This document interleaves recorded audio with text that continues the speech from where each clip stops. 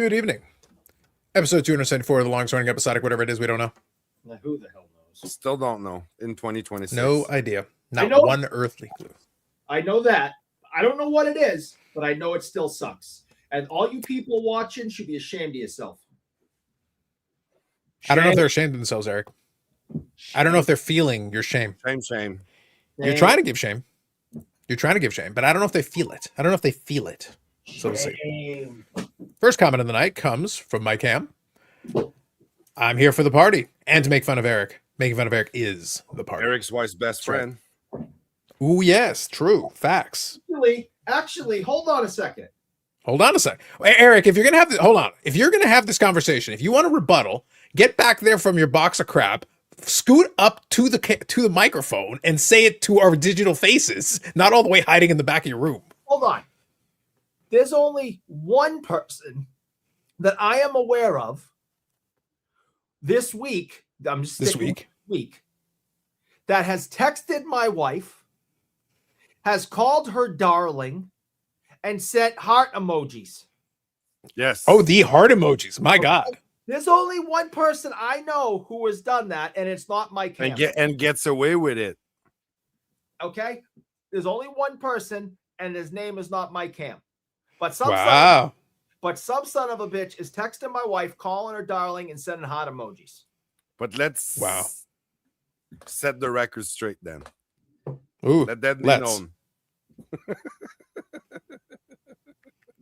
I don't know, Michelle man. likes Canada. Let's face it. A lot of people do. Eric likes it so much he pretends to be from the States. Everybody knows he's been a Canadian protectorate for years. Eric's wants to be adopted. No. He wants anything. Look, at this point, he wants any affirmation. That's why he wants to be adjacent so badly. He goes, you know what? Being adjacent at least means I'm close to something. Well, I'm within range or something. Well, you know. Good evening, Stephen with the PH. You're not wrong. Paul here, evening all, and Bill Ramford, superfan Eric. Facts. Yes. He's getting a tattoo. No, I am not. You sure? Eric's getting a tattoo. It's gonna be a Bill Ramford autograph. Paul wrote stuff about me on the Instagrams. Yeah, there was like two or so things that he put on the Instagrams that involved me, and I don't appreciate it. Keep me Hurt your feelings? Grams. Interesting. Oh. So on a scale of 1 to Billy yes, Ramford how is many? involved somehow? Yeah, I was gonna say. Yeah, you keep me out of the Instagrams. Mm-hmm. I will have to see. I don't know about those Instagrams. Oh, Piccolini I'm says, I'm here looking for right Eric and to now. make fun of the party. It's valid as well. I'll grant you that. It's valid. So I think tonight it was actually, so I'm kind of, I was tardy on making the Instagram post that includes the link and everything. Thank you to folks that are already here. But usually I'm good at having this out ahead of time. This week's been busier than it should have been, to be perfectly honest with you. I ended up basically having longer hours in a lot of the stuff that I was doing than I expected, but nonetheless. So we'll chat about the usual thing tonight. I did do a video yesterday, technically this morning, that you guys would have seen it. So I'm happy to have a little bit of an open-ended conversation. We can talk about some hobby stuff. And to Ham and anybody to whom it may concern, I think I'm going to have a little bit of fun, Yannick. I'm going to make the call. So again, anybody's welcome. I did send out the link to the usual suspects, but I will make an open invitation since it is an open-ended topic, other than making fun of Eric. That's required. So if you do appear, you have to make fun of Eric because that is standard. That is part of it. But to the usual suspects, if you want a link, let me know. And we can make people go on appearances. We're going to the bullpen early, so we've got everything covered. yes. It's almost baseball season. We are closing in on that. So Yannick, also, I do want to say, I mentioned a little earlier. So to this week, I was expecting some mail, Eric. It didn't arrive. But the piece of mail that did arrive is this thing right here. Yeah. Ooh, Nice. that's pretty. This one is the Nice. This one is the 99 like alternate jersey they made up. And Yannick, two things that I learned from this. Number one, if you do buy one of these from the Fanatics Overlords, size up, because this one is actually an extra large, which is fine. It fits with the sweater and everything underneath. But if I went with just a large, it'd be a little tight, a little uncomfortable. I don't know why you would make a jersey that way, but regardless. But Yannick, this is the premier. This is the premier level jersey, and it has a fight strap. Wow. I was like, what? fight. They think a lot of us, Yannick. We might end up fighting in the streets. You never know. If you wind up in a random, walking down the street, minding your own business, you need the fight strap so it doesn't get pulled over. Having a fight strap, that means it prevents the jersey from going over outside untucked from your pants. But that's generally the idea. Yeah. But that wouldn't give you a wedgie. And Eric knows about wedgie. Well, listen, for Eric, it's a feature. Don't worry about me and my wedgies. Okay. Just saying, Eric's a little used to it. Just thank you very much. Appreciate it. Let's see here. Steven says, Carlos, any thoughts on the upcoming Collectors Super Show coming up at the February 13th to 15th in the International Center? So that is the one that they have branded. I think they've branded it with the Expo branding as well. So I think it's the CSC guys that have co-branded it with the Expo folks. I'm probably gonna show up to it. It is in my backyard. So I've got, to me, it's easy enough. I do kind of want to see what they're planning to do with it. It is interesting that they would go back to it, especially going back to the International Center, Yannick, for multiple days. Well, it is an interesting move. Do you know what I know? Is there was a show here in Quebec City for the last couple of years, and this year it's not on. Yeah. Link with the Expo. So now that's why this is happening in Toronto. Yeah, well, they did try one that they did. The CSC guys did run a show at the International Center. They did try it on their own. It didn't have the Expo branding, but they did try a show specifically. Yeah. This is the one that's linking it. And if you pay attention, we talked about this last week or the week before, maybe both weeks. I forget now. Menzie and those guys are making moves because obviously they did the Strongsville move where they're going to the other location to kind of have more room and expand and also kind of co-brand. I think he's trying to put the Expo way to do things, but on Strongsville. Yeah. Well, the thing is, the Strongsville one, once he bought it, I think we might be worthwhile, Eric. I might have to reach out to Menzie and see if we can have maybe a conversation. It'd be kind of good to get his take directly from the horse's mouth. That way you get it from the source. But I think the model now is Canada wise, the Expo has a brand. So now you can have these different regional shows that kind of use the Expo branding. This would be one of them, obviously.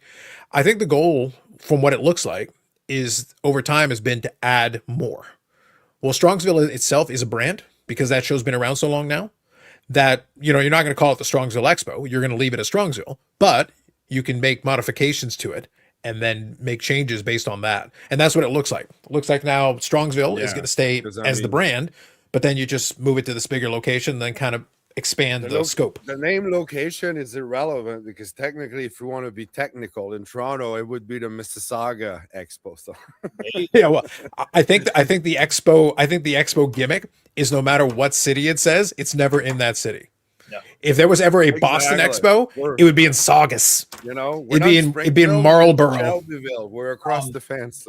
There is a large show that is held in Quincy, and it is called the Boston show. So, yeah, but I'm just saying, Eric, think about it. It could be the Boston Expo, right, or the Expo from Boston. But the important thing is it can never be in Boston. That's critical. We have a show in Quincy that is entitled Boston, and so I'm going along with you, going, yes, you are correct. Yeah, but could you imagine, Eric, if Menzie decided to go this route and decided to have the Boston Expo, but then did it in Marlborough, like competing with the 1,000 table Marlborough show? I know. What if he gets the Marlborough man, scoops the Marlborough show and gets the Marlborough man, therefore reigning supremacy over Marlborough? That'd be impressive. It's spelt different though.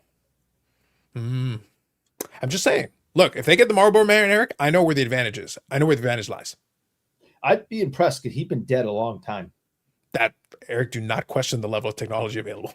Yeah, that's a good point. Yeah. I'm just saying. So Steven says, is this the first one? So the first one that's been co-branded with the Expo thing? Yes. Like I said, the CSC did do a show at the International Center. So similar concept to this. Obviously, they're leaning a lot heavier in Pokemon. They try to have K-pop. Like they literally had like a K-pop concert thing going in the background. So it's a completely different vibe. Like demographically, it's different. But then obviously the Expo has costumes out. Yeah, and not just Eric. That wasn't the only one. Not just Eric. It's wild. It's crazy. But yeah, it skews that way. And then obviously the Expo branding skews more sports cards. So it's kind of the other way. So now the reason I'm interested is because you're talking about multiple days at the International Center. Now, obviously the TSC, like the Pokemon thing, there's plenty of interest to carry a show. Like they don't need sports cards to do a show at this point. There's plenty of Pokemon people that'll come out and do that. So My question, go ahead. Is it a sports card show with TCG, or it's a TCG sports car disguise show as a, which one is it? That's what I want to know. The last CSC show, there was a decent amount of sports card dealers. So obviously I was able to walk around, like Brad and Sherry came down, but Sherry obviously collects some Pokemon and she was able to walk around and find stuff on the tables. But I was able to find some cards on sports card side, and even the Burrell was around for that. And so like they had a mix, but it's still going to skew heavier non-sport TCG when it's CSC. But when it's Expo, they tend to skew more sports cards. So as a collector or buyer or an enthusiast, like, do I spend the kind of money that I spend when I take the trek to go to the Expo, but in February, or now, and I get disappointed or risk? I think it'd be too. I think for a first time show, I would take a wait and see approach. The reality that it's in my backyard, Yannick, is the reason I'm considering it. Exactly. Because it's where I am. It's less risk for me. I'll tell you this. Maybe this will partially answer your question. I'm not going to get a hotel nearby for this one. No, because there's no established. Yeah, exactly. I can get down there in about 45 minutes. So I do that anyway when I go to the Expo. Bobby does too. Like I drive so 45 minutes return. Yeah, so 45 minutes or maybe an hour with bad traffic, that's a lot more doable. So, and it's less dangerous. It's less of a risk. I can go down, and if I'm not feeling it, I can still take some clips, get a video out of it, and then go home. It's not a big deal. But yeah, if you commit to it, that'd be tough. That would be real tough. So I just don't know. So it's a little bit still a TCG show, but with like a door entrance now to, if you're not busy and if you sell cards or collectibles, you're more than welcome, because there's probably going to be room, because now it's still going to probably fly under the radar for being the first one. Mm-hmm. Well, I think the reality. So my take on this ultimately, and Stephen, absolutely no problem, and I'm happy to discuss it. That's why I say, like, please ask questions. I'd be happy to. Good evening, Dakota. Been to Mississauga a few times. Lots of industry. Yes, we got a big industrial section of the city. There's a lot of industrial areas. What I was going to say though is that if Menzie is putting the Expo branding on it, I would think that part of the deal is that he is invited some of the sports card guys to make the trek. Because if you don't invite enough sports card guys to make the trek, it's not worth it. So you have to kind of, it's like if you build it, they will come. But if you want to run a 1-day show and just try it as an experiment, that's one thing. If you're committing to multiple days at the International Center, which is a more expensive venue, it's not a cheap place to run a show, then you need both. The Pokemon's people will totally bring money like that, but you need both. That means you need more dealers. So you can't just replicate the CSC show from last time. You need more card dealers there in addition to the Pokemon folks. Let's say like a guy like Steven Angel. I don't think you're going to drag. No, you're not going to drag him out all that way in a February. Like that's the problem. Is like I think, but well, you know who you could get? You could get Grant from GP Sports, who is based out of the GTA, and he'd be able to bring some nice hockey stuff, and that would be something that could work. So guys like that who have decent inventory that could bring, because in his case, because it's there, depending on how they want to set it up, they could keep the store open with a skeleton crew and still run a booth for the weekend. Because I mean, we're early, but we still, and I think the expo this year in April is late April, if I'm not mistaken.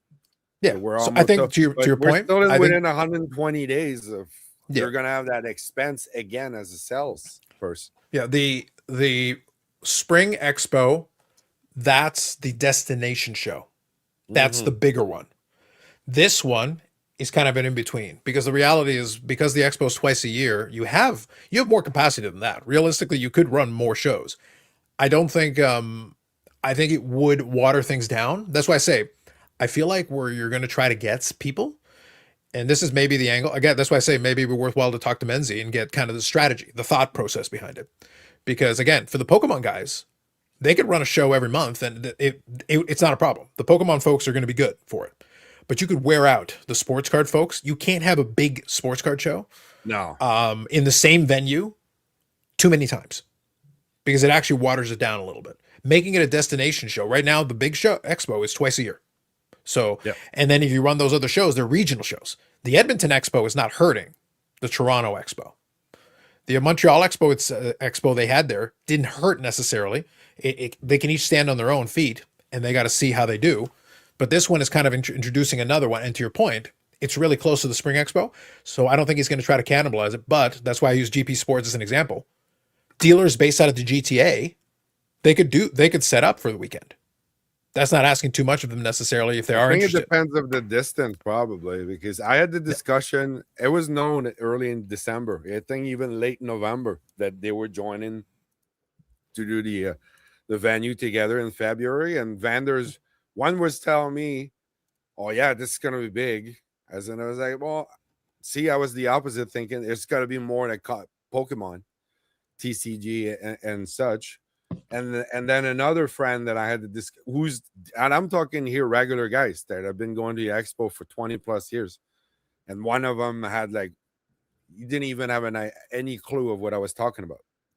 So obviously he didn't get hey, by the way, we're having this in February in the vendors list email recall, I guess. So anyway, so I had both oh yeah, I'm going, and I don't know what you're talking about. So Yeah, I'm just taking a look at the website there. Yeah, we'll have to see. I'm very curious now. You kind of have piqued my curiosity on how they decide to brand it, because they did update the website, and we'll move on here from this topic here in a minute. Keith, good evening. Jeff McMahon here. Marcel was great last weekend. The guy with Marcel said to tell Eric hello. There you go. I believe his name was Matt Mobin? Question mark. Yeah, he's a good guy. He's always with usually. If it's the same gentleman, I forget his name at the moment, but kind of blonde hair, glasses, and helps Marcel out, and it's kind of his right hand. Really, yeah, he's a great guy. So, I'm glad you had a good time seeing Marcel. Hope you got a lot of stuff signed, and I hope he was in a good mood, because he's fun to be around when he's in a good mood. When he's not in a good mood, want to stay away when he's not in a good mood, and I speak in a good mood. You by want experience. go for a walk, come back, and check in on him. There you go. Jeff says yes. Thank you, Jeff. Philly Joe, good evening. Good evening to you. So yeah, I'm just looking at it here, and based on what the website is trying to say, they're saying 3 days, 200 plus dealer booths. So that would be decent size. That'd be like a half to third expo. But that still feel empty. It depends on which hall they use. Yes. For me, it's the hall and the configuration, because it's not about when we look at a dealer booth count. If you're using one of the regular size halls, no, it would be fine. Yeah, I think the problem is we got way too the Sky Dome, and you're just like the little. Yeah, but the thing is, it's not. Maybe here's our problem. This is maybe kind of a side conversation here on the main conversation. When we're thinking about Expo, we're thinking in our mind the space that has been getting bigger and bigger and bigger every time out. I think we're forgetting that 100 table show is a decent size show, especially if the dealers have quality. I would rather go to a quality 100 table show than a garbage 700 table show. But half the tables are piles of junk with dust on it. That's a table that counts, but is that of any use to us? No, I don't care about that. I would like to have. Yeah, it's exactly just piles of Reggies as far as the eye can see, and then finally we just grab shovels and throw them into the furnace, and we send Eric. Zamboni them. Ooh, there you go. That's what you need room for. So we'll see. That I think what I want to see, Yannick, is I want to see a floor map. I want to see a floor map, because the floor map will answer a lot of your questions. Yeah. Stephen here is saying a Hall 5, which Hall 5 has been used for the Expo over the years. Again, it depends how you configure it, though. If they have 200 tables plus a K-pop, section there with the spot where you can do concerts, then Eric will be there listening to all his favorite K-pop, and then you're good. Sailor Moon stuff. I'm about to say, wait a minute. I think you're thinking of Bobby. Yannick, I didn't say anime. I said K-pop. K-pop's the music. Yeah, but You don't I didn't say cosplay. I said K-pop. You don't think Bobby likes to get down when he's in a Sailor Moon costume? Come on. Not nearly as much as you do. What if the K-pop people are dressed like Kiss? I'm all in. That's what I'm saying. You'll be there with bells on. That's all I'm saying. K-pop Kiss. Here's something right there. Listen, you throw Gene Simmons a couple of bucks, he'll do the album for you. I'm If all it in. sells, we'll do it. Yeah, like he's like, can we make money? I'm in.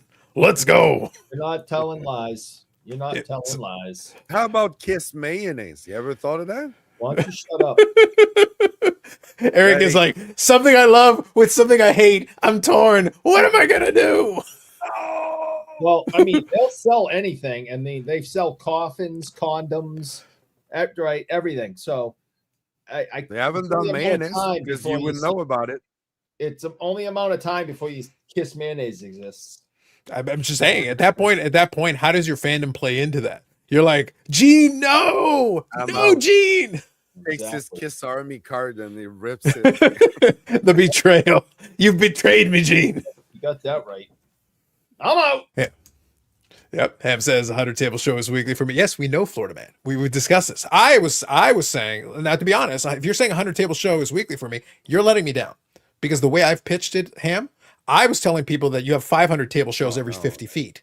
Now, I don't know how mathematically that works, but somehow I think there's 500 table. I think if you turn around right now and look outside your window, there's a 500 table show right now. Could be. So if you're only getting 100 table shows, y'all are tables. slacking. Do better. Yeah, get your shit together. God damn it. Come on, man. Why does my wife like you? I bet she'd like you if you had 500 table shows every week. Yeah. Do better, Ham. Do better. So we'll figure it out. But yeah, I'll be curious. So to put a button on this little side conversation, because see, Eric, this is the talent of this show. About 20 minutes talking about a side show that the majority of us are going to attend. And to be honest, the only reason I'm going to attend is because it's in my backyard, Yannick. Because I've had the question before. Really answered any questions? Really? No, the question was, what do you think about it? My take on it is, because I'm close, I'll go. I'll go. I am curious about the configuration. We did answer which hall it was. We found out how many tables it is. I'll go in with my camera. I'll take some footage of stuff. I'll showcase it a little bit. I'll bring a couple of bucks, but I'm not expecting anything. My expectations are low. Do you need to trick Carlos Sr. with a cookie or the train? I don't think it would. It wouldn't take much, to be honest. It depends on how we feel about it. Because for me, it's going to be. I probably will go down a little early. My intention would be to spend a couple hours. And here's the thing: even if I do, I may only need it for one way. Because to be honest, Yannick, if I don't think it's that worthwhile or interesting, I'll walk around for a couple hours, get a little bit of footage, maybe chat with some folks, and then they got the GO train right there. I can go downtown. Grab dinner, and come back. I saw a video of last expo because I didn't attend the last expo, but Simon, he didn't. No, I was digging, trying to get water going here in my place. You know, it's a little more important than sports card. I don't want and to. anyway, he took the train. He was filming himself from Simon 466. I can't remember the numbers. Yeah, 466. Yeah, there you go. Yeah, and the thing is, that's actually very handy because you can actually take that just to downtown.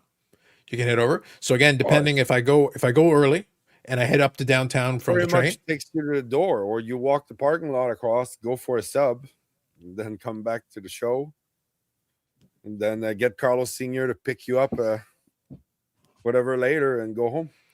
Well, but that's what I'm saying. If the show is not that interesting for me beyond a couple hours, I wouldn't even call him to go home. I would literally go, and then I would go over downtown, grab a bite to eat a dinner, and then come back. Gotcha. Yeah, just make a day out of it. Because for me, then I would probably do this, because I think it's 3 days. So I think they're doing Friday, Saturday, Sunday.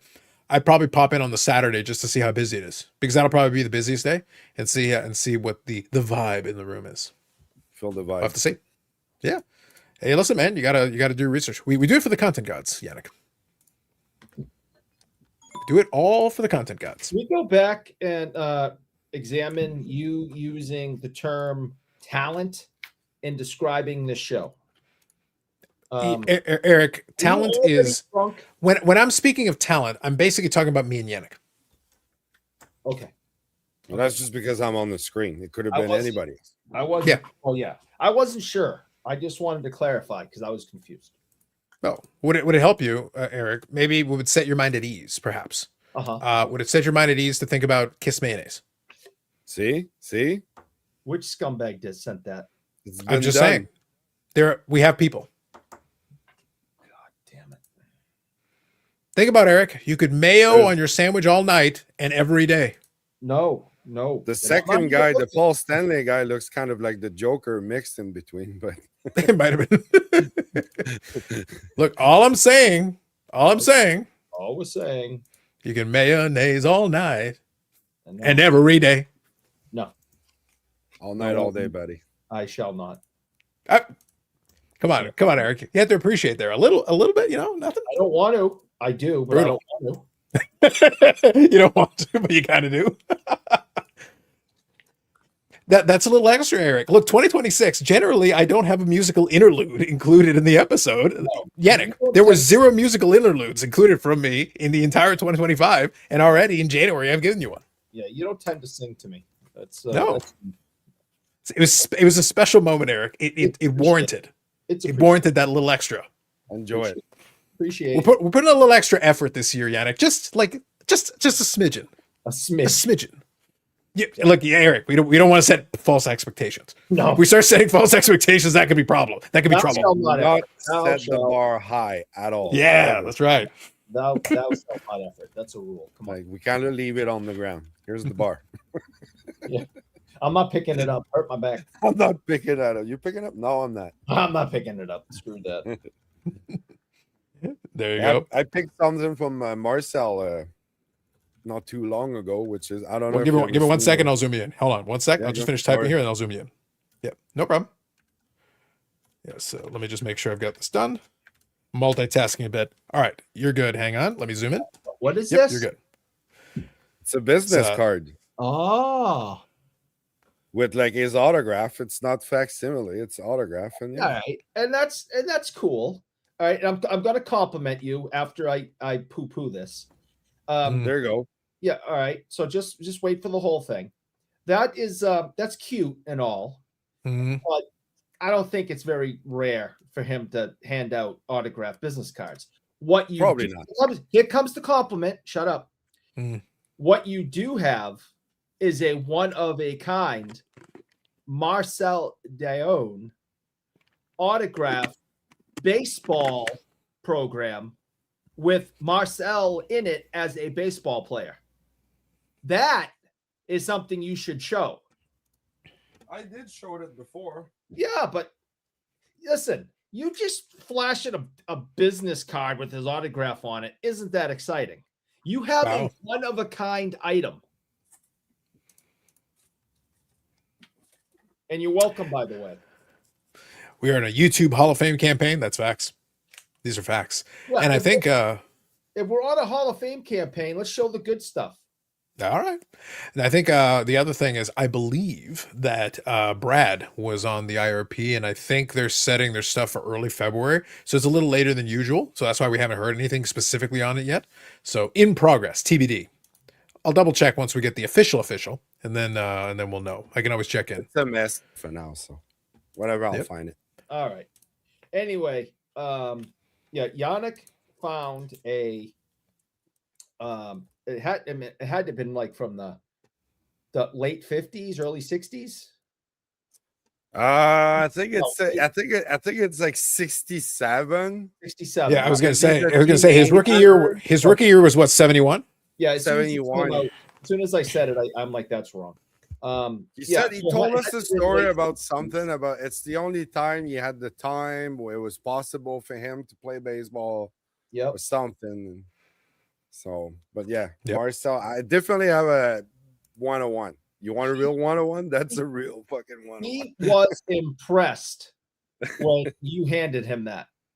Oh, he said he never seen No, it before. He couldn't Ever. believe it. He No, thought- Yannick, I'm going to read a couple of comments, but then I have a question for you. I got a question for you right after. It's Good. like, Spikes players going liquid. Good evening. A business card auto. That's right. Absolutely. Was he more impressed with the program and the fact that you went with the deep cut finding the baseball program, or more impressed with Bubbles' beard? It's hard. That's a because high I level of wasn't there. impressed. I wasn't there when. I was there for both. Mm. Shouldn't shock anybody. I would say, and I'm being honest, I think he was probably more impressed about the baseball thing. Because you know, I mean, we've all seen guys with long beards. He didn't even know this existed. And then he started telling us stories about his baseball career, and then he was pointing to other guys in the pictures. This guy here did this, and this guy here did that, and he got a kick out of that. He just how many of them Eric fought Got in it. the Civil War with Lincoln? Yeah, Think about it. Yeah. So see, not only Las Vegas tried to have the Athletics, Sorrel did, and as far as the year or the season, I'm trying to see if I can find here. But if you, there you go. Here's a younger feller here, Yeah. There he is. Marcel Dion. So see, I think for the first time he couldn't sign how many goals he scored. Yeah. And like, you No know, Hall of Fame, you know. and there's even the scorecard. Nice. Yeah. So let's see what Marcel did. Hang on. Sorrel Dion. He got struck out. He got a foul, and he almost reached first base, but he got picked up 8-5-6. So second base, basically. There you go. Nice. Now, for Eric's benefit, you should read the cover page because that'll give him his French content. No, I don't need Les to. Athlétiques de Sorel. No, I don't want to hear the. And here's the clue, the hint, because it's 67, and I know that because it's called Terre des Hommes, which was basically Expo 67, the Universal Expo, which is where all that name comes from, the Montreal Expos and the International Expo, I guess. I don't know. Nice, So, nice. There you go. Nice piece there. Eric's favorite person is here. Ham. Good evening, Ham. Marcel. Oh, geez. How you doing, buddy? Mr. Ham. Hey, Ham. We'll see how much information we can give to Eric tonight. There you go. It's a new year. I was told not to do specific things until 2026, so I've waited. There. Cool program, yes. Orlando says hi, Ham. How Fellow you I doing, friend. got a Orlando? cool baseball piece again, but we'll keep it for later, this one. Yeah, keep that one nearby. We can get into it in For a the second. baseball guys. For the baseball guys. Yannick, when you walk into that room, you can only like walk in and walk out, right? Yeah, I kind of got a dead end here. It's Okay. Every Every time I see you in there, you look like one of the, like if you tune into like a DJ that's doing like a Yes. session. That's what he looks like. He looks like he's got a couple turntables. He's just mixing it up. He's got a couple cards he's scratching up in there, throwing some bike spokes, just living the life. to put it in context, because I think a couple of episodes ago we showed on a map how far in the out in the country I live, and to put the other part of that is I bought a place that it's an old mobile home, and they're kind of like extended apart in the 80s, and then the 70s the regular original part, and then the 90s they did another extension, and now it kind of makes like an 18 by 44 cabin. You know, if you want, and that's it. That's my pad. I live alone here now, and Nice. like this is my living room / kitchen right there, and my stove, my wood stove is right there, and my bedroom is on the other side. It's like you got a coffee maker to your left. You got a I don't need KitchenAid anything to your else right. more. I don't need more. Yeah, than that. I Yannick. got a Look, fan. let's be fair. Yannick, hold on. To be fair. To be fair. There we Thank go. you. That's like 3 times the accommodation Eric gets. He doesn't get to leave that room. That's it. No, I That's all know. there is. I always look for the little slidey thing at the bottom that you can see the food come through. Mhm. Yeah, like anyone in my house cares about feeding me. Yeah. Yeah. Maybe they would give you some kiss mayo if you Well, asked they for it. give up because you don't eat much, so they give up. I seen it, witnessed it. Yeah. You know it's Hey, 5 we in the gotta morning. feed You're that guy yelling, again. baby, Ruth, baby, Ruth.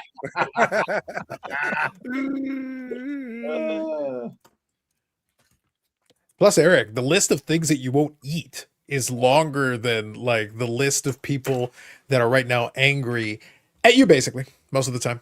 Oh, well, Eric, quick question. The things you won't eat, have you tried them or you just refuse to eat them based off of appearance? I've tried most of them. When was the last time you tried most of them? Oh, not for forever. I mean, I never used to like onions. Now I love onions. So Yeah. I like onions. I used to hate I hate it. seafood, I and now hated love onions. You put onions on my McDonald's hamburger, kiss goodbye. I'm not eating that shit. I won't even take it off. I won't eat McDonald's hamburgers, so there you go. Extra Well, I onions will on in the a pinch. McDonald's. A double cheeseburger tastes damn good. I I did will- notice that So Ham, one of my favorite things that I used to talk about all the time is that I go for my life. I thought I was a picky eater because people are like, oh, you're really kind of being picky. So yeah, because I'm just not interested in certain things. But then in university, if you get tired enough and you're hungover enough, at a certain point, like I go into Burger King and we're gonna eat, and basically I normally have my order for the burger, and it's very straightforward, very very clean and straightforward. But at the same time, I was sitting there, I literally was just staring off into the abyss, and the person interpreted that as put everything on it. And they hand me the burger, and I'm sitting there like, and I was just looking at him like, do I have the strength to get up and be like, hey, sorry, could you? And I was like, you know what, forget it. So I ate a burger, basically everything they had. And you know what? You can power through it. Did I enjoy it, Ham? No, I did not enjoy it. But did I finish eating the damn thing? I was starving. Or were you weren't there to enjoy? You were there just to feed the beast. Survive. I was there to survive. I was there to make it to the next day. So at that point, you just give up all pretenses. So definitely there was stuff in there that I wouldn't want on my burger normally, but it's like, all right, whatever. I need to get out of this building somehow. Kyle here, good evening. Eric, what are your thoughts on sushi? I don't eat fish. Okay, I'm gonna answer for him. It's fantastic. I don't eat fish. It is. You quiet. Mayonnaise, exclamation point. It's No. mayo and then mayonnaise. I don't eat that either. That's gross. The new food pyramid. See, Carlos. I mean, or Carlos, but Orlando. My food pyramid's always been this: healthy things, and then everything else I like. It's almost just two boxes. But yeah, the old food pyramid was a joke. Eat real food. So I haven't had a chance to look at this new food pyramid yet. But It's basically what's good for you, and all the other stuff's trash. yeah, I mean, growing up in the 70s, Ham, if people knew what was good for them, then you wouldn't need a pyramid. They still eat like shit. Well, that's what they were doing. They were selling some products, so they need to make cereal at the top of the list. yeah, I right? think I can resume the pyramid for you, Eric. Like 3/4 of it, you probably don't eat. No, probably not. But I mean, I grew up, in the 70s and 80s. They made you take tests and literally study the food pyramid. There was diagrams all over the science class, Yep. health class, right? Come to find out, I hit in the 40s, and they basically tell you, yeah, it's upside down. Everything we've been telling you for 40 something years is completely wrong. Yeah. Oh, And we made billions of dollars on it, and we're not sorry. Oh, and by the way, we own the insurance companies that are paying for your meds, that are putting you on all these pills. So if they put out a new food pyramid today, I already fell for that once. I'm not running to go check it out. Eric, have you considered the possibility? Hold on, everyone, hold on. Have you considered the possibility, Eric, that like myself, perhaps the person who did the food pyramid originally, now Ham is going the corporate angle. He's going that it's Ham. Have you considered the possibility that it would be somebody like me? It's like, I'm just going to do this to fuck with these people. I'm not going to follow anything on here, but I got ideas. Hey guys, why don't we just do it like this? It's like, is that even, that doesn't matter. Don't even worry about it. They're going to eat it. It doesn't matter. Yeah. The number one condiment, Eric, is mayonnaise. And Look, you know what mayonnaise is too? It's basically just an egg. You like eggs? Little top of the food pyramid, Eric. Food Mayonnaise. pyramid. Yep. And Eggs. on the outside, it doesn't even make the pyramid. That's how far outside it is. Chocolate sticks. mayonnaise. You know what says under chocolate sticks? $5W30. Death. Spontaneous combustion and death. I'm fine with that. Diabetes. If I die eating chocolate sticks, I'm gonna die with a smile on my face. So I don't care. Hey, listen, you hit a certain point in age, you've either done what you needed to do, and you're just willing to be happy at this point, whatever it takes. Right. Yep. Eric peaked like 2 days post birth. Like he's been on a straight decline since then. The problem, the thing with Eric though, is there's a lot of things Eric still doesn't know that he has to learn about that he's not going to be happy with. Like everything. Yes. I'm gonna be 52 in March. If I haven't learned it now, I'm not interested in learning it. Well, I don't. Today. I mean, We're not doing the. no. You're still not going to learn the maths. You're still fighting the Eric maths. is like old Yeller. Yeah, right you now, like don't the need math shotgun is anymore. We have over, then calculators and next AI. time over. Well, Ham, then Eric would have to learn how to use a calculator. Well, he can just ask AI to do that. Then he would have to find Allen Iverson because that's what he thinks AI is. Well, I'm sure if you say Allen Iverson, it'll respect you just enough. Grok will be like, "Yes, I am," and I'll give you the answer. He's the answer. I am. That's right. He's like, "You See? can call me whatever you want, Eric." That's right. And Eric is like, "This is the relationship I always wanted with Marcel and never had, and I have it with Allen Iverson. What the hell is going on?" All the hockey players reject you, but Allen Iverson is now your new best friend. That's right. He is actually your best friend, like your legit best friend. There's I'll a twist, Eric. just to find one person in 52 years that actually likes me. I'll go with it. I don't care. Just for a I change. don't know. We're gonna find. Listen, I don't know, Eric. I could see him. I'm thinking now an entire vision here where Eric, in his desperate search for AI, ends up befriending Allen Iverson, and now all of a sudden Allen Iverson's his buddy, and he goes, "Yeah, Eric, I'll go have a Guinness with you," and he's like, "Oh my god, oh my god." Yeah, Eric, let's watch a hockey game. Are the Bruins on? Eric's like, "You are the best friend I always wanted." Yeah, 10 years from now, Eric's going to be hanging out with Allen Iverson, his Tesla robot. Amazing. It's like his ideal life. Yeah. I'm all in, man. I'm all in. Yeah, no Burns. That's where I went with Mangini and Lou Rock. That's There you go. a big steakhouse here. They actually had the largest wine selection in the southern United States. Whenabouts was that? And good evening, Stuke. What was that? Whenabouts was that? That was probably about 4 months ago. Okay. Because I thought I saw a video and I just didn't remember how long ago it was. Yeah, there was a video where we all went to Lou Rock's house with Hitman and a few other guys. And then that night they were going to dinner, and one of the couples that they were going out with had to cancel.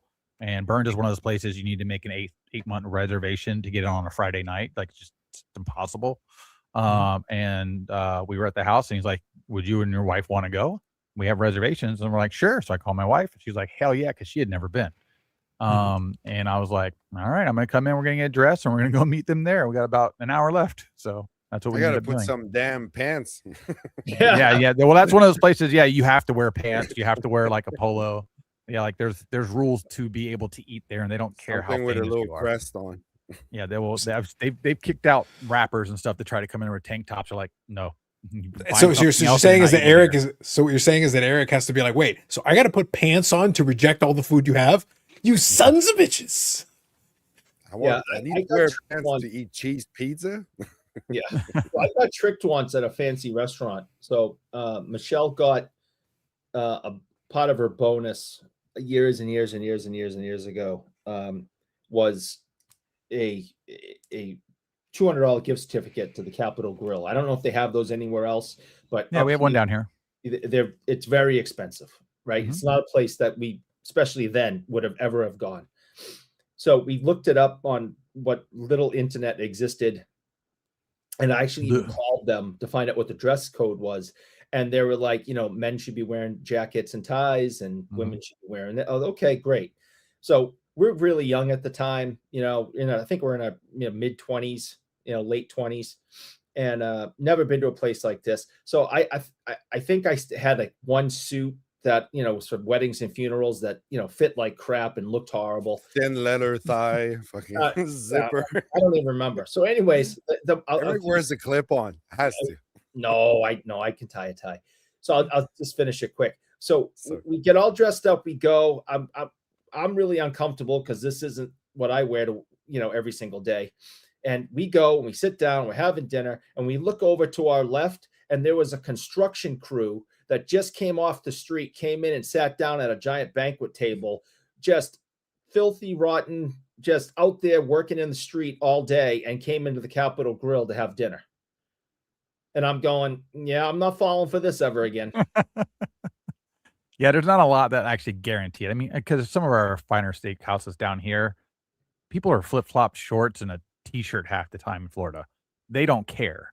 But there are a few places that, like a Burns or whatnot, that are kind of like you ask somebody not from Florida about like a nice steak restaurant, like from New York, they're going to say Burns. Like that's going to be their what comes up. That or like Donatello's for Italian. And they're both old school. They're old buildings. The Burns has a dessert room. You can go just to the dessert room. You don't have to go and actually go to the restaurant or the bar. So that's always nice too, because you get kind of a little bit of the experience still. And it's old school too. It's like these little rooms with cool seats and these tables, and there's a guy playing piano, taking requests, and it's immersive. It's definitely, if you ever get a chance to do it and you're just going to come with 2 people and probably blow like $350-$400, it's kind of the experience. It's a wrapped in experience, and everything's fantastic. Yeah, I've never been back to the Capitol Grill while I've been paying. So what you're saying is that we need to invite Eric. First, we need to get Eric down to Florida. And by the way, I want to read a couple of comments here, so hang tight. We need to invite Eric down to Florida. We need to find the fanciest place. But Ham, I need them to go full Florida man. And if Eric comes in with the improper dress code, shoot him. Don't even say anything. Don't even warn. hesitate. The warning is the first shot. That's the warning. It's Bass Pro Shop. I love that. That'll work. That'll work. But Eric, have you ever been shot in a Florida Bass Pro Shop? It's different. They throw you in the fish tank. No, I've not been shot. Eric, this is a dream that you can live. You can't say you've lived until you've been shot in a Florida Bass Pro Shop and thrown into the tank as bait. Yeah, we don't have one of those pellet guns for fun shooting. You actually get to shoot live ammunition at the Bass Pro Shop here. Yeah, that's a good time right there. Well, not if you're getting shot by it, which is kind of the implication of this entire If you're discussion. out by the targets, but if you're on the firing line, it's good. But if you're standing out by the targets, it's not. Eric, everywhere you go, you are a target. Just letting you know. And maybe at Expo, just to help out, we'll get you a shirt with a bullseye on it. What you do is you give them a shirt with a cool logo on the front and don't tell them there's a bullseye on the back of it. Ooh. We could put Kiss on the front, then he'll put on the shirt really quickly. That's true. You could A bullseye on the back that says Mayo. Mayo. Sue says Allen Iverson is the answer. Eric is adjacent to the answer. Answer adjacent. That's right. Wait, does Eric eat steak? Who knows? Maybe. Yes, love prime rib. Love prime rib. Prime rib, fantastic. Ribeye is my number one. And then it's probably prime rib. Mm-hmm. OC Fantasy Football, good evening. I used to hit Capitol Grill in Boston when I traveled for work. Boston. What a great restaurant. There you go. We got a Boston reference. Yep. Extra That's fancy. the one we went to is the one, and there's a few other locations, but that story happened at the Boston location. Did you ask the waiter for mayonnaise like Orlando suggests? No. Yeah, Yeah. our Capitol Grill here is at International Mall. It's like, doesn't even rank in our top 10 for like steak restaurants or just in the area. Where does the Bass Pro Shop rank? Do we have like a ranking on that one? Probably I would say a 5. When it first opened, it was probably an 8. But when you stop carrying every line of fishing rod and reel and make you order it online so you can't come in and actually feel it, because you go to this place, especially with equipment, I want to go in and feel it. I go to Best Buy, I want to test it, I want to use the damn thing. And then they greatly reduced that, and then didn't carry stuff. So it's like I come here so I can compare before I buy, and now I can't even do that. So like, what good are you to me? That's why you need the big pond there, Eric, in the tank. So you Well, can that's drop- nice that they have a tank indoor, and they do have a pond outside the Bass Pro Shop that they will let you test certain gear, especially like kayaks and stuff. That's pretty cool. Well, I think with a lot of those big box stores, that's become more of a problem. Like even something like that I used to enjoy going to because I'm a technology guy. I like playing with, electronic gadgets and stuff. And Best Buy used to be good for that. You could actually see the stuff and you could play around with it a little bit, especially like cameras and stuff like that. And I like playing around with some of the stuff. But then over time, it became like, oh, we can order it. And it's like, basically it's sort of a display area with big furniture. It became a thing where they would just put like, well, you have refrigerators. Like, I'm not here for a refrigerator. But they've got this entire setup of those. And it's like, oh, so if you want anything, you can order it online and pick it up front. I'm like, that is completely defeating the point of this entire visit. Yeah, back in the day when Best Buy came on, my main two that I would go to was Circuit City and Radio Shack. And Circuit City was like Best Buy on steroids. I mean, it was like if you sold a TV any size, it was on the wall for every brand. Oh, yeah. This thing was huge. There's a car dealership there now. And I loved that place. Like I would go in there and spend 2 hours just playing with things because everything you could touch and use. So you could actually figure out if you like it or not. Even Yes. RC Those are cars. gone.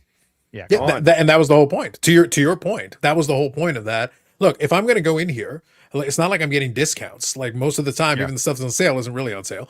But yeah, if I want to buy it online, I can buy it online. I don't need you for that. Like, I didn't come here to buy it online. That kind of defeats the whole point of this visit. Yeah, I would have paid asked, admission to go even into had that the certain city. discussion, and I was told basically just return it. That the whole end of the discussion was, I want to try it, I want to see it, I want to feed it, I want to look at it. Yep. You'll do that at home when you open the box, and if you're not happy, return it. Yeah, So Stuke. Yeah, that Boston Lobster. I've been there multiple times. It's an all-you-can-eat lobster place. Last time I went, it was like $46 for all-you-can-eat lobster. And the fun thing is, like, they won't let me go to the counter and just get like 6 lobsters and go back to my table. They'll tell me I can do 1 at a time. So I learned my lesson the first time, and I'm like, second time, I need to play the table closest to the damn buffet, and I'm gonna get up, turn around, grab one, sit down, rip it apart, throw it in a bowl of butter, get up and do it again until I get 6 of these things in bowls of butter. And then I'm going to sit there and enjoy my lobster. But otherwise, they were like bogarting me to try and make me eat the rest of the shit at the damn buffet. And I was like, no, I'm here for lobster, boys. So I'm eating the lobster. Should have told him I'm ham. Do you know who I am? Yeah. I ate 14 Ham I lobster am. that day. Vegetables. Yeah. Lobster. No vegetables. 14 lobster, no vegetables. I No did have some rice. oysters. Lobster. No potatoes. Lobster. No potatoes. Yeah, All don't right, tell me Stu get says, "But Boston lobster and kissing me, yes." All right, so here we go. I'm gonna get through a couple of these comments here. We're gonna go in sequence here. So first, Hockey 99 says, Carlson Ham, what are your thoughts on Simon 466 destroying Nat Turner? My question to you is, so were you not satisfied with Professor Sportscard's answer to this identical question? Yeah. Hockey, no, hold on, don't answer the question. I want You Hockey asked the 99 to answer first. No, I want Hockey 99 to answer first because Hockey has this thing where he copies and pastes the exact same question and asks everybody in creation. So I want to know if Professor okay. Sportscard's answer was not to your satisfaction, and I want to know what your critiques are of Professor Sportscard's answer, and then I will answer the question. Eric, we're using a new model on this one. Hockey 99. If you're going to reuse the identical question verbatim, Ham. The only difference was Professor Sportscards. What do you think about it? I'll answer after you answer. I want to know if you're not satisfied with his answer and what you didn't like about it. Eric, what are your thoughts on the passing of Glenn Hall? First, I want to know what Professor Sportscards thinks about the passing of Glenn Hall, and then Eric can answer your question. Just saying. Circuit City was awesome, yes. Not for nothing. I stole cards in that. Shipped to APT, PHA, New York, New York. Must be nice. Don't suspect grading fees will not. They will not. I actually do have an answer for it, and I can have a lot more fun being snarky about it. But no, I want Hockey to answer the question first there. Eric, make them work for their supper. I have an answer for Glenn Hall too, and We'll get to that. First things first. I want a response, and after that response, if I am satisfied with said response, we can proceed. We'll come back to it. Let's go. There you go. Professor didn't appreciate the video, and he complained about the length, and his impatience was embarrassing. Shocking. I am so shocked. funny, too.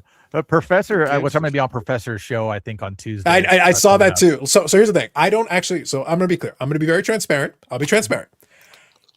I've seen a lot of people talk it up and everything. I don't enjoy it, and I don't understand what's enjoyable about this. I guess if you've never seen the Jerry Springer show, like I can invite 2 people that are going to yell at each other. That's not that hard. Yeah. But if you're into that, then fine. I get that part. Jerry Springer's no longer on the air, so I understand it. But the episode in question, he was literally critiquing videos, but playing like 6 seconds of the video, and I'm like, look, if you want to do a critique, do a critique, but you got to go through more than 6. I'm sorry. If I have to sit here and listen to you try to critique something for 30 seconds at a time, you can get past 6 seconds before you start giving your the expert majority advice. Majority of his shows, with the exception of 2 people that get on there and start going at each other a little bit, usually Ziggy and somebody else. It's the rest of the show is, I understand what he's trying to do, and he thinks that his way is the right way, which is his show. But it's become like kind of like, I know he took the wave and he's been riding the wave, and that's what he's doing. He has to just keep feeding the beast. But it's becoming like a little mundane at this point, to where it's just like the same group of guys in the chat doing the same thing. It promotes the same actions from the same people. And sometimes there's some good stuff that comes up, and other times it's just like he's trying to show some stuff and bounce around, but he's trying to use other content to fuel his content. And that never ends up working really well in the end when you're doing it on like a live show a couple days a week. You're doing a show like our pre-recorded and doing it and throwing it out once a week, it can work great, but not the way he's doing it right now. And I feel like watching even a not subscriber count, but the amount of people in the views when the shows are going on, when I pop in and out, are no longer the same as they were. And he has to recognize that as well. But as long as he's having fun, again, he was doing too many days. He already backed off of that. So, and I've noticed this too with the hobby. Certain days, like Saturday during the day in the morning, roughly midday, people are looking for shit to go chat in, listen to, talk, even if it's rubbish. They're looking for it because a lot of people are just hanging out at their house. You know what I mean? The kids are gone from the house. It's just them and the wife. The wife's out with the old ladies. You know what I mean? And you're just wanting something to kind of have engagement with. And like I see certain areas that people can thrive, and he just started thriving on days there really wasn't nothing going on. And that's what he does. And so it works because there's that many people looking for somewhere to go and talk about this. Well, sometimes it's nice. Look, we've had this conversation before, but sometimes it is nice to have something on in the background. And if it's like, and his approach, so I'll touch on a couple. I'll come back. So Hockey, now that you've answered my question, I'll come back to your question. So hang on a second. First, quick answers, Eric. Eric, are the Bruins going to make the playoffs? Yes or no? Yes. Okay. ADHD. The only person Geoff Wilson would have been in the debate is the professor. Maybe. Adjacent answers only. Yes. Like Professor invites Ziggy to join him. Shocking. I know. Let's see here. He's no Sports Card Radio. Well, he tries. He's had a video specifically saying he wasn't Sports Card Radio. Do people remember when I had a show with Ziggy? I remember. well, Ham, if you go look at the view counts, most people don't. No. He deleted all the videos. Yeah, well, he pulls them down. They're there. Like he can always bring them back. Like I think they're there somewhere. Because we had this specific thing going on, and I originally was getting a lot of shit for that. Like, why are you doing a show with Ziggy? It's like, why not? I was like, he's fun to talk to, and I go the opposite direction he does anyway, so it should work. It was on Tuesday nights, right? Yep. Again, a day that a lot of stuff's not going on. People are looking for something to go look at and do. There was a window. Sure. There was a window there. It's a window. Yes. Yeah, which is helpful. Like it's harder when you've got competing things going on. It gets tougher. Yeah. So well, it's like on the Wednesday night live that we do every bi-weekly or whenever the hell Dustin and then want to do it again. You know, there's like 3 other shows. Like his is just ending. Mangini and whatchamacallit shows going on, and there's another show going on. And Rick. Time. And Rick. Yeah, Rick. Yeah. And then there's another show going on. And I'm just like, okay, well, we were kind of in the slot by ourselves for a while, and now all these other people are intruding. Well, look, I've had this conversation with a bunch of folks before, and then I'll answer Hockey's questions. But the reality is, like, nobody owns a time slot. This is like public access television, but it's like public access television if public access had 400 channels simultaneously, and they're all running, and literally anybody can hop on any of them at any given time. And if you want to watch it, you can. But and then if you don't like it, you can flip over to one of the other ones. Like they can be on. There's nothing stopping anybody from doing that. But realistically, also the audience likes to jump around a little bit because you'll see commenters appear, pop on one for a little while, pop over to the other one, and go back and forth. Oh, 100%. Yeah. Yeah. So you have to have some hook. Yeah. Even I do that. I'll jump in and out. Yeah. So and that's to be expected. That's honestly normal. So it's the expectation that somebody sits there for like an hour, 2 hours, and no, absolutely not. People are going to hop in and hop out. And by the way, most of the time, people watch it on replay anyway. So hopefully there's something that people enjoy watching, playing in the background while they're sorting cards or whatever it is, and they get something out of it from that. So Hockey's here. So I'll answer the question. So I did see the video. Simon didn't destroy Nat Turner. All he did was point out all the contradictions. Now, I will say this. I get a kick out of Simon, obviously. I've had Simon on the channel, and I've had conversations with him. And you know, we're the fellow Canadians when we go into the expo and do videos. So I enjoy a lot of the stuff he does, and I still appreciate it. And I actually like the video because, to be honest, it was fun. I would say though, the only point is Snarky Simon is a lot more fun because he can kind of lean into it and have some fun with it. The entire video falls apart if you remove the premise that you actually believe that Nat Turner should be acting differently because he's a collector. That was a lot of people did that, and to be clear, a lot of people did that. They gave him the benefit of the doubt because I'm like, he can be a collector and also a businessman at the same time. Well, full disclosure, full transparency. If you put me in charge of collectors, I'm going to do the same damn shit he does if it makes me more money. Yep. Because my job there is to make money. I'm not interested in making your collecting experience fun. Now, I'll tell the PR people to say that so that it sounds like it. But no, Eric, my job, if it destroys your life, but I make more money, I am destroying your fucking life and burning your house to the ground. All the lemonades will burn. You do that to me for $1. Yes, I would. And imagine though if I got lots of dollars to do it. Mucho dollar. Many dollars. Lots of Many dollars. of dollars. That's yes. a lot of dollars. So the point is, if you're running a business, your job, your goal, your actual goal, especially if you're invested in the business with a consortium, including one of the Cohen, who owns the Mets and owns other things as well, Those guys want to make money. They all do. All of them would like to make money. I don't And that's understand cost a lot of money. how much money's enough money. It's Well, never ask Aaron. enough. He's got billions, and he's still here. And then there's never enough money. Maybe he's not allowed to yeah. leave his room to spend it. That's what I'm saying. When you're rich enough, hand, you don't ever need to leave a room. You can just hang in there. Or you're just too scared to leave a room because of how rich you are. Because then they'll find out. They'll find him because he's got all that money. So Simon has some insight. Yeah. So Simon has some insight. So let me be clear. I like Simon. I like Simon personally, and YouTube professionally. So in I general enjoy terms, I like Simon no matter what. Does on And I will happily have a conversation with Simon about this anytime. And like I said, I enjoyed the video. The video we're talking about, I enjoyed it. I thought it was great. too. But I'm also saying, so now if I want to get into debate mode, hand though, my first thing would be like, what other than the fact he's a collector, which is factual, he is a collector of things, he collects stuff. Other than that, though, I never began the premise that he was going to do anything for me. I began with the premise that he's a guy who happens to be a collector, but who also is interested in making money because you're running a company. That's what I say. Like, but they're making money without having to try. They're also changing rules. They lie to Yes. us. They make shit up. They tell you because of our brand you need to pay more for it because it creates more value. Like, at what point do you tell the guy that puts the tires on your car? He goes, I balanced these extra well today. It's going to be an extra $50 because they're going to last longer. No, his job is to put the damn tire on the damn car and give it back to me. Your job is to grade my damn card and give it back to me. And that's fine. Unless when you walked in the front door, the sign says, if we set your tires really nicely, we will charge you extra. And you agreed to that when you walked in the front door. I just walked in the front door. I didn't agree to No, it. but you agreed to it. The problem is you did agree to it. I did not sign off on that. Oh, you 100% did. It is written everywhere. There is no pre-signature for me to do that.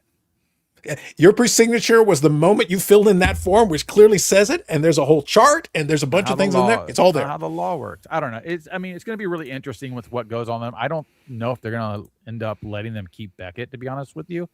They will. Hope to God, 1,000%. I hope to God they don't. I hope that Nat somehow. Turner is at a press conference with the White House and they shake hands. And not only are they allowed to do it, but he and Michael Rubin and all will have a new consortium. They will take care of the sports card hobby. Yeah. Don't worry, they'll handle it. I want the opposite. I don't think Trump likes him. It's not going to fly. All it takes is money, Ham. It takes Donald Trump being upset at you, and that's all it takes. All it takes is money. That's number one strike. Money fixes everything. Not if you have. They'll have a Tesla level. Done. Charge you triple. TT06 says the brand name. You're going to pay more for the Rolex than a Casio, even though they both tell you it's 2 p.m. There's an element of that. The brand name is a big piece of it. I actually think your argument is even better if you take Seiko and Grand Seiko, because that is the exact same company. It's the same company, but the Grand Seiko is kind of the higher tier brand. But the thing is, Casio and Rolex, it's not. That's not the same. It's not that Rolex does that much more. The actual function is the same. But it's like saying that one car is, the car analogy works even better because you've got multiple manufacturers that have the same cars are owned by the same company, but it's just multiple brands. And then you charge different levels for it. Because in watches, you can use a little bit more finishing. You can have people hand do it instead of having the robot do the whole thing. Because Casio rolls 1 million off the line every day. Mm-hmm. Rolex puts a lot of watches through, but they don't put nearly as many because they don't have to. Well, neither is Grand Seiko with the spring drive, which is actually more accurate than a Rolex. Yeah. The thing about a Rolex is it's not about the highest technology. The brand recognition. So the part about this brand name is true. That's exactly part of it. There is a difference between the two, but the brand is what carries the majority of the price difference. Yeah, even though half the parts inside the watch are made in China and then it's assembled in Switzerland. What? Well, I think you should start Ham watches.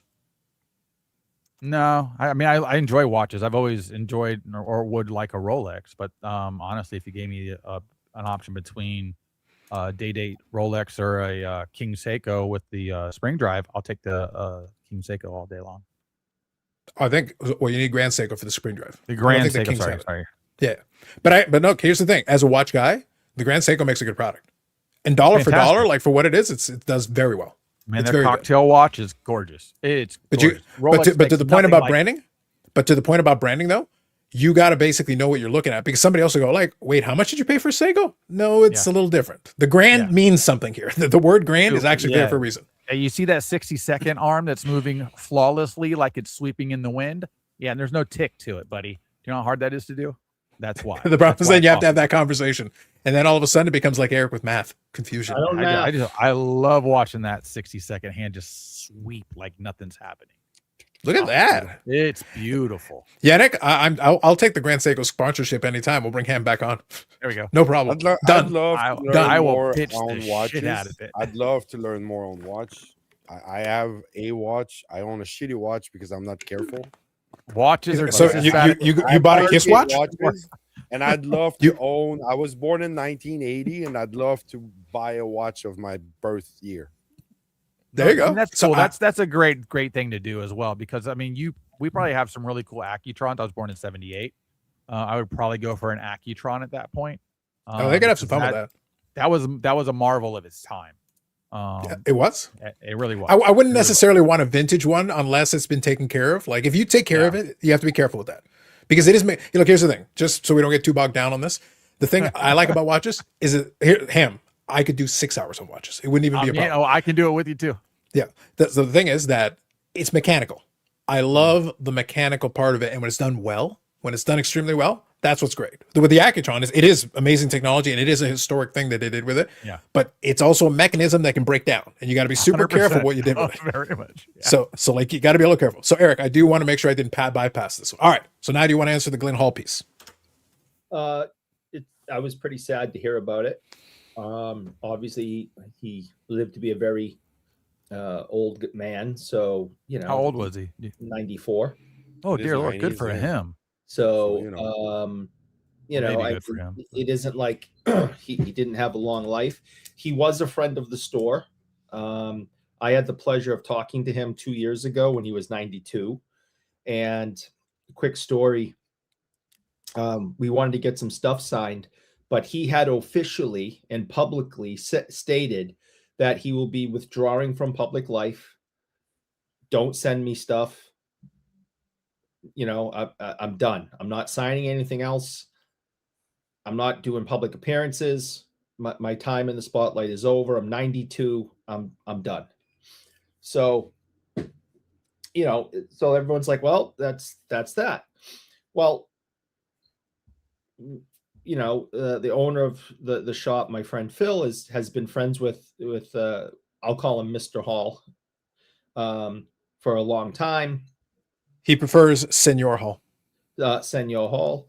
And we called him. And I was able to talk to him on the phone and for a little bit. He was super, super, super, super nice guy. Total gentleman. And we asked, is it okay if we send some things to you? Oh, Phil, for you, no problem. Send it right over, no problem. He didn't want any money. Phil's like, no, I'm going to pay you, blah, blah, blah, right? He didn't even want to get paid for it. Yeah, for you, Phil, no problem. Anytime. You just send it, I'll ship it right back. We get a bunch of stuff together. A lot of it's in here because I threw a bunch of my stuff in there. We sent it to him, and some time went by, and we knew it was going to take a while. And we get this package back, returned to sender. And it was never opened. Everything is in it. The money's in it. We're like, what the hell? And we call him, and his son answers, and who's, Phil has also had a good relationship with and is friends with.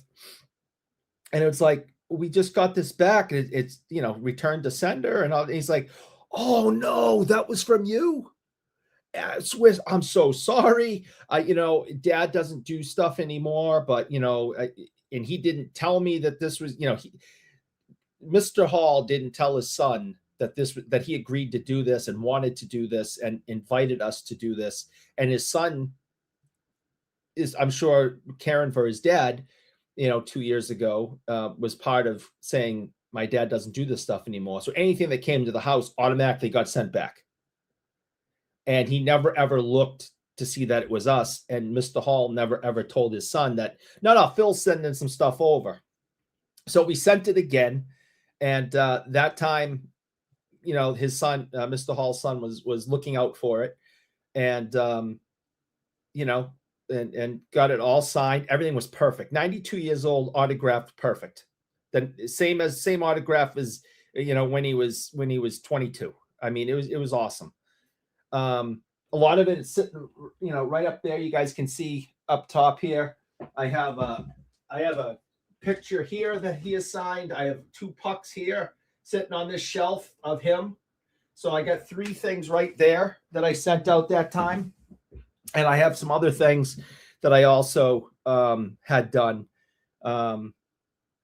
And, he was just a great guy and a gentleman. And we were in contact with his son yesterday.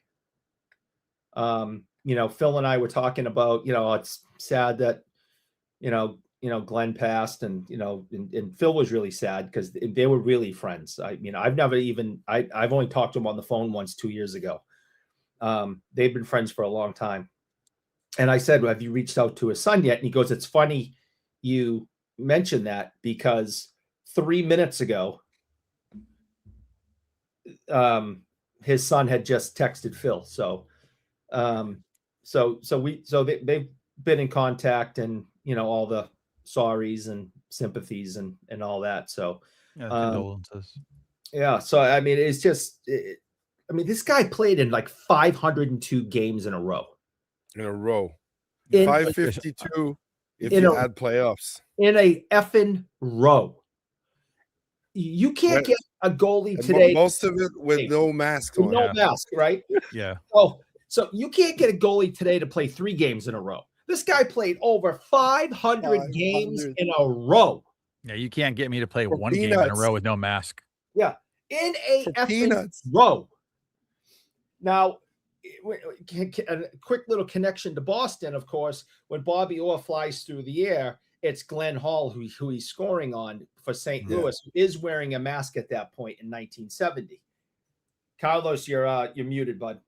Muted. Yeah. A quick point of order. I don't want to ruin a great tribute, but I do want to make sure we speak truth. We don't want to speak lies. What you're referring to is when Bobby Orr was shamelessly diving like a coward. Glenn Hall was in that. But please continue. Okay. Please He continue. didn't call diving. Tripped him.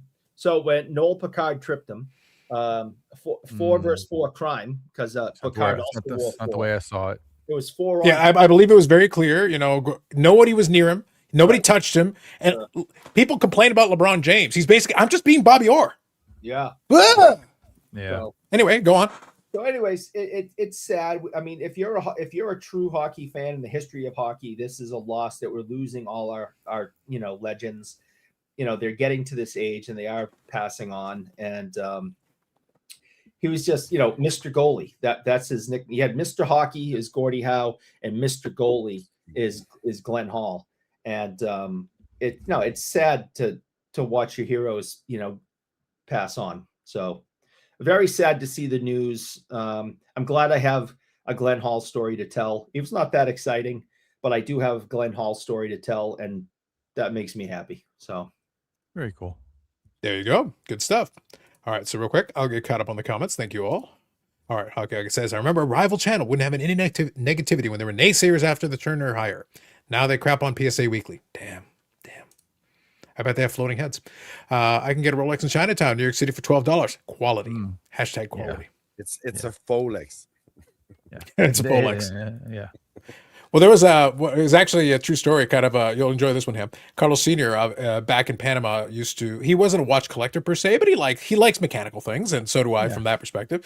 But like watches are kind of a fun little thing, so he would kind of buy some and then trade them in, and then have like a bunch of them over time. But there was a point in time where Seiko was actually kind of expensive. It got to the point where there were knockoff Seikos. But what happened is it was actually a different company. Now here's you thinking about Seiko and they're like knockoff, but it was worse. Ham. The knockoff was actually a different company. The company was called A Seikon. Oh, shoot. Now, if you take the letters, in reality, all you have to do is lop off the A at the beginning, lop off the N at the end, and what you're left with the Seiko. So people actually used a different brand. Are you sure it was? Hold on. Are you sure that wasn't the South American model and that was just the Spanish version? No. Names are names, Sam. I mean, things change sometimes in other countries. Brand names are brand names, buddy. McDonald's is still McDonald's in Espanol. I'm sorry to tell you. Mickey D. Yeah, not so much. McDonald's is McDonald's in Espanol. But the thing is that like literally it was a Seiko, so you'd lop off the first letter, the last letter, I'm which left telling you, was a that's Seiko. Spanish for Seiko. Not so much. It was cheaper than a Seiko, but you could swap it out, and people were selling it. I mean- Then you'd sell off the improved version for more The money. improved version, yeah, I got you. I always wanted a Breitling Navitimer. I'm Those are nice I want a watches. bigger watch. I want a So very for me- specific one. Yeah, in my 30s was that's why I always whenever I talk about collecting, I collect things, collect a lot of different stuff. Yep. And some hobbies are more expensive than others. Yes. Watches are something that I enjoy, that I have a passion for, and there's a great comment about it. I'll get to it just in a second. I'm almost there, but I enjoy it, and I could talk about it all day because I was really into. And I have like stacks and stacks of catalogs because I love going through the Yeah. catalogs and the new models and everything. Oh, and yep. and usually you could walk in and then they'd be happy to give you the catalog. But it also helped that I did buy. So in reality they're like, yeah, absolutely, no, here, have 3, whatever you want. Exactly. Because if you're a customer, they're even more inclined. Yes, please take a couple by all means. Get them out of my hands. Yeah. Well, not only that, like you want some stuff with some logos on it. Here's some free shit. Take it. So the thing was, I was enjoying a lot, but in my early 30s, I had disposable income, so I could treat myself. So I used to have a couple of Breitlings. Carlos Senior actually has one of mine, and he's enjoying it. So we kind of have an arrangement where when the time comes, I will re-inherit my own watch. So Carlos Senior has a couple of my watches, and he wears them.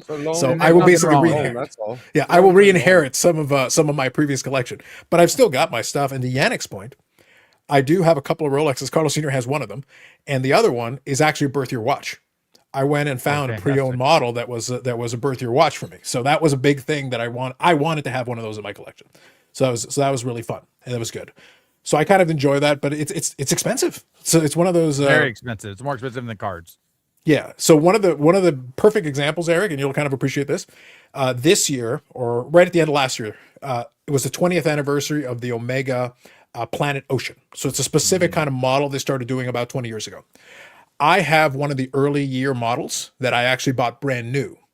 And when I bought it brand new, I think it cost me like $3,700. So obviously not cheap. I've never spent anywhere near that much for any card, and I will never. No, thank you. But Ham, I had no problem dropping $3,700 on that watch because I was like, I want this watch. It will be mine. I've owned it since like 2012. And to this day, it still keeps great time. It's a great watch. I enjoy it. It's one of my favorites, so I like to have it. But one of those things where, bottom line though, for the new model, so like the newer models, they have improved some things about it, but it's not like a night and day different concept. It's still it's still conceptually very, very similar to what it was. They've improved like the movement, the mechanism in it has gotten a little better. Like the bracelet is a little different, and all that. But obviously, I still like mine. From a sentimentality standpoint, mine's still my favorite. But I don't dislike the new one. I think the new one is nice. But just if I go onto the website and I just want to pull it up, the new one is almost $12,000. Oh, Yeah, no. Yeah. oh, That's your entry level watch almost. I mean, actually, an entry level watch costs you about $3,000 now. Yeah. If you're gonna get into a Rolex, probably gonna cost you a minimum for a decent date, $5,000 to $8,000. Stainless, very plain. Decent subs gonna run you 8 to 12. Real quick. And there's no gold, just stainless steel with a name on it. At the end of the day, it's super. That's why I've always liked the Breitlings, because it does things. It's a mechanical watch. Like you can fly a freaking plane and travel the planet with it. Like it's basically a calculator. And the same thing with specific Omegas. I used to own a moon watch that I bought at a yard sale for $2. It didn't even run at that time, and this is probably 2004 or 5 when I bought it. I sold it for $1,200, not working. What's a really high end company? Not Patek Philippe. I bought a Patek Philippe, no crystal on it whatsoever, not running at all. Like this thing looked like it was thrown in the garbage can and pulled out, rusted. I got like $1,800 for that, and I bought that at a yard sale. Yeah, because like somebody would $5. buy it for parts. Even the parts are worthwhile. Yeah, because they'll just clean them up and then reuse them because you can't get them. There's no go make a new one either. 3D printers aren't making pieces of watches that don't exist yet or anymore. Yeah. So Carlisle here is touching on wristwatch revival. So I've actually recommended this channel on here before. I love that channel. And Love that channel has, I think, a couple of million subscribers. Yeah. And Eric, it's worthy. And it's Eric, worthy go- because it's an amazing channel. go watch that channel. It is so fascinating to watch him take apart a watch and how many pieces and then what he turns it back into. It's And explain literally it amazing. and talk about what he's doing as he's doing Yeah. it. He does explain kind of like, hey, here's some general ideas and showing a little bit of it off. It's Kirk's card care for watches. Realistically, it's okay for them to do it with that. It's just not with Well, what we do. because so real quick, I do want to make a distinction. He's not wrong, but I do want to make a distinction here, though. When we're talking about something mechanical, it's not if you have your car and somebody goes and fixes the parts, nobody questions it, because now you're going to say, like, if let's say it's a classic car, but you cannot get the part. Maybe you fabricate the part. Now you're going to disclose these things and whatever, but like nobody is going to bat an eye saying you got it to running shape. Because if you can't find the original part, and you ideally in a perfect world, Eric, you want to get the original part if you can. If you can get all original parts, that'd be awesome. But if you simply can't, and you have to manufacture it in order to get the damn thing running, the collector would rather have a functioning car. Yeah, the person would rather have a functioning car. Maybe they want to ride out their classic car a little bit and enjoy it. It's a sunny day. They've got a convertible. Maybe they want to ride it out for today. Yep. Yeah, most people don't know that Jay Leno literally owns a 3D printer that prints metal and will print any car part that he can get a hold of and make a copy of it. Doesn't matter how old it is. No, That's yeah, how it- for sure. That's how he restores all those cars. Yeah. So real quick, I'll read a couple of these to get caught up. Great story, Eric. True legend of the game. Thank you, Stephen. Great answer, Eric. Thank you. May rest in peace. R.I.P. Bob Pulford as well. Yeah, he died like the day before. Yeah. Old time hockey, says Stu. That's right. Let's see here. In French Polynesia, it's difficult to tell what is rawer, the fish or McDonald's burgers. Fair. Let's see here. I also have to work in the office again to show up the watches. Yeah. Yeah. The biggest problem I had, Eric, you know what's actually hurt my watch wearing? That I'm sitting around too much. I've actually got that book. I enjoy those. I love these. They're annual. They're beautiful. Every watch. Speaking of a thing, look, I could buy a bunch of books. I literally have a box that I've got in storage right now that's full of books of those and catalogs. I had a lot of them. Yeah, what's hurting my thing more than anything else is that I was trying to get more steps, so I wear my Apple Watch pretty regularly, but I do want to wear my. It was funny in this conversation. I switched on to putting on my watch. When you Hey, Mr. Wonderful, it 2 watches. That's the thing. Now. I thought about it. I'm getting ready I've got to another one. Yeah, Ham. I've got a couple on my desk. I could do this. We can one up his ass, and either we do 3 watches or we do 2 wrists and an ankle, and really fuck him up. I just read the Garmin.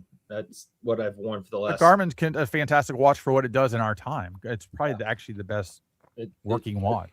I love it. I just got to charge it every other day. It's plug it in. Not. You don't have a solar one? No. I have a Casio one that's solar that also syncs with the satellites that run around the planet. Yeah, I get satellite on this. Yeah. Eric, I expect more of you. I want one that is powered by the power of your mind. Mine's made out of titanium. Mine is not. Well, it'll stop working, but at least you should get one. I figure, that could be powered by I your figure mind. with you on the bike, though, you should definitely have a titanium watch. Eric, what if you got a watch that could be powered by your bicycle? Then you just connect a wire to it and get on the goddamn bike, and that's what powers the watch. That you got to invent this stuff. It's called 0 point energy. It already exists. No worries. Eric spends hours on the bike to get to whatever, and then the watch is like 100 miles, fucker. Oh, come on, come on, brutal. 50 peasant work. Bob Bozo says when you transcend time and space, like Emmanuel and Eric, watchers are a little concerned. This is facts. Big Scott, armed robbery today in North Carolina at a card shop. That seems to be a daily occurrence, like Florida man. Bob was in the house. Yes, indeed. What time are you going to rob it, Scott?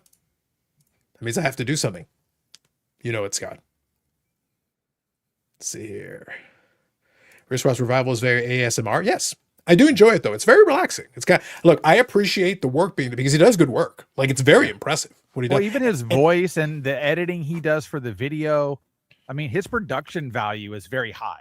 Like, you could probably get a push into that with cards, to be honest with you. But yeah, he does a fantastic job. I'm telling you, and I would promote that to anybody to go and watch, even if you don't care about watches, just to see the fascination. You know what's funny though, Ham? You realize, Wristwatch Revival is the guy's side project.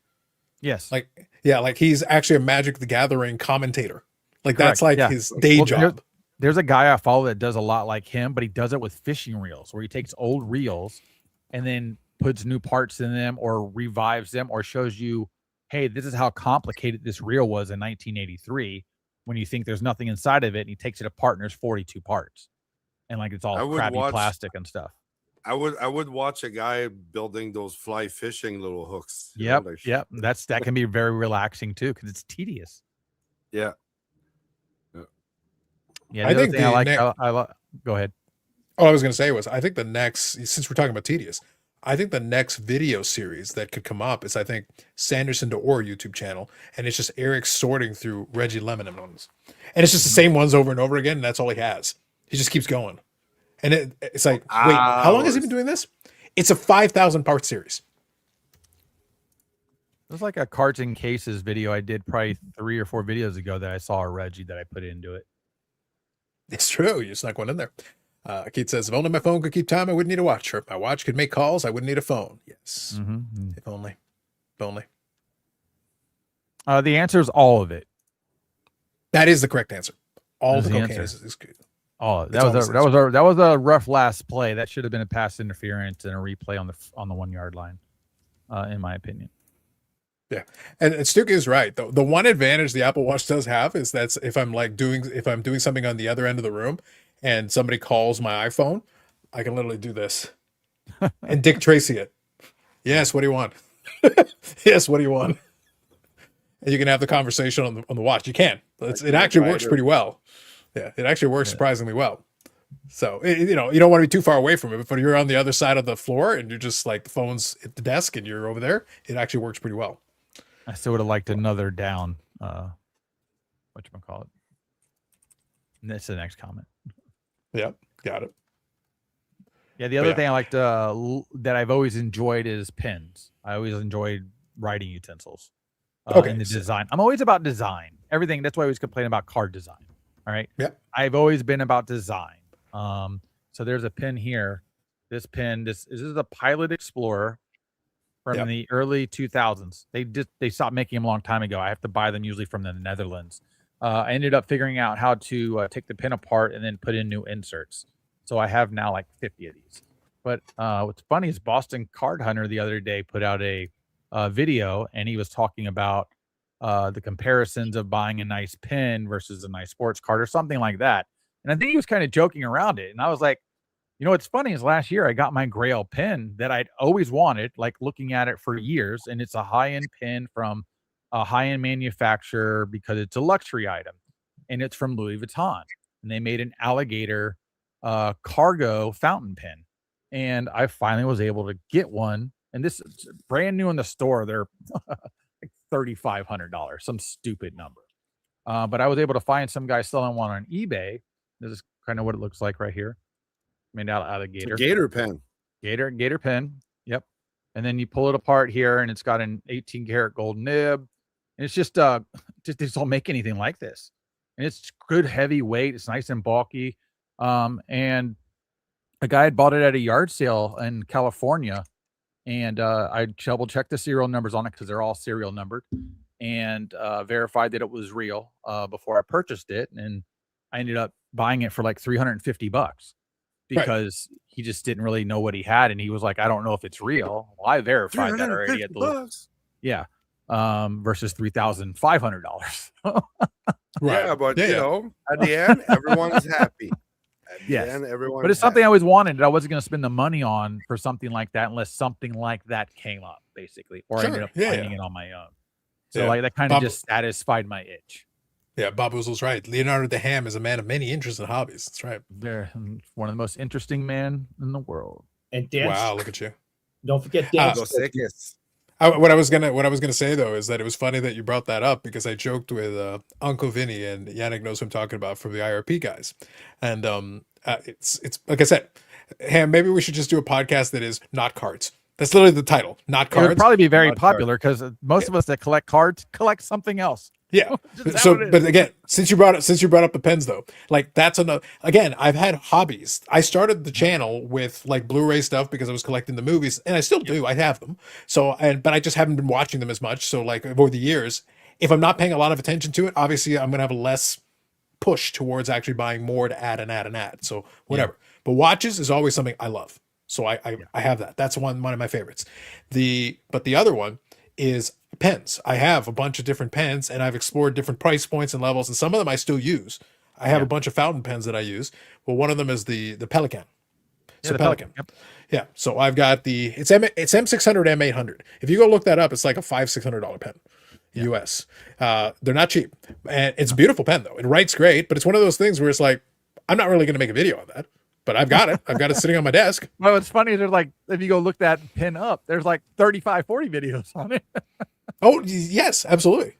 But it's one of those things like it's out there. Like it's not hard to find. Like it's not obscure, but the point is that it's not something I'm going to sit there and make a dedicated video on. But when it comes to hobbies and interests, like my interest, that's why I always joke. So, hey, I'm kind of bring it back into cards for you for a second. Mm-hmm. The reason why I point, this is a worthwhile quick diversion here, is that a lot of us do have other hobbies. So whenever something happens in cards, and people are like, oh man, the hobby's too expensive. Well, first of all, I have other expensive hobbies.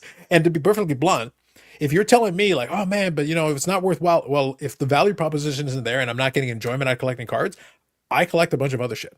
Yeah. And that was the same conversation that we had when we were talking about like, oh, would you ever consider selling? Like, look, man, if you came to me with a Godfather offer and offered me an ungodly amount of money, and you know what, I pay off my condo, I pay off a bunch of other stuff, and it's all clear, and I've got a bunch of cash sitting around, I can explore one of my other hobbies more deeply. Like, yeah.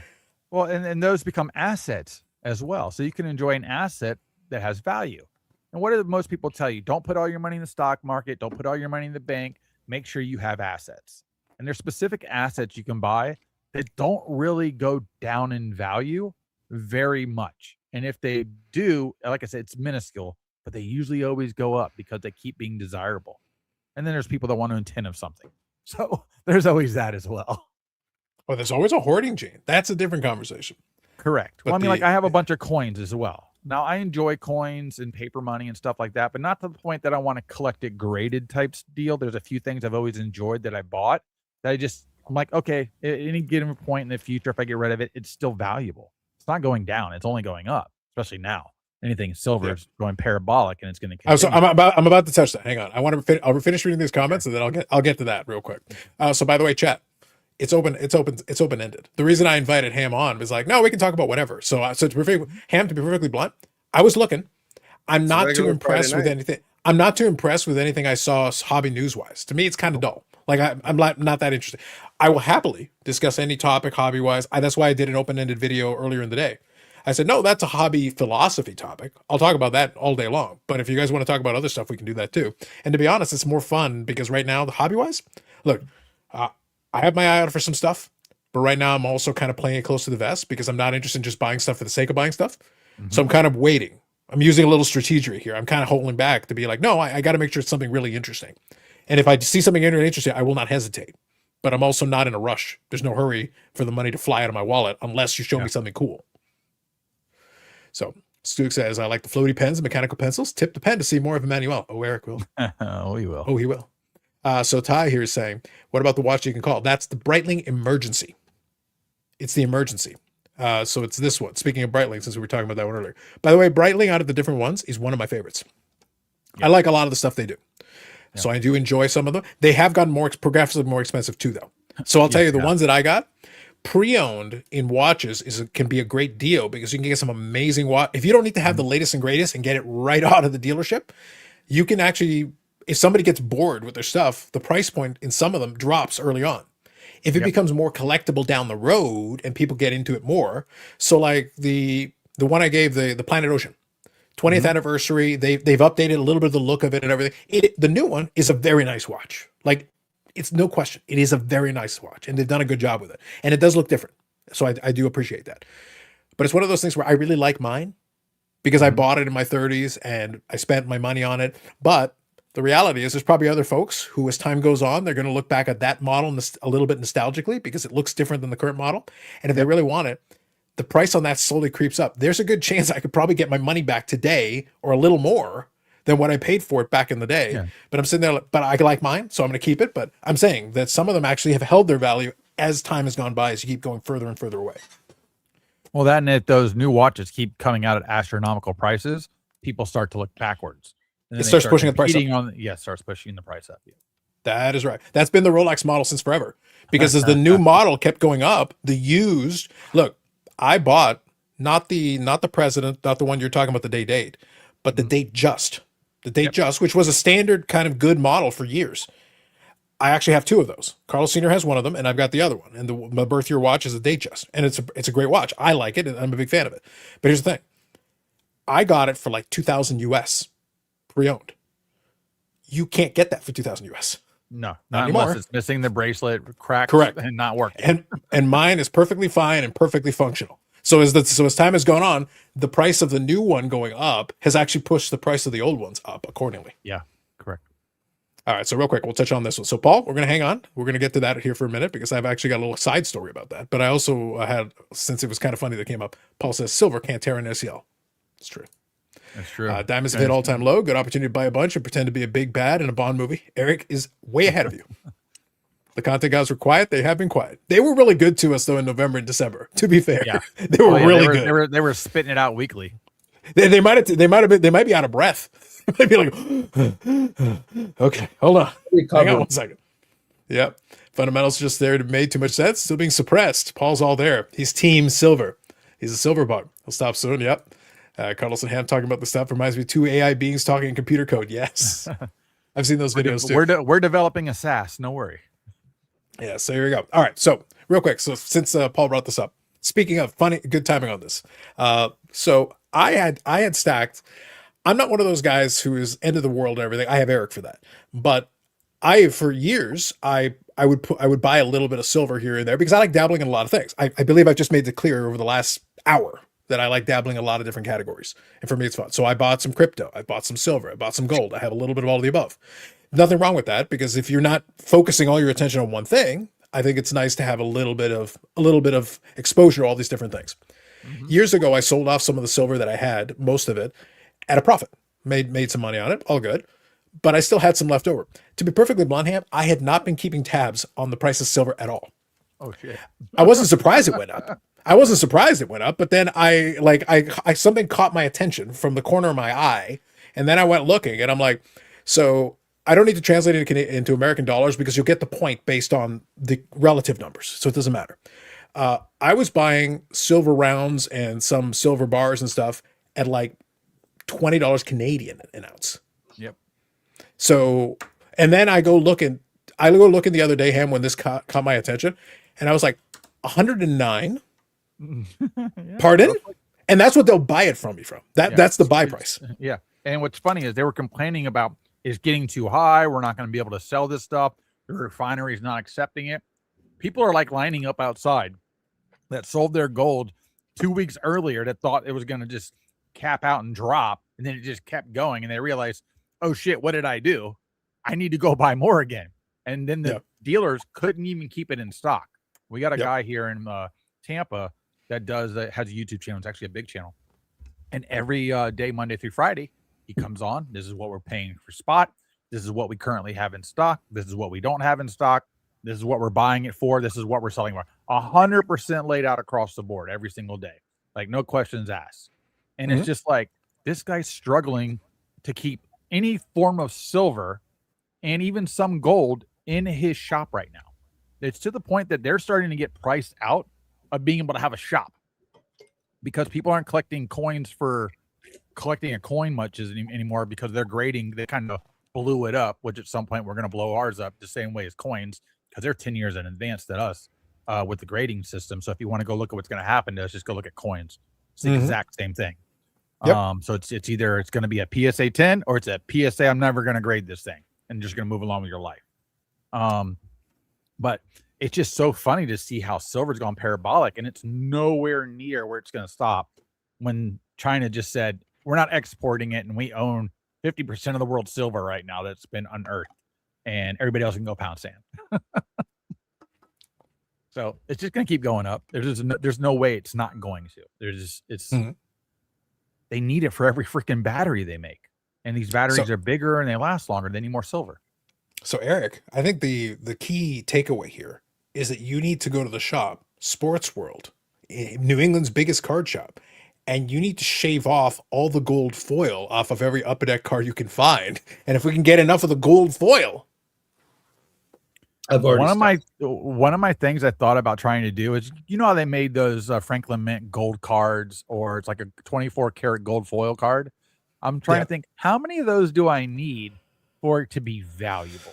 Like, at what point do I melt down 20, 30 of these and I end up with $300 or $400 worth of gold? No, you know what, Ham? Can I give you so real quick? We'll go back to silver and gold for a minute, because at this point we're just having some fun. But again, we're more than happy to switch topics. We've got some versatility here. But I have a legitimate card related thing that actually still plays on this. So you know that Panini has had those cards that have silver and gold bars in them. Now, obviously, I have way one. under. I have one. Yeah. So one of the ones that has been on, I think, ComC for a while, Josh Rosen has one of those. At what point, if silver went up high enough, the Josh Rosen would almost be worth it for somebody to be like, "Oh, I'd buy that." It's just a for silver. It's a 1 ounce silver bar. I don't think it's actually a full ounce. I don't think it's actually a full ounce. I could be mistaken, but I don't think it's a full ounce. Look that up. I'd be curious. I'll take a look. But regardless, there is legitimate silver in it. The point is, there is totally legitimate silver. It's because I have one for a guy from the Pacers. And I'd offer that to Wax Museum, who's down here in Tampa, because he's a Pacers fan. And he's like, yeah, I don't really want to. And I was just trying to sell him some silver cost at that time, which was $35. And he wouldn't even buy it for $35. Well, silver costs what, $70 something an ounce now? Oh, no, they did put 1 troy ounce. My bad. They did put 1 troy ounce. The gold is not a full ounce. Yeah, and it's for sure. Also it's 14 karat, not 24 karat. So there's also that too. A chosen Rosen, which is worth more in melt value than it was ever worth as a card. No, yeah. Yeah. Well, so the guy on ComC has adjusted the price, shockingly. Yeah. Shock of shocks. Well, it's funny, that guy had a gold one look, at Eric, one of my shows, and I tried to buy it. A chosen Rosen with value. Yeah, don't worry. In the near future, that bar will be missing, and you can buy the card for $1, and you can put whatever you want in the middle of it. That's right. Pretty much. So, Ham, that was the reason why. I was thinking about that. I was like, wait. For especially for the lesser players like the bus and like the junk player. Wait, at what point, Eric, does the value of the bar hit to a point like, wait a minute, I'll buy that shit? What I may do is a video of mine. I'm going to probably yank it out, and I'm going to weigh, because I have a scale over here that actually weighs jewelry. Sure. And I'm going to weigh it, and I'm going to magnetize it and make sure that it's actually purely silver, because I found this with Upper Deck. Their diamond edition, those diamonds that are in there are not real diamonds. They're not even lab grown diamonds. Yeah, I was about to say, like they have stated they're not little real diamonds. They're just kind of these manufactured. The older ones didn't state that they weren't diamonds. Okay. If you read the back of it, it doesn't say manufactured diamond. The other ones say, I have a Nikita Kucherov says manufactured diamond. It's still a diamond. Right. It'll still register in a diamond tester. I have a diamond tester. It does not register as a diamond. It's not. It's cubic zirconia worse. Okay, it's basically So wait, I have a question though. Is this a semantics question though? Because if you say lab grown, that has one meaning to me. If you say manufactured diamond, to me that could be fucking plastic. Like manufactured is manufactured. I would consider that as lab grown. Is behind something. It's a diamond. It crosses a threshold. Okay, it doesn't say shiny stone. Yeah, I am posing a question. I am merely posing a question for me for this situation. I am merely posing a question. Yeah.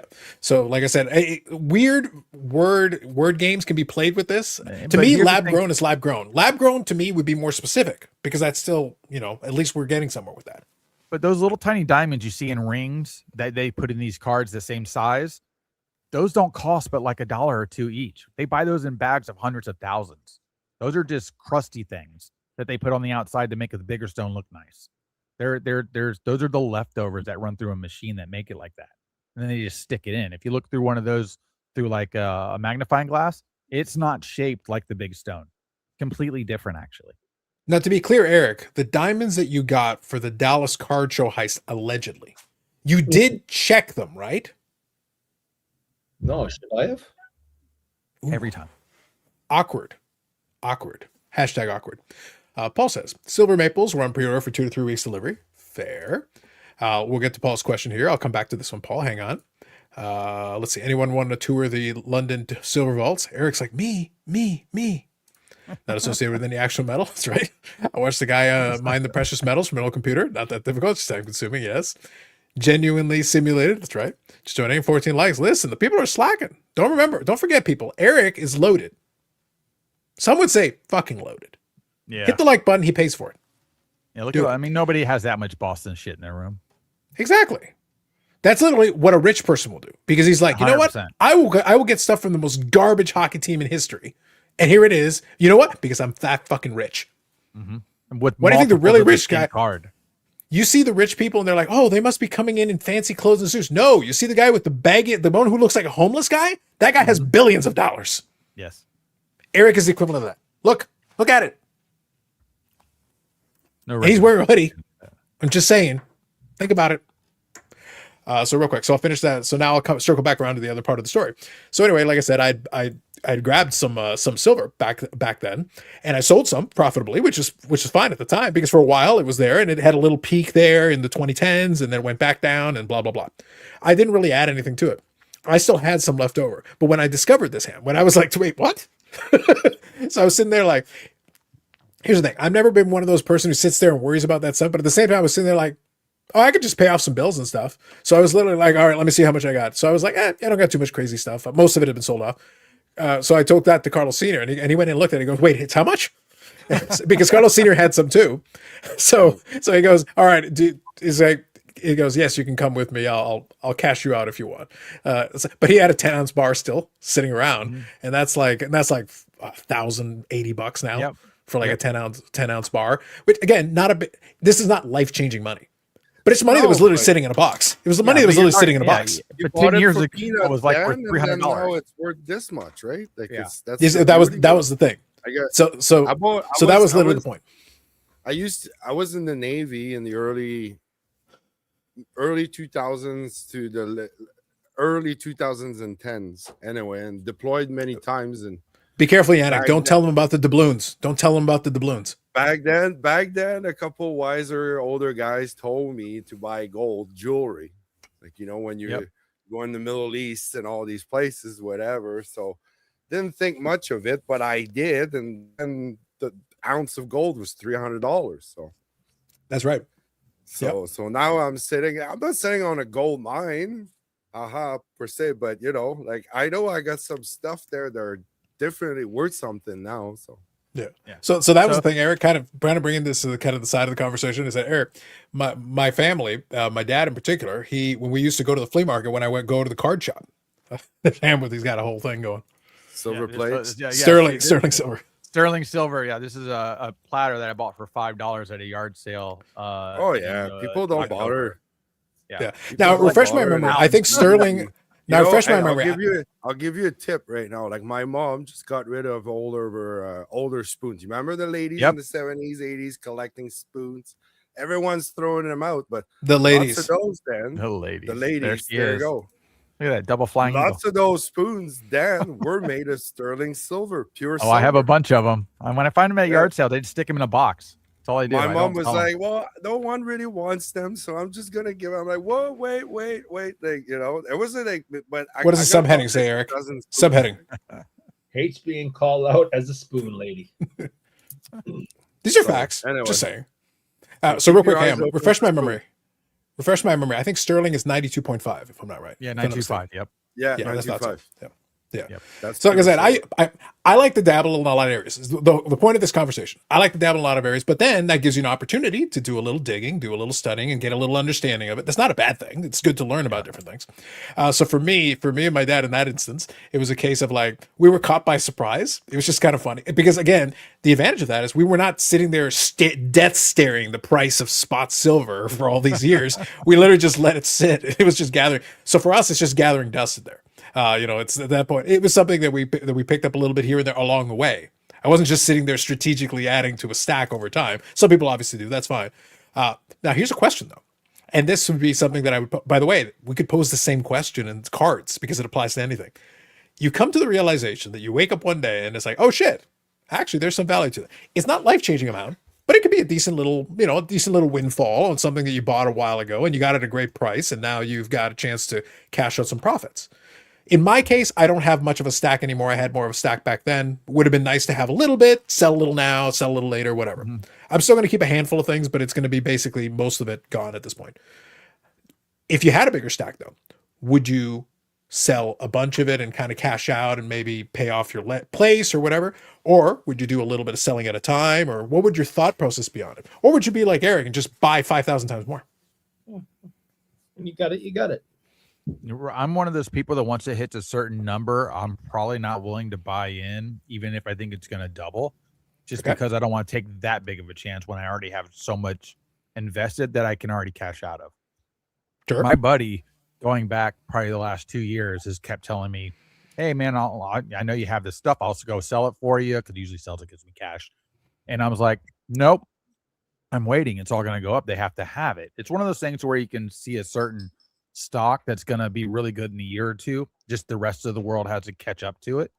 And it's like with all these batteries and all this silver they need and all this production and how hard silver is to mine, the only place to go get it from is the stuff that already exists, because it's easier to go get that stuff than it is to go mine it.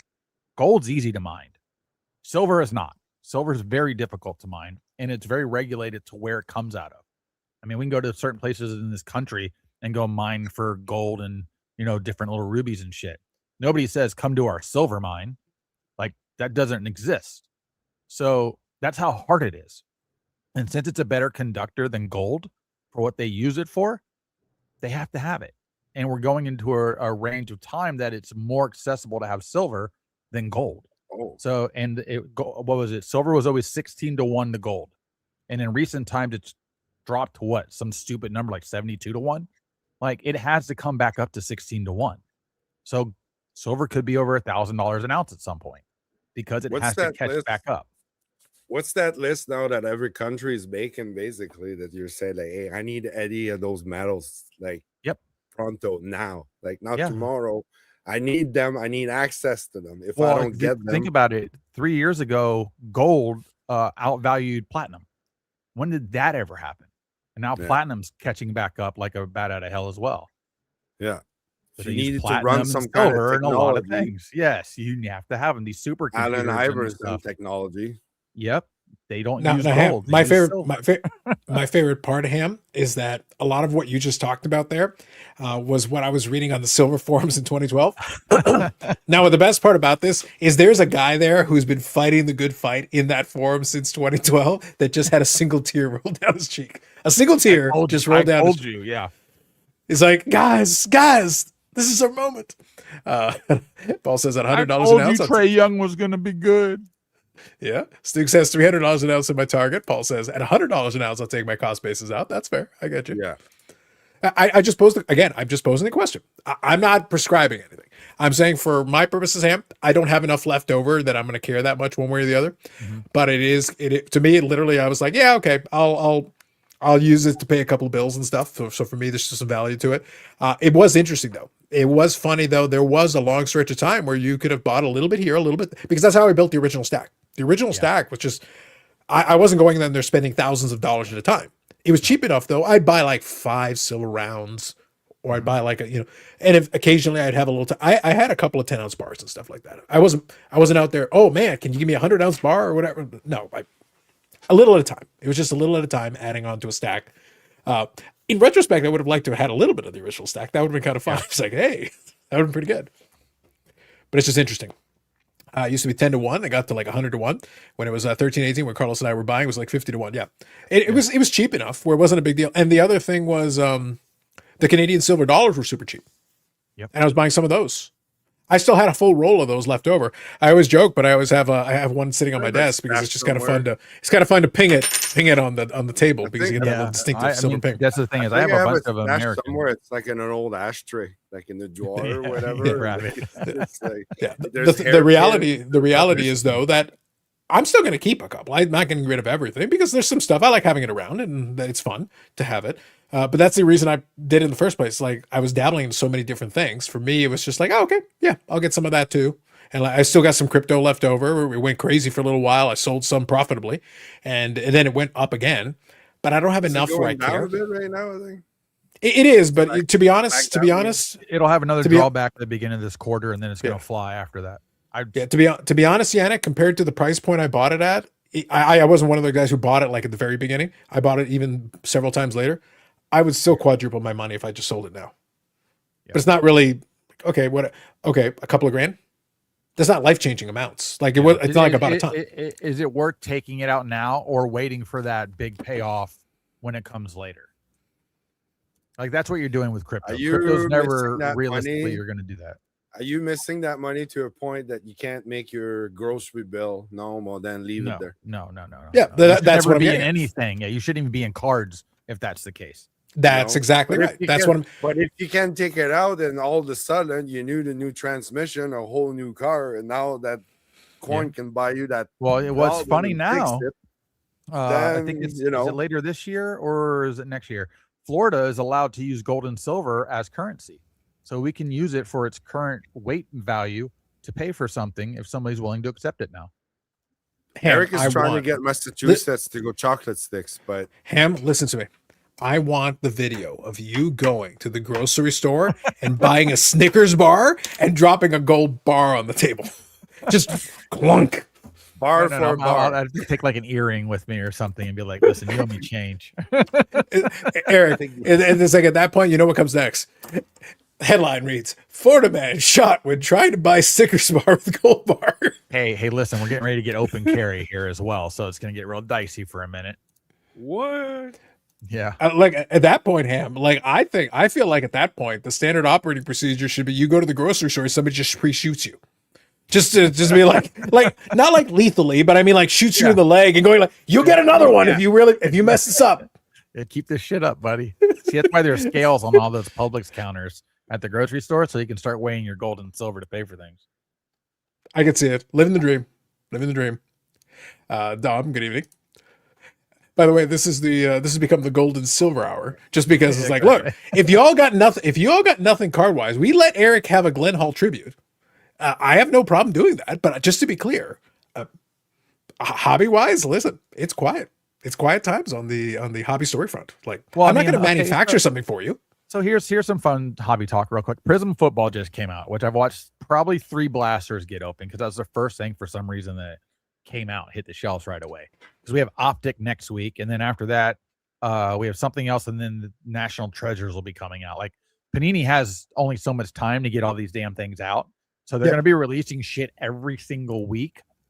And my thing was like, if you're going to do this, like I figure all your autos, all your patches would just need to be liquidated. Unless if for some reason they think they're going to win a lawsuit against Topps Fanatics, which they're not. And I was like, should this product be better than it's ever been before going out the way that they have to go out? And they're not. They're still putting shit in it. So it's, and the product's horrible. Like horrible. I've already just watched it open. It is horrible.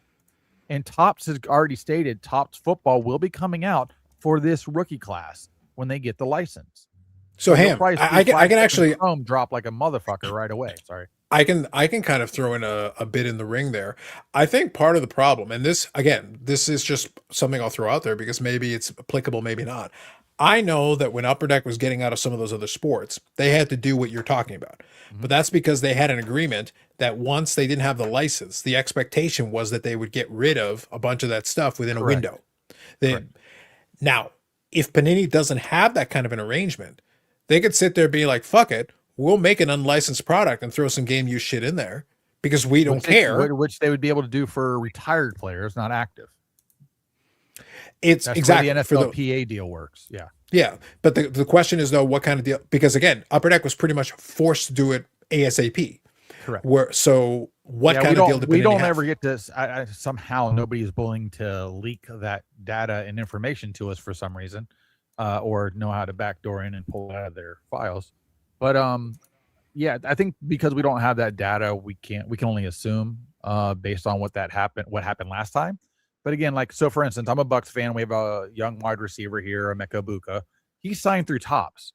So what has Panini done? They pretty much use the exact same image on every variation of his card that they release. And of course, they have no autographs. So he has right now no rookie team autographs. All he has is a Bowman U autograph for the college product, basically. So I don't have a pro autograph card of him. And Panini does it. Anybody that's signed with Topps, they're kind of just like clowning them on the images and their cards that they're putting out. So if you want to collect them, you're kind of like collecting the same card, just with the score name or an optic name or a prism name, just so they could say they put a rookie card out there. So it's just like until Topps put this product out, a lot of those guys aren't going to have an on-card auto it's probably a sticker, until that time. So it's kind of like we're in this really weird mix where you're going to have 2 rookie cards of the same class for 2 different competing brands with 2 different rules until next year. And then we'll have the consolidated group of people for the most part, with the exception of the people that are signed to Panini. Then you will not have them in Topps. So we're going to play a little bit of a game for a little while. It's just annoying to the collector. I agree with that. Yeah. It's one, anytime you have the exclusives, it is always going to be annoying to the collector because certain companies can do certain things with certain athletes or autographs or whatever it is that the other one can't do. And it kind of messes up. Traditionally, what you were hoping for is that eventually it would kind of force the 2 parties to the table and be like, all right, look, we want to make this stuff. What's it going to cost to get the exclusives so we can make the goddamn cards and be done with it? And effectively, and then sit at the table. But I think at this point, Panini has been stubbornly digging their heels in hard enough that they're like, yeah, we don't really care. We're just going to kind of keep rolling along, doing our thing, whatever. Yeah, whatever happened to those servers that got stolen from their place? They're with the Dallas Card Show heist. No, they stole their own damn servers is what they did. There he is, right there. They're in that room. I guarantee they're in that room. I'm just saying. Closet. Yeah, they stole their own servers is what they did. Nobody breaks through a wall that's paper thin and then says, oh, I'm going to take these 2 things. Eric works with every single company in the hobby. Why do you think he has all those close connections? He knew about the Becca thing all the way back. How is there not some card nerd that's a damn hacker that hasn't pulled all this information out? That part I don't know. Because the firewall at Panini's garbage. So look, joke's on you, Ham. Joke's on you. You think there's a firewall. Joke's on you. I guarantee there's a firewall, but there's no redundant firewall. No, I guarantee you walk right up to the terminal and you're like, password 1234, enter. 0000. Or you know what? Or you go in, it's like, but we need master access. Fine, master access. Password. PASSWORD. Enter. You're in. You got everything. Nah, it's the first year Prism start. 2013.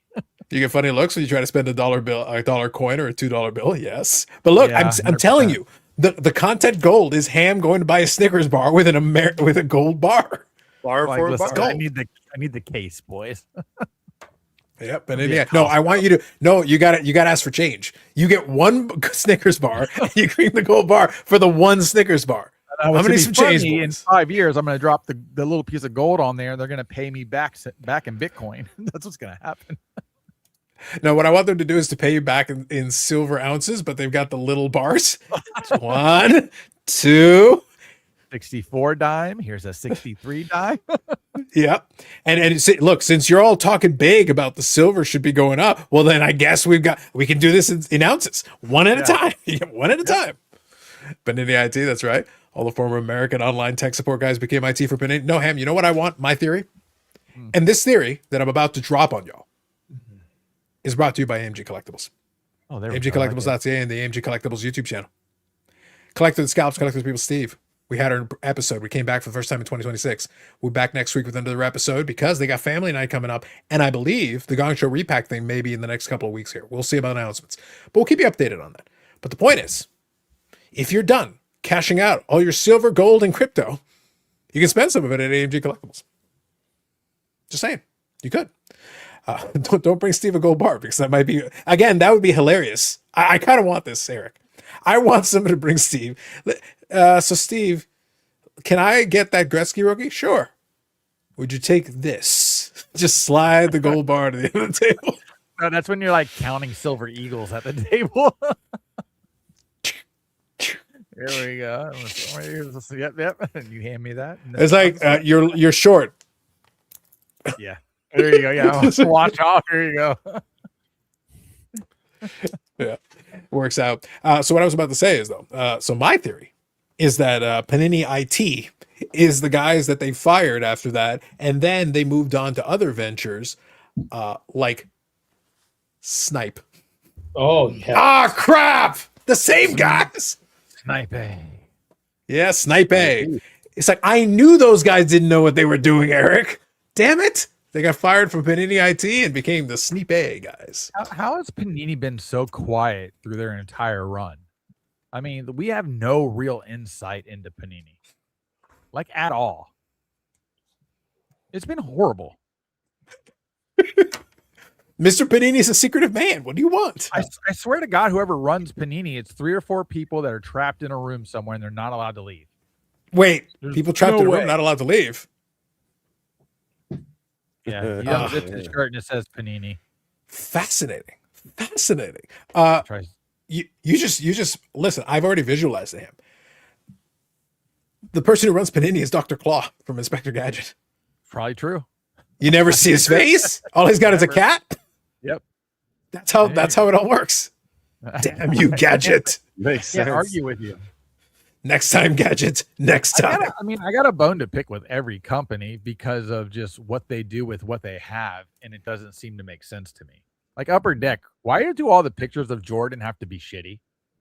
Like, why? I understand you don't want to put him in a Bulls uniform or you're worried about some Lego mumbo jumbo shit, but damn it to hell, I don't care about him in a stupid bow tie when he was 23. Okay, stop it. I'd rather have a regular picture of him today than that crap. Like, it's all the Goodwin's champion stuff is usually always a joke. Like, we have all these fantastic inserts going on right now, and they don't even mock it. Like, at least mock it for me so I can have a good time. You can make something on Kaboom paper and not call it a Kaboom. Call it a Slam Boom or some shit. Slam boom. Who gives a shit? You know what I mean? Mix it up a little bit. Make people look at you. Make people go, I want that. That's what you do. That's how you sell shit. But it's like, I don't know what Upper Deck does and the thought process when I watch and look at a lot of this product. They do a really good job with the thoughts. Design implementation, like a 5. Are you Okay, suggesting that sometimes Billy's it's an 8. constant?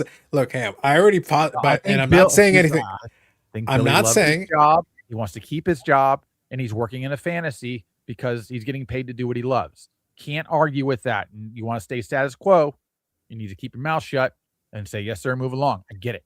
But at Ham. some point, you got to jump the shark. All I'm saying, Ham. Don't tempt this man with a good time. He'll jump a bunch of sharks.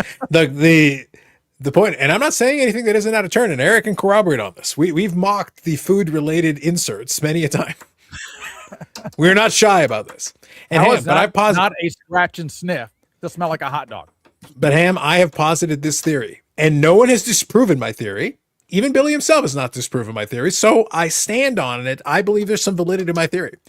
I believe the reason that he has so many food-related ideas and concepts that end up being cards is that they don't feed them enough in the Upper Deck lunchroom, and Billy's just sitting there starving, and all he can think about is food, and that's immediately what all of a sudden you're going to see. Like next time, it's like, why do you have a Doritos? He has a chip card. There's an insert that's chips, and a bag of chips, bag of chips. That is a fact. And I have a Mike Medano bag of chips insert. That is a thing that exists. Well, that and with all the famous people he's met lately, he should have his own collection at this point. How do we not have the Billy Cilio autograph collection?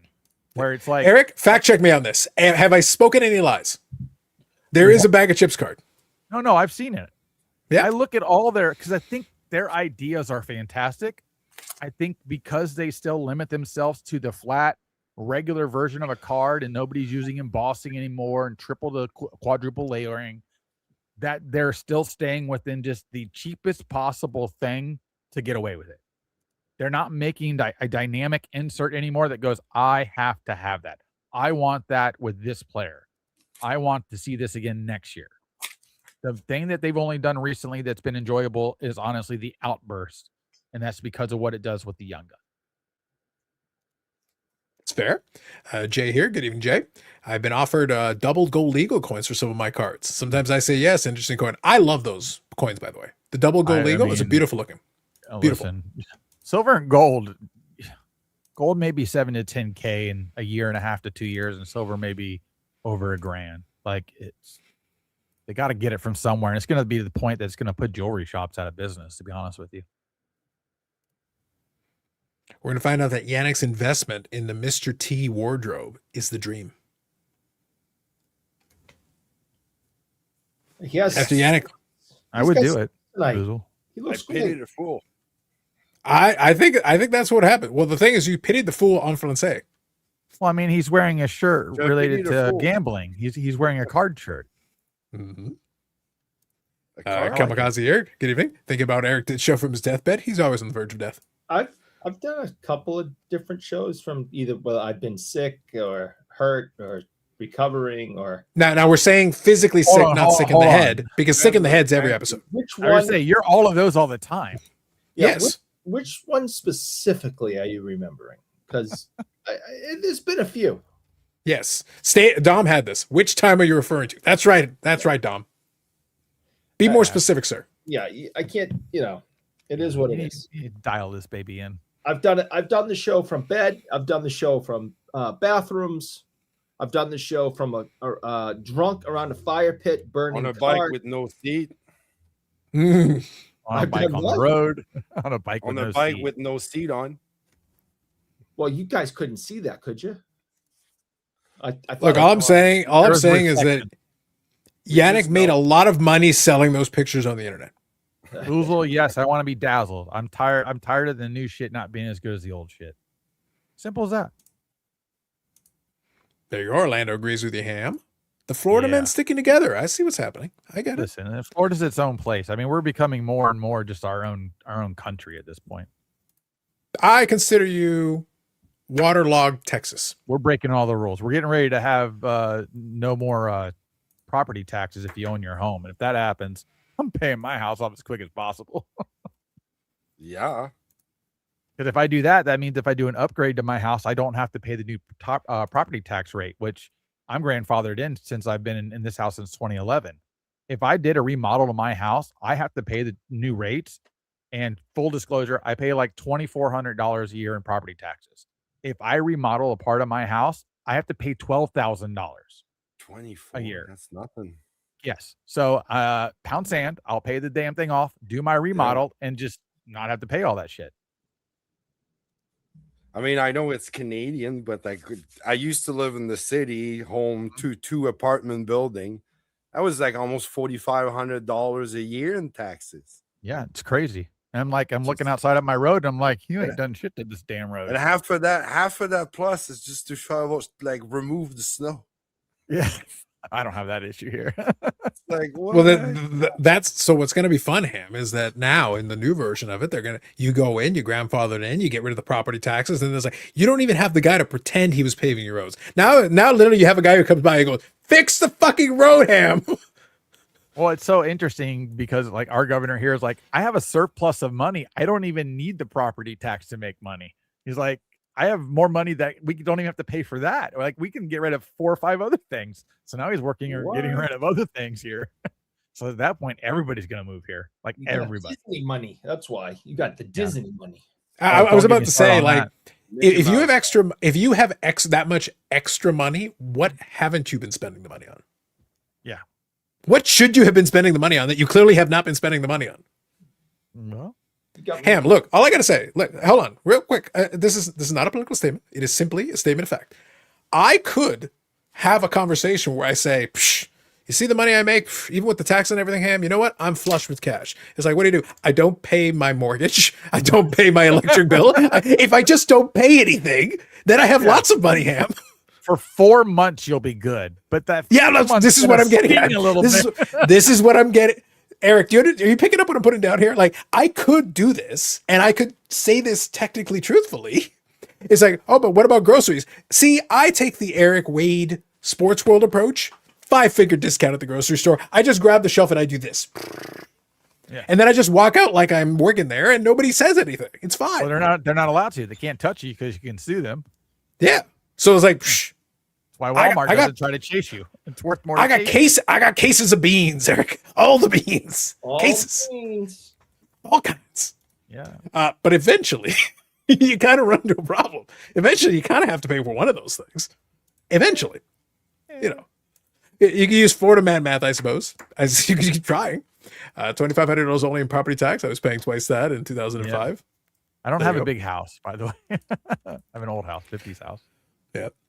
We don't have Yeah, state don't have tax. state tax. Yep, no. I mean, listen, Florida Wow. literally is everybody from New York already moved here, it felt like, and the rest of them are moving here now. Chicago, California. If they don't stop in Texas, they come straight to Florida. The good thing about the property tax thing, if you own a house over $4 million, you still have to pay property tax. So there is at least a limit. Well, Ham, if I say this half jokingly and half truthfully.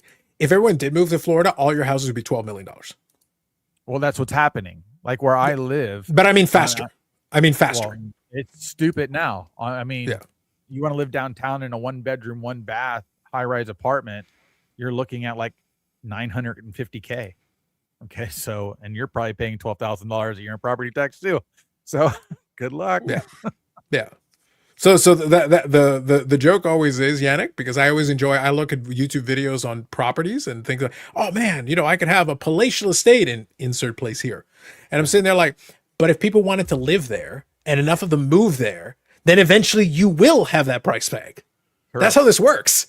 That it hasn't gotten there means not enough people, for all the stuff you can say, not enough people actually want to move there to actually make that's that why work. Texas has been so popular, is because there's so much places that people aren't living or weren't living before that are now willing to live there. Correct. So they're having to build. So that's why so many people move to Texas now. Plus all these big businesses have been there. And let's face it, Texas is the size of 3 or 4 states all by itself. So, and it wasn't populated to begin with, other than just a few places. It's huge. It takes a day just to drive across the damn thing. Yeah. And as long as you've got the space to do it, as long as you've got the as long as you've got the space. So I'll give you kind of a local example of this that happened years ago. Hamilton, basically part of the greater Toronto area there, but over on the end of it, it fell on hard times after the steel industry went down, because Hamilton is basically Canadian Pittsburgh. Like they basically have they even have the same color scheme. Like their football team and everything is like they're Canadian Pittsburgh, basically.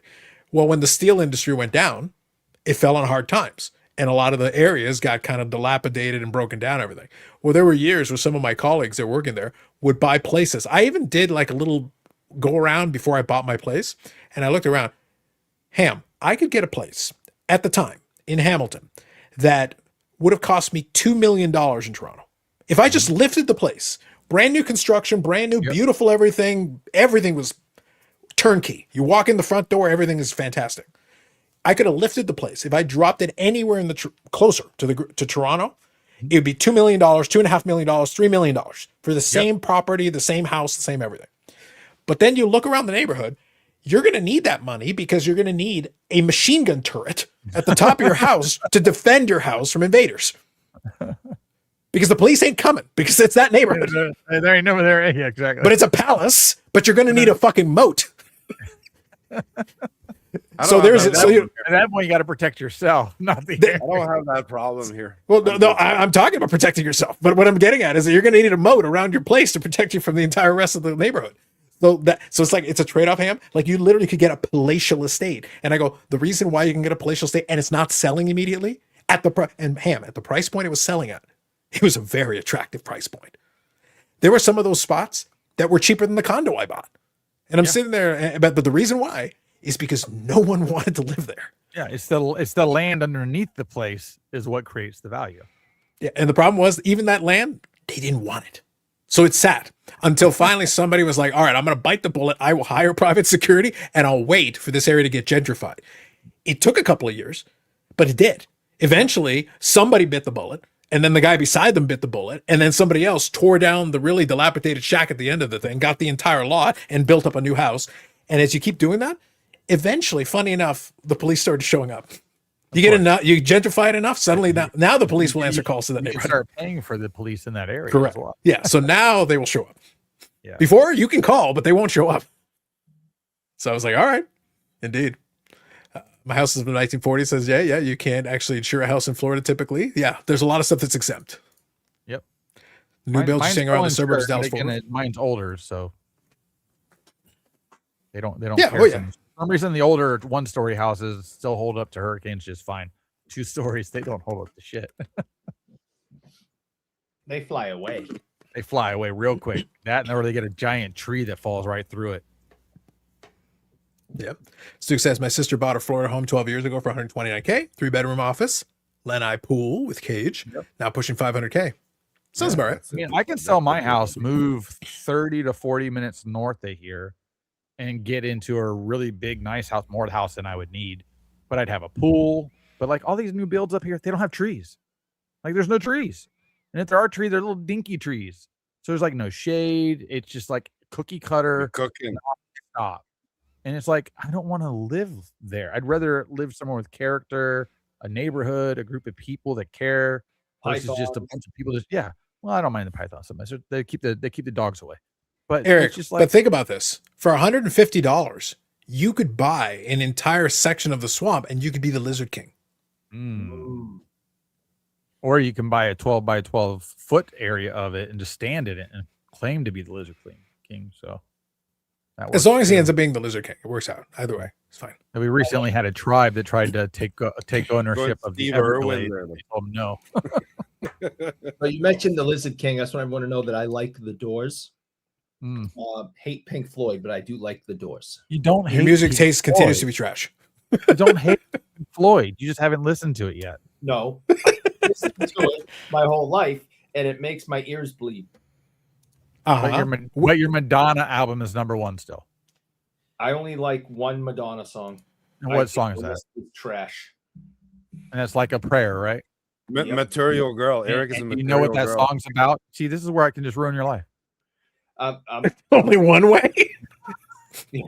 My life is already ruined, Sam. I was gonna say, Ham, it's like kicking in one more dent into a dilapidated, broken down car in the dumpster. Oh my God, you put that 10 in there. That kick really did it. It's just, I'm surprised you like such a perverse song. It's the only one I like. I think Eric's an Emmanuel in Space aficionado. Why does this shock you? Well, and that's the song that opens the whole entire movie. Yeah. The Burrell here chimes in. Eric claims to be the Mayo kind. Facts. Saw the Doors of the 2023 National. Mayo King. Mayo King still works. I'm not the Mayo King, Bobby. Holiday Celebrate. Eric likes Like a Virgin. Nope. Oh yeah. I'm picturing wearing out a Madonna cassette. Facts. Eric, take a bow. Do not. Eric like constantly likes to strike a pose. I've never ever liked her music. I've never liked her, but I just. What did Madonna ever do to you? Oh, I can't talk about it. Wow. Yeah, But, you like her dirtiest song. I like Emmanuel in Space. It speaks to you. Eric is a Yeah. material girl Thanks, living in a Miles. material world. Down on my knees, begging you, please. Yeah, I like the song. What Eric will do for chocolate sticks, Ham. He can If that relate. was- if And then the that- choir. I like the choir part the most. Oh, that's basically the ringing in the ears, buddy. You just got it backwards. If I replayed that video the way it's supposed to be, you'd probably never like that song again. It's like a little prayer. I like First the song. time. Oh yeah. It's the only one I like. Oh yeah. It is not about the Jesus. You gotta work for it, you- man. Yeah, you But other might- than yeah. that, I cannot stand her in any way. Yeah, Wow. no, she's rough. She's rough right now too. Oof. She's Nah, rough. dude, back in the 80s, I didn't like her. I just never Rough. did, man. But Yeah. something about that song, I could listen to it. I like it. Oh, I think I like Wow. Vogue better than that one. Well, that's why I said Eric could strike a pose. I know. We've thrown in Madonna references out throughout and the chat's done so too. So thank you. Oh, 100%. Appreciate your chat. Give me Mike. Happy Friday. Never thought I would like this Thai appetizer. Was delicious, lightly battered with a fried jumbo shrimp, fried shredded potatoes, hashtag mayonnaise, condensed milk, and lemon Ooh. sauce. I like it. There you go, Jay. Look at you. I like it. Nice and fluffy too, wasn't it? A little milky white. Madonna should remake Kiss songs. Yes, please. A Madonna Kiss album is what we need. No, we don't. She too wants to rock and roll all night and every day. Madonna reunion, like finally. It'd be great if like she did the Kiss remake album, but Gene Simmons literally just comes in for like a little bit and it just says featuring. All of them say featuring Gene Simmons. Again, he will do anything for $1. Yeah, he's rough looking too. I just saw an interview with him. I was like, "Whoa, what happened to you, buddy? Finally hit you." She started talking like a British lady. That's right, Bob. That's right. Thank you very much. Agreed. So this live is taking it's been quite the journey. I've enjoyed it. I've enjoyed it. It's been fun. Yeah. So I think, Ham, what's going to happen is if off-centered continues to be unreliable, we may just bring you in as our Eric whisperer. This may have to be like a new. What you do is you just always send me the link, and then just randomly I'll pop in. That works. Eric's all for it. He literally was begging for it. He's like, Yeah. please. Yes. We need more Florida. We need more Florida man. And I was Yeah. like, well, you're making a fair point. I get what you're saying. Well, I bring the warmth into the group. Everybody else is up there. How cold is it up there these days? Today it actually is, wasn't bad. Actually, Today, complete opposite. yeah, 45. today we actually hit. I want to do translate because Right earlier now, today I'm it in was the actually middle really of nice. a windstorm. Everything thawed out, and in the last 24 hours, you could have go. Okay, I'm gonna go sleds out, and we're gonna go skidoo and ski, snowboard, everything. And now it's like in the middle of July. It's raining, and it's like 50 miles an hour winds. Jesus. For the last since the beginning of the show, right now outside, basically, it sounds like everything is just gonna come off the roof. Like everything. Yeah, the wind has been strong. I will say, Ham, though, in the afternoon today, it hit like 55, 56. Oh, okay. So it actually wasn't bad. That's really good. Yeah. Yeah, like it wasn't On bad. one So, day- like in all honesty, it actually melted off a bunch of the remaining snow that I had sitting around and some of the ice. It actually melted off for the morning and afternoon because we were comfortably into the pause. Look, we were in just standard hoodie weather. Like, yeah, just pop outside. Like, yeah, it's fine. This is fine. It's above, as long as it's like above this. the mark right now. And on Monday morning, just to give you an example, I hit the coldest here since I lived in this cabin because I got to feed the stove type of thing. So I exactly know what the weather is. And I hit 30 below on Monday. And now, Okay. right now, you can go outside with your hoodie. Yeah. It was I think 85 here today. So But that's always been like kind of the main issue is that we've got the Canada. extremes. So you'll sit there like the beginning of the week, it'll still be like ice cold, like still super cold. And it's like, and then all of a sudden it's like, oh, now it's fine. Okay, that's fine. Sure. Yeah. Do you hunt the invasive Burmese pythons? Not anymore. I'm retired from it. he doesn't go like to play with them no more. So No, I usually jump on the back of them like an alligator. And when they try to whip the tail around you kind of grab it with your arm and you bring it back to their neck Yeehaw. and they choke themselves out. Always There good to you have go. a plan. Yeah, I learned that from Manny Puig down there in the Everglades. Eric's got Boston Gators outside just across the street. The thing is that, yeah, they're like genetically engineered and they only exist on his street. Like that's all it is. They hang out. They've got their own Corner cabin. there. They just, They go as soon as Eric, they go right to Eric's door. you just see a snout peek outside the door every time Eric is about to come out, and all of a sudden it's like, and Eric's like back inside. Yeah, alligators are easy to defeat. Just never be in front of one. Always be behind it. Okay, that's the tip. That's Yeah, the I- rule. Some idiot. Careful, kids. Put Don't an feed the alligator. gators from the front. Nope. Always from the back. So some idiot here in Massachusetts, and of course that's a long list of possibilities. Put a baby Idiots in alligator Massachusetts. in a pond, just in late fall, and someone thankfully found it and reported it. You're the idiot. And I don't believe I am. Well, look at the subheading.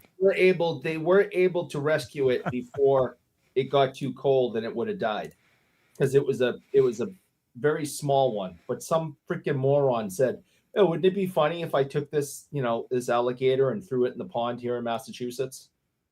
Yeah, they're Yeah, not built for that cold. No. Plus, can you imagine? I mean, it's not something you have to be aware of. So you're over by It doesn't even matter. It's a reptilian animal. It would literally not be able to move in that type of temperature. You could literally walk up and kick it in the face. Yeah, but I'm talking. All right, but what I'm saying is, what if they did this, in the spring and they had all summer to grow, and by the end, You'd be losing a dog yeah. So or easily. or anything, you'd be, you're not expecting there to be an alligator at the pond. Don't they? Oh, hold on. actually, We have ponds here that Can they says hibernate? beware of alligators, and there's idiots throwing a tennis ball into the water while their dog jumps into the water to go and get the ball. And I'm like, there's an Nice. alligator right over there, you dumbass. Don't get Stupid. mad because you lose your dog. You didn't read the damn Fluffy, sign. go Fluffy. Here, Fluffy. Here, Fluffy. Oh, Go get it. Go get it. It's a little chihuahua out there swimming for his life with a tennis ball bigger than his head, trying to swim and float. Can and they breathe at the same hibernate? time. Probably just with the snot out of the ice and basically just sleep there. Probably. Yeah, They can't. Well, they can stay underwater for quite a long time. They just kind of like take a long, deep See, breath and fuck just hold it. Canadian gators. Well, I'm working on something. There you go. It's gonna be a new movie. No, we got Canadian beavers. gator. We're okay. And bring back Crocodile Dundee for the Canadian gator. Canadian Dundee. We keep this up, we're going to hire Eric for it. He's basically Canadian. Ham is a snake wrangler. Yes. Yeah, as long as they don't bite you don't have to worry about them. Actually, I want to show Ham something. You'll appreciate that. Picture of I Eric's live wife. right on the lake. What? So someone caught a pike. I like that you instinctively threw that in there. Just Well, I mean, he was sending her all these pictures. I figured he had other. see, Ham. pictures That's I why. didn't have. Ham. That's why I appreciate you here. That is what I'm appreciating right now. Real funny. I thought it was great. Well, you could go down to Florida and fight him, get your land on their plot as the Lizard King, and then show us what you can do. This is your Oh chance. wow, that's great. Yeah, that's serious right there. Yeah, Was that ice fishing? that's like I don't know, probably like 15 to 20 pounds and probably about like 40, 45 inches. When I see those fish get brought up with that tiny little rod and reel through a damn hole, Yeah, I'm just like, and then I watch that fish when it's during like the summer, how aggressive it is. I'm like, does this fish even care in the winter what's happening to it? Because it has so much power that there's no way that stupid little rod and line and reel should be able to pull that out of a damn hole of ice. so just down here, basically, there's a small little kind of gap. People have like tents and they ice fish there. So you sled, you go home, and then you go back in your thing. And But Yannick, how many vans we got there down by the river? I'm the only one. You're Oh, the okay, only just one. checking, just making sure. Everybody else is everybody else in tents? Yeah. Yeah. I always thought about like if I get up there, it'd be something I'd really want to do, but I have a really heavy fear of being on frozen ice with the I assumption don't like it. that I I'm don't not. do it. Yeah, I'm Technically, sorry. this is the lake. I don't live on the lake. It's basically like the river is just basically it gets bigger for about 10 miles. And then it goes back. So technically, it's still a freaking river. So at some point, the ice, everything moves. Yeah, It no doesn't thanks. really kind of. No thanks. No, I don't like it either. I stay on the ground. That's like standing on an active volcano. No thanks. Yeah. I'm good. So Good. even like, I mean, I get it. It's thick at some point, like, but I still, don't like, care. If I'm drilling a hole through it, if I can fish I'm through okay. it, it's not thick enough. I'm not a small person. I don't need to be standing on ice. Yeah. Not with that attitude, Ham. Come on. Hell no. I That don't might be out there with like a participate in any of it. 7.5 I foot watch it. freaking inshore rod. I'm the last person who's going to argue for this. I hate the cold in all its formats, so I'm out. Yeah, But- I mean, I'm born and raised in Florida, and the first time I ever went to snow, I literally left 3 days early, and that was meeting what we ended up being my wife's father at the time. And I was like, I'm going to die if I do not leave here. That was the first time I ever saw snow. So I was like, Well, yeah, you he just experience it once in your life. 13 states to live or another country. I do not. I guess you know, if you have the chance to go experience it properly, that you're dressed and that you'll do everything that you know, that you're not necessarily left there in the cold and traumatized. Like, it's fun. But like, I don't I'm already I don't- traumatized.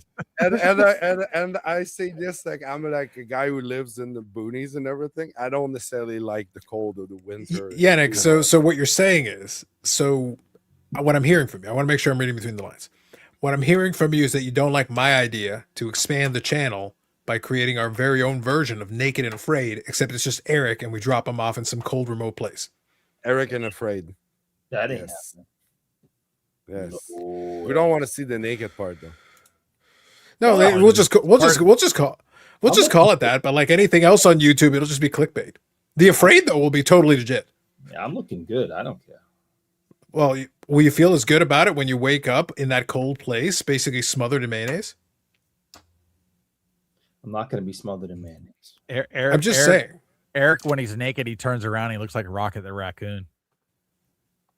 Wow. All I'm saying is that basically this could be the plot for Saw 6. That's the beginning of that's the beginning of the movie. But when you say aren't we Saw, at you Saw say 8 or Saw 9 as now, in. or- Hold on. When he says Saw, he means Saw is like scene. Saw 6. Yes. mean a lot of things, Ham. It could mean a lot of things. It is. I like Ken was kind of touching on that here. Ken is more in line with a cabin in Canada in winter. I can dig that. But then conversely here, however, my Texas-raised wife might not be as keen on the chilly Canadian weather. you better I have would a suggest fire not. in the middle of that house. You gotta shovel your way out all the time. Remove snow. So you know how like you've got like how you have Right. boats, and then you can give names to boats, and on the side of the boat you put the name. Ken's cabin the side of the cabin would be called divorce. If I lived You're- up there, the you're- first thing I would do is buy a Tesla flamethrower, and I would flamethrower my way a path in and out of that damn snow. Well, the problem, Ham, is if you go to the wrong part of the country, by the time you're done flamethrowing, the water then falls on the ground and immediately becomes ice. Yeah, correct. It's like you can't win. Have you ever seen like what happens in Alaska when somebody basically when it gets super cold, they take boiling water and literally throw it, and Throw it it, immediately turns into becomes poof. Yeah. mist. Yeah. Like, Give me that kind of everything a is cold to a point that it fights like anything mechanical. Your car, it's hard to like. I don't even lock my doors because you'll be like wasting 10 minutes in the morning trying to just. I would. Yeah. There's no point in locking your doors. The weather's going to do it for you. Exactly. Like, so there's it's a whole other world. Trust me. If I could, I used to live in Paradise in Canada. I lived on Vancouver Island for over a decade. So there's no winter there. Like there's an inch of snow every decade, and people go crazy for like, oh, we're shutting down for 3 days. And it's like, okay, it's nothing. By February, you're already mowing the lawn, and it's winter for them. It's a couple months of heavy rain, and you might get to the freezing point for a week or two, but by like 10 in the morning, like it's the weather is already like high enough that I used to drive my motorcycle all year round there.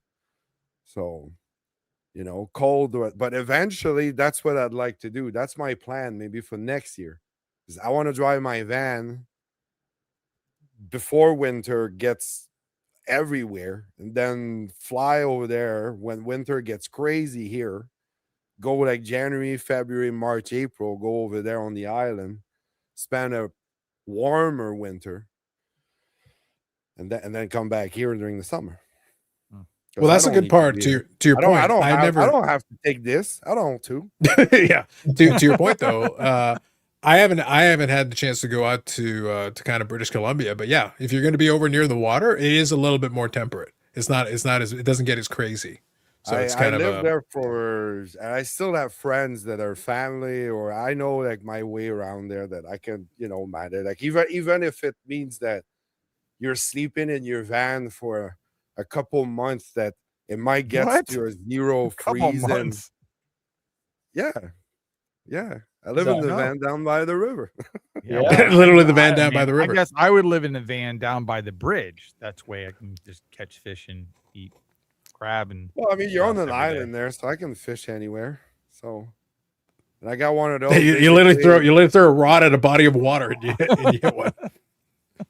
Like I have there it is. There's There's a fish with a motorcycle, so I could just kind of leave the van there, camp there, and then I drive my bike over there. So it's on off-road bike paradise there. So anyway, Nice. That's the plan for a little bit. All right. Stu here says it can be surreal fishing in a nice house on vehicles driven by crackling all the ice as it goes by, I imagine. Yep. Ham is expressing himself. He doesn't want to be frozen. That is what I'm getting. that's true. Yes. It's very subtle, but I'm getting that. Ham at -45, your snot freezes inside of your nose. It's true. Not where I'm at. Yeah. Paul lives where Well, it's cold. you don't get to -45. I'm not Stu going said. to walk to anywhere Northern that has Alberta. -45. Some awesome ice houses that are bigger than tiny houses, yes. Other than the Ham, this is the Snowmobile Club of North America. Evening Lapper. Oh, by the way, if you're curious, check out Lapper's channel. Ham, you'll appreciate this. He built his own AI scanning software in ChatGPT in 3 minutes. I've seen a lot of that lately. Yeah. But have they built one that scans surface? So yeah, basically he set it up in a way. So I watched the video briefly, but basically he set it up to adhere to the various PSA and I think a couple of the other ones, basically the written standard. He asked it to create it in such a way that it would scan the card and then use the criteria and then give an estimate of grade and give some notes, give some basic reader's notes. Did you watch? This is my last drive chat, and I haven't had one in a minute now. I watched an episode of how McDonald's French fries are made. And at one point when French fries, after they've been cooked, they're running through All a the conveyor belt. ingredients. Yeah, well, they're running through a conveyor belt doing like 15 miles an hour. It's not slow, it's flying. And there's a laser that is scanning the French fries, looking for imperfections in the French fry after it's already been fried.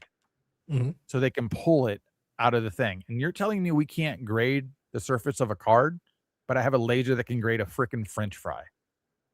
Yeah, that makes sense. Sure. Well, Okay, you that's just a talked cop-out. about. So I understand what PSA you're saying. McDonald's, You Yeah. just talked about a laser though, and McDonald's. Listen, the clown has enough money to have lasers. No, you can have a flatbed scanner, and maybe it's clean.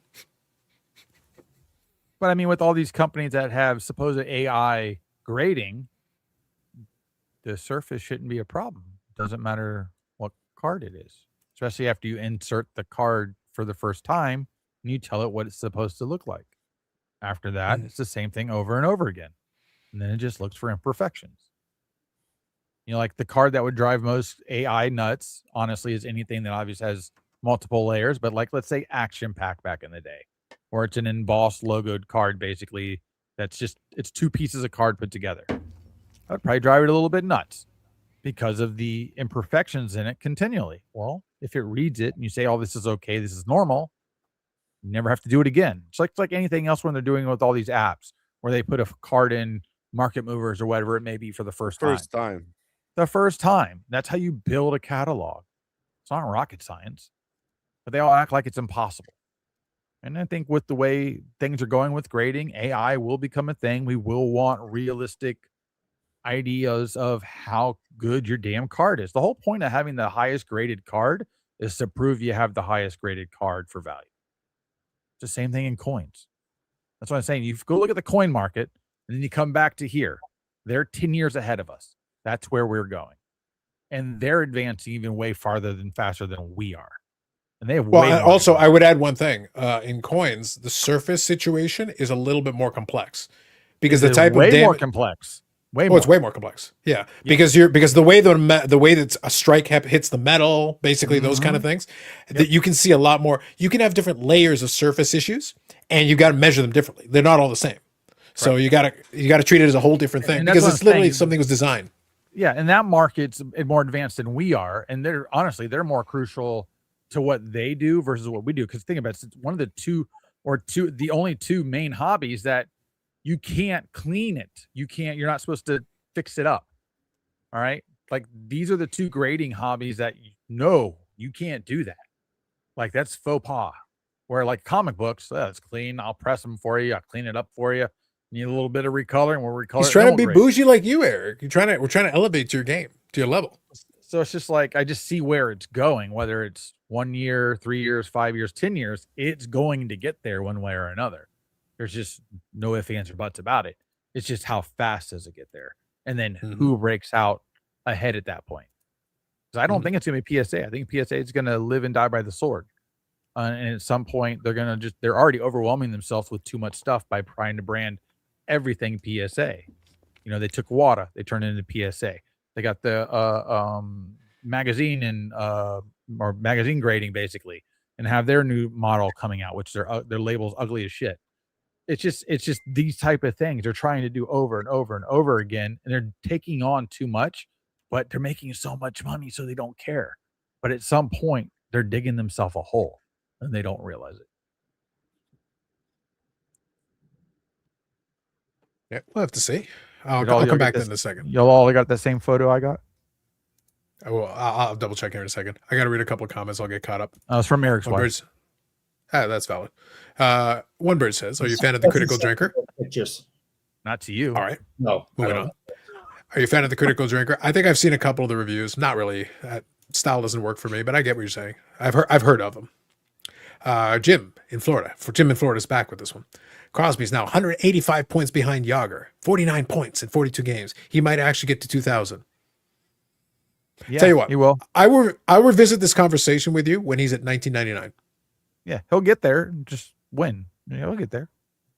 No problem. No worries. Yeah. You know what? When he gets to 1999, I'll join you on that crusade. My town is sponsoring. I swear to God, just for Jim in Florida, I kind of want someone to break Crosby's leg and end his career now. Just like end it. And then, you know what? If it's in Florida, if he plays the Panthers, after they end his career, then somebody shoots him. Then he's done.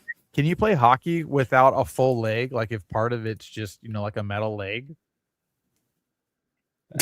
Technically, you could. There's no law against it. I didn't know if there's. I don't know how effectively. I don't know how effective you would be, but you, in theory, you could. But I mean, I don't know if you've seen those new legs. They're better than a real leg, so he might actually be improved. He's like the Bionic Man. We rebuilt him. And then we the have $6 million man. Yeah, you can't be illegal and have a robot leg now. So like, well, if he's got robot legs, then yeah, he'll get to 2,000. Then he's good to go. Then he's good to go. That's why you got to shoot him after. He's like a zombie. You shoot him in the head. Make sure he's dead. How much would the $6 million man cost today? With inflation? With 600 million. Yeah, 600 million exactly. Our only hope is that we've collected enough gold to pay for it. Exactly. Stu says, my town is sponsoring Hockey Day in Minnesota, outdoor high school games. They have even a skating trail through the woods. There you go. Nice. Hold on, it says the only time I like going to Florida is going to a hockey game. Fair, I get you. We have an outdoor hockey game coming up here in February at Raymond James Stadium. Nice. All right, let me get caught up here. Oh, 10 minutes behind. I'm going to try to move quick. If you're not in the prairies, you don't know cold. Yes, the prairies are very cold. Snowbird, yes, talking about Yannick's comment. I want to be a real man like Yannick. Where do I plug in my microwave and miniature TV? That's right. That'll teach you. Van Damme by the river. That's right. Heard it on the show. That's a made for TV. That's a straight to DVD movie that I would buy. Van Damme by the river. Come on, Eric. Van Damme by the river is number 1, a movie that should be made. Number 2, a movie I would buy. Number 3, a movie that I would force us to movie review. Ham, we're only about 4 movie reviews away from getting to 50 from that old series back in the day. If I bring it back, Van Damme by the river, we won it. The only thing that would make it better is if Van Damme was the name of an otter. Interesting. And it was a Disney movie. Disney movie, there you go. Non-chat GPT, Google AI Studio. My apologies. I thought it was chat GPT. I thought you said it, but fair enough. Lapper made me a card replicator. Did Eric scare away the Burrell? Eric scares away all people. So, no, I'll answer this. So the Burrell has advised us that he is taking his aim at YouTube stardom. The Burrell has gone solo and is focusing on the YouTube channel. So now I'm expecting daily videos, Eric. I think daily videos are what we're talking about. Maybe hourly videos. I'm not sure, but I look forward to seeing whatever he creates. Yes. So he's pausing his participation in it while he's working on his dream of being a YouTube star. But in the interim, he still has the link, so he may still pop in from time to time. It's up to him. Let's see. A minute project is 4 million. Yes. I pay in silver. There you go, Bob. Can it scan flaming hot Cheetos looking for a Charizard lookalike? Yes. Can we get Cheetozard? That's all I care about.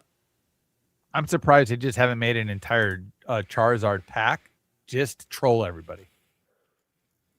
That would be a good thing. Look, Ham, all I got to say is, I don't know if, I think you're aware of this, but I'm just going to make this really, really crystal clear. For some reason, it's not. Click here. I'm a big fan of the Cheetozard. I know. Big fan. Actually, I saw that actually today on something I was looking at. It was actually on my feed. It was so good. Oh, the Cheetos. Ham, I had a Cheetozard week. It was a golden era.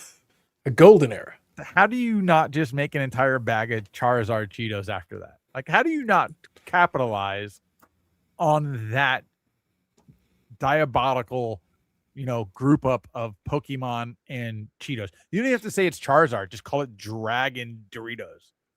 Oh, yeah. No, you rip it off. Rip it off like rip it off. Yeah. Without even shame. Yeah. Oh, yeah. Without says, shame. Yeah. No companies have AI grading. They have machine grading, then coding. The coding is the problem. Yep. That's fair. You know what, Lapper? I'll include a link to the video in the description for the replay, folks. So I enjoyed it. I thought it was fun. Although, one critique I may offer. When you're zooming in and doing your section of it, it looks like it's all pixelated and everything. And I'm just so are you trying to say that the machines got to you and that's how we ended up with it? Because I think it was kind of funny the way it worked out, because when we was doing the video portions of it, it's like, it feels like the machines have got to you, and it does feel like you're reading off a script a little bit. So I was like, interesting. Okay. Paul says, "Quit being stupid, Bob. Hold on until 300." But I did enjoy the video, so good job by you. Hold on until $300 an ounce and paid silver. There you go. Grok, is he lying? Add the question mark, Bob. Add the question mark. Gotta have the highest grade. Small pack energy. There you go. 5 years from now, CGC will be the primary grader, and PSA will be like 23 to 2025 Beckett. Live the dream. Ham now works for Tag and has read the Tag patents. Yes. I'm surprised some hockey team hasn't tried a really fat guy, a goalie, yet. We tried that with Nintendo Hockey. Yes. There's a fat guy. There's not so fat guy. Small skinny guy. That's right. We had 3 options. Today, Nat Turner said LeBron's signature style has gone downhill. This year replied he was in no position to talk about anything going downhill. There you go.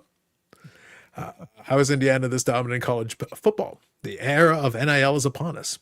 Mm-hmm. All right. Maybe he's tired of being YouTube Hall of Fame adjacent. He's going for it. Perfect mistake for Bobby on the Friday Live. Bob Boozle. Bob Boozle is a star. A rising star in his own right. Carlos's ratings bonanza. Yes. Dan's alluding to it. By the way, I also appreciate that he's using Brendan Ryan's image as his avatar now. Yeah. Brendan Ryan's been on a roll with all those. There's been a lot of them. Did you see did you see the one that he made for me though? I did appreciate being the hobby content Pope. You're the Pope. The Pope. I did appreciate it. He captured the essence of popedom.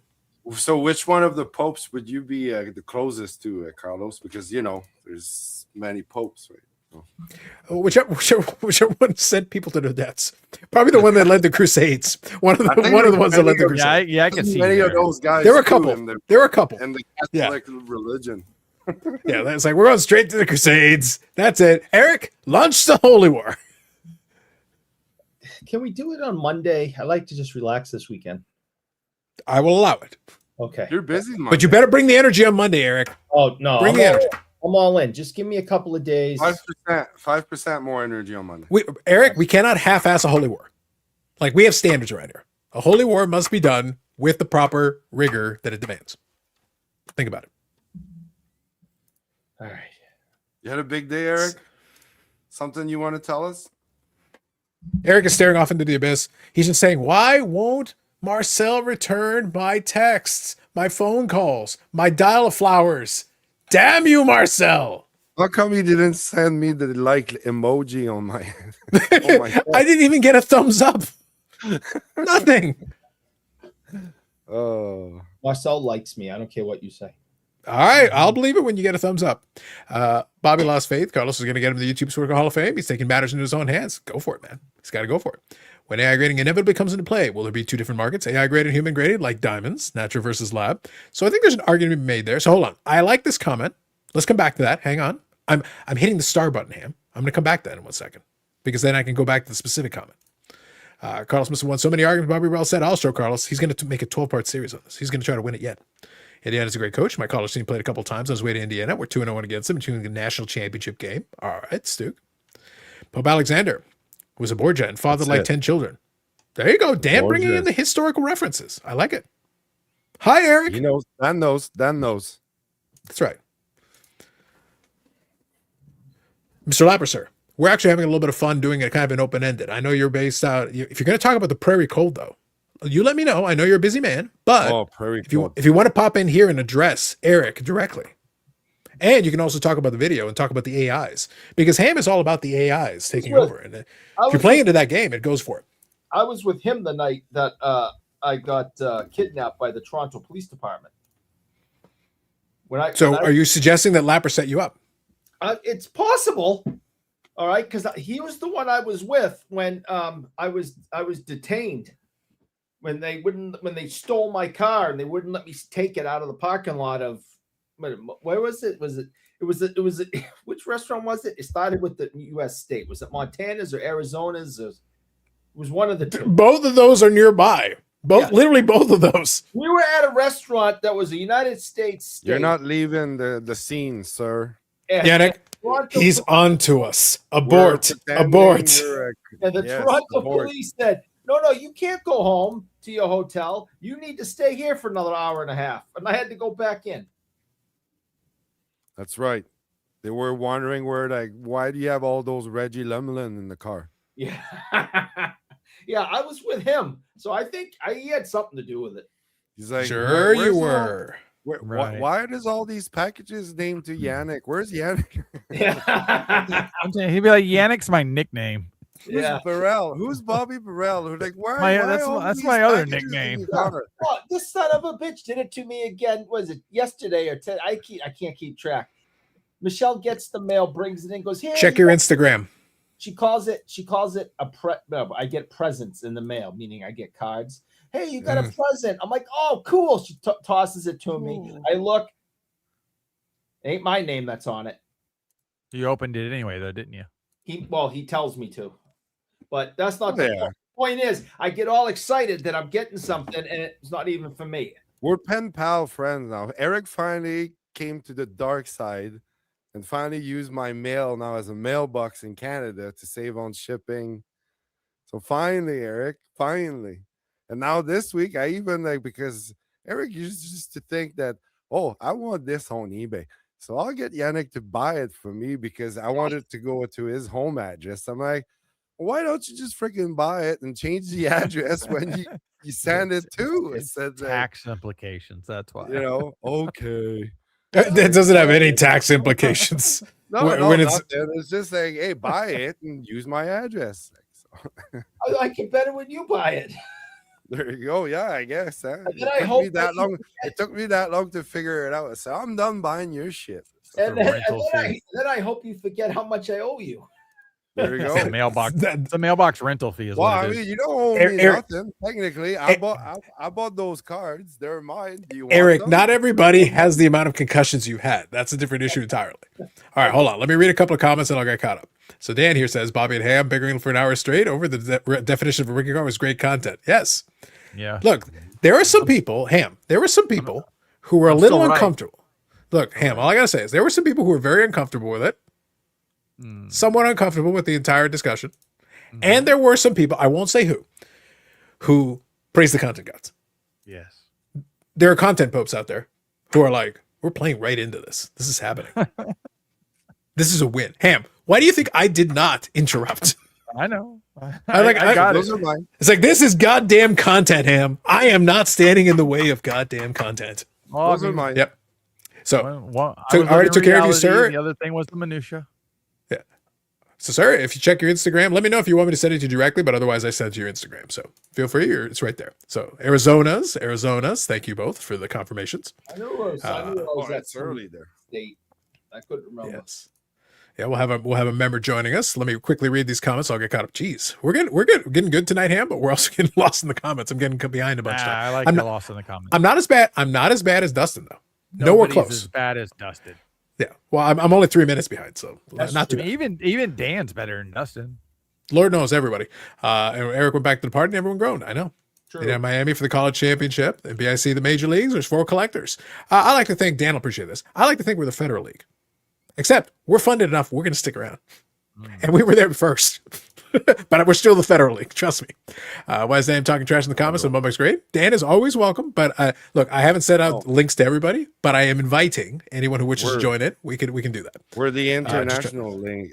International league. Sir in the cards. pod, Ham is good at fighting. People with words, yes. Remember when Dan blocked Zach Pierce? I don't remember that. Maybe he did. I don't know. Even Dan's better than Dustin. Ham, you are eternally my friend. There you go. All right, sir, you were good? Boom, he's on. What's going on, Mr. AI? What's going on? Hello. How you guys doing? Hello. How you doing? Eric.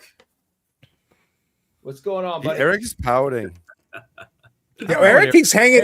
Eric keeps hanging back off in the Hanging distance. back. Yeah. He's like laying back. He's like at the back of the pack, just kind of just riding around.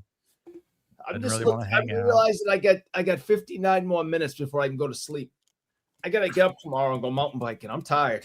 You don't have to. You choose to. No, I don't. Exactly. That's a choice. That is You literally ever a thought of choice. getting a dirt bike, Eric? It does the same thing, but it's easier. It'll make one of those Cannondales yet that's an electric bike that you can pedal if you want to, but if not, you can just kind of pull the throttle back. Yeah, the old man switch. No, Yeah. no, You're almost there, buddy. yeah, it's getting close. If I get another major injury again, I'm definitely getting an e-bike. Yeah. Well, I don't know. That's more dangerous than a regular bike. Can be. Oh, it can be very quickly. You can ask my dad. Have a good one, Hodges. All right, so real quick. So what I was going to say is, I enjoyed the video. Well done on building the app. So you were saying, sorry, it was the Google AI Studio. You said it was not Chat GPT. Yeah, that's how I built this one, was through Google AI Studio. I used ChatGPT to help me build the prompt. So okay, I yeah. thought you made reference to it. Okay, so maybe that's Yeah. what I heard. Yeah, so ChatGPT built the prompt. So what I did is I took basically PSA standards. So I took the standards and I told it, this is what I want to do. I want it to grade sports cards, TCG cards, whatever. And it took PSA standards and built me out a big, long prompt. And I plugged it into Google AI Studio. And then all it's doing is strictly adhering to PSA standards at that point. You know, so the thing is, when, like Ham earlier, you were talking about Surface and these things, and obviously they're important, but when your grades a lot of the time are set by really obvious flaws, you know, things like creases through the card. Once you have a crease through the card, you're capped at a 4, right? So some of these things are really simple, but then when you take a crease with a card combined with, you know, some soft corners, well, that would be a 4. But let's take away the crease and say, you know, we have 4 soft corners on a vintage card. That's capped automatically there, I believe, at a 6. So it's about thresholds, right? You don't need, and I say this in the video multiple times, you don't need X-ray imaging and CT scan, like all this mass million megapixels to really get the grade of a card the way that PSA standards are set. It's just not, you don't need that. We can do it with our phones. Our phones take great pictures, and that's plenty to be able to grade a card. The more pictures, better. You know, So this is where I've seen a problem with that. So some of the AI grading that I've seen with apps, if a card is a newer card that's a very glossy card, based on the angle, it will take the picture and it will not see where, let's say, the top half, because cards are multiple layers, might have a little bend to the corner because it just came out of the pack that way, and it will not catch that because the glare never hit it enough. So therefore, since it's all white, it sees it as just a straight corner still. So it would miss that. And then if you sent that in, obviously somebody puts it up against the light, rotates it, they're going to see that little bit of indentation or ding to the corner, let's say, or raise, that the AI wouldn't have took it or seen it taking a picture without multiple pictures at multiple angles. Yeah, well, so that boils down to the bigger problem, right? What do people want? Do you want a PSA 10 or do you want the truth of how your card grades? Oh, no, I completely agree with that. I mean, I agree with that. Yeah. That synopsis 100%. So that's what I was saying with the lasers. A laser would pick that up. So real quick, can I quickly say something? I kind of want to so let me reemphasize what I talked about a little earlier. I am the person who's been the most skeptical with a lot of the attempts at AI grading. So I'll lead with that just off the top. But I'm also going to say, I'm also a technology guy. I literally work in that category. The reason I'm skeptical is because I see a lot of technology that can do a lot of things applied incorrectly, applied poorly. And I see false promises with no evidence. And there's a lot of people in the space who do a lot of that. They're promising the moon and the stars. I'm like, all right, hold on. Why don't you get the basics right? Start at this level, you know, build out from there, and then we can go into the rest of the conversation. I will even have the conversation with you. But when you're promising the moon and stars at the beginning, I know you're full of shit because you're trying to reach all the way here when I don't care how much time you think you spent on this. I guarantee I can find enough holes in this that Swiss cheese doesn't have as many holes as this does. Like it's a fatally flawed concept. What I like is what Lapper did. I could sit here and pick holes in this too. But for what he's actually trying to do, the concept of it and what he was actually doing with it and the energy he put into it and utilized the tools in such a way, I don't have a problem with it. Because Ham, your scenario is totally valid. I'm not expecting perfection from this though. I do think it works from the perspective of it will identify certain things because I know some of the collectors, even some longtime collectors, are blind as a bat. So even this, as a starting point, it's like even as a pre-grading thing, the fact it was even able to pick up some of these things well, that's still good because even if nothing else, it gives you a nice starting point to pick up certain things where like the person isn't looking at these things properly. But the scan is ultimately going to be the thing because guess what? I can take a scan and if I put a scratch on the holder in such a way that it looks like it's on the card, the scan might pick it up and misinterpret it. So we're only as good as the source material. Garbage in, garbage out. We're only as good as the source material here. But for what it was being asked to do in that, I would love to see it tried a little bit more. But conceptually, I like it. And I like the fact that it picked up certain things. So I'll kind of quickly share a screenshot here. And I like some of the examples given and everything. So to me, here's the good news.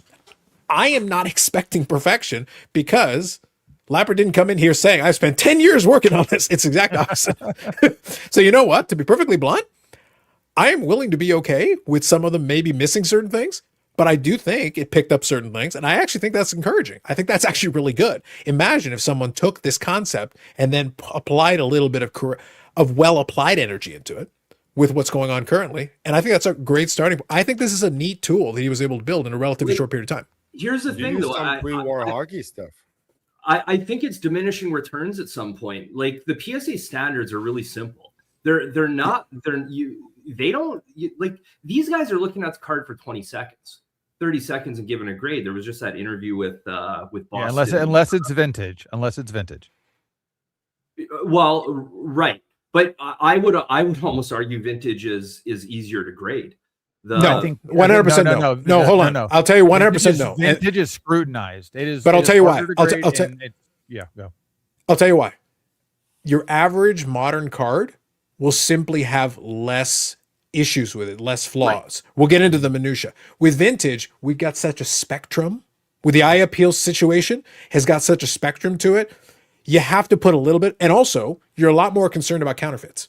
That doesn't mean there aren't modern counterfeits, but I'm just saying, like, you know, a 52 tops Mantle, the likelihood that somebody's messing about, a Honus Wagner, the likelihood that somebody's messing about on this, you got to take you need a little more time, if nothing else, just to evaluate, hold on, let's make sure this isn't somebody playing a game, reskinning the front of a card that shouldn't be this. So this doesn't address, obviously, the authentication. It was the first comment that I got. And sure. Not saying that. Having said that, I think that it's not difficult to put authentication into the framework. I didn't do that. That's not what it is. Yeah. But I don't think it's difficult to do. Trimming too.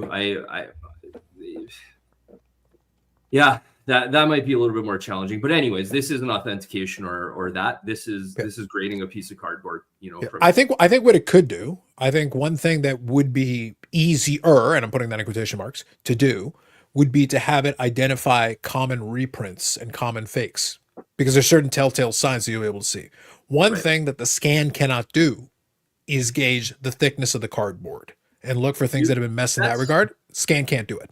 I'm going to do that after this. I'm going to throw through some fake cards. I'll get some pictures on eBay and put some fakes through and sort of see if it flags it, because the information that it gives on the side there, it has the card image, and on the right-hand side, it's got a whole bunch of information. It pulls out a bunch of information about the cards, you know, about the nuances, about paint spray, about all different sort of stuff. So there's more stuff going on in the background in terms of what it's looking for and knowing nuances of different sets, different cards. So I would expect actually that it's going to mention that to me. We'll see. I haven't tried that, but I'm really curious to do that. Sure. Now, one question, when you were building it out, when it's trying to figure out, because one of the things I noticed in a couple of the examples you gave is that it noted certain issues that are more common on that particular set or issue. Right. What's it pulling from? Because that's not the PSA standards per se. What is it pulling that from? That's what I was just talking about. It's working in the background and pulling nuances from cards. Where it's getting that from? I mean, from because it has to be getting that from a database, because it's pulling from, because obviously there's information out there. There's certain articles and things, but that's what I'd be curious about, because, and I'll tell you the reason why I'm curious about this, Aaron. Yeah. I think what you build, so I want to give credit where it's due, because I think what you did was actually very impressive, and I actually think it was well applied. Again, your camera though was a little bit, like I said, there's certain parts like, are you sure it wasn't the AI doing the video too? Like I question. That was just a filter I used. Anyways, no, I get so anyway, the thing is, with what it was pulling though, I always want to be careful, because again, from what I said, literally what I said a moment ago, garbage in, garbage out. There is places depending on where it's pulling from. I do want to know where it's pulling the info from, because obviously there is also misinformation. There are people who misinterpret certain things, give false info. So if I'm giving some data points or I'm pulling something about a certain set that is 100% untrue, then I want to make sure I don't have that as part of the data set it's pulling from when it's trying to figure some stuff out, because there's some stuff in there. Again, we're talking about kind of the authentication piece. The grading piece, just looking at the scan and making an evaluation based on the standard, sure. But if there's certain nuances about a set, I want to make sure whatever nuances you're pulling from, let's make sure we got those correct. And where the source is important for that piece. Yeah, that would just be the LLM in the background. That would be Google, like Gemini 3, just reaching that data from wherever Gemini 3 gets its data. Same way, when you ask for a recipe through any LLM, the same way you get it, ChatGPT, Gemini, Grok, all the same. Well, the only thing I'm worried about, like I said, like it all depends on the sources, because I happen to know that a lot of these AI tools think 68, 69 O-Pee-Chee and tops are perfect because Eric has spammed the internet with this garbage. So like, no matter what they are, in all conditions, they're perfect. And I disagree with this. I don't want this out there. It's a problem. Are you putting that, or Eric? What do you have to say for yourself, Eric? You're spreading misinformation, fake news. What are you doing? Hey man, I'm just trying to make a buck. All right. I'm just saying. I'm just trying to scam as many people as I can and make a buck. All right. I don't understand why. Listen. If you admit it, you can't be blamed for it. So. Yeah, I don't understand why you're stepping on my toes. I just wanted to zoom in on him so that the clips will focus on Eric. I don't want any of the rest of us to have to deal with the fallout. Aaron, you understand? I want to make sure that Eric takes the full credit for all of it, so that when the moment is right, it's just focus right there. I want to make sure. So kind of to Orlando's question. I think so. I don't know if you, obviously we could try. So Aaron, after the fact, we can always talk. I would love to give you some scans or cards that we could have a little fun with, because I can pick and choose certain specific scenarios. So here's, let me go back to what I said a moment ago. I like technology. It may not sound like it, because whenever I make fun of the coaster makers, it's like, well, no, the problem is that you idiots have proven to me that you're morons. So I don't trust you. I don't believe you. You could tell me that you could tell me that the microwave in the cafeteria will heat something, and I have to force you to show me, because I don't trust you, because you have shown me that you don't seem capable of even doing the basics correctly. So I have no reason to give you any faith. I am happy to kind of help beta test a concept or an idea. What Lapper did here, I like it. That doesn't mean it's flawless, but there are some cool little scenarios and things we could play out. There's some stuff we could do in there, and there's some refinement. And I love the fact that he built it, and I love the fact that he tested it, and I love the fact that he put it on the screen. That, to me, that's a great start. I am encouraging of people trying stuff. I'm encouraging of technology. That's why I want to make sure I'm not misunderstood in terms of what I'm doing here. I'm encouraging of you to try. I just don't want you to give them credit for solving something that they haven't actually solved yet. Yeah. Big difference. It's not, grading isn't difficult to do. There's certainly nuances and different situations. But again, we're not solving world hunger here. Grading a piece of cardboard is relatively simple, especially by PSA standards. The results that I've gotten, I'm definitely, I'll take your cards and scan them. I was doing it in the Discord. Those images you showed there were from Bobbles. So Bobbles sent me that card, and then the other, I did a baseball one. I'm not a big baseball guy. Who was it? It's a huge card though, 40. Anyways, the results have been incredible. Like I'll let that speak for itself. Like it's completely in line with PSA. It does give a range, but it's extremely close. And then also identifying, the issues with the card through an image. And these aren't cards that I have in hand. They're cards that I'm scanning sometimes from the SGC website. So I'm doing it through the slab itself. SGC is pretty good because it's clear slab. But I'm certainly not saying it's perfect either. I'm just saying it's not a difficult thing to do, to have a machine grade a card. And I'll say again what I said in there. Companies aren't using AI grading. The company that you refer to, I don't even want to use the name, but it's not AI grading, it's machine grading. There's the ability to do this. The last 8 months, there's been such massive changes in artificial intelligence and the ability for everyone to build. It's changed so much. They've been doing this for 10 years. I did this in 3 minutes. My model is indefinitely much better than what took wherever they're at, after 11, 12, 13 years now. Only because they made it more difficult than it had to be. When you have people coding and they're like, oh, what does happen if there's a little bit of a round edge? When does it hit this? Humans are making these decisions along the way, changing code, and ultimately that just gets impacted.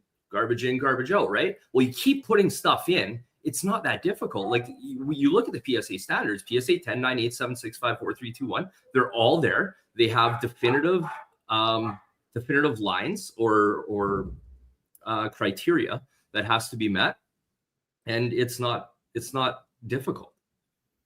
No, I think there's a lot of valid points there. And Ham, I'll bring you in on this because I have no doubt you have some opinions.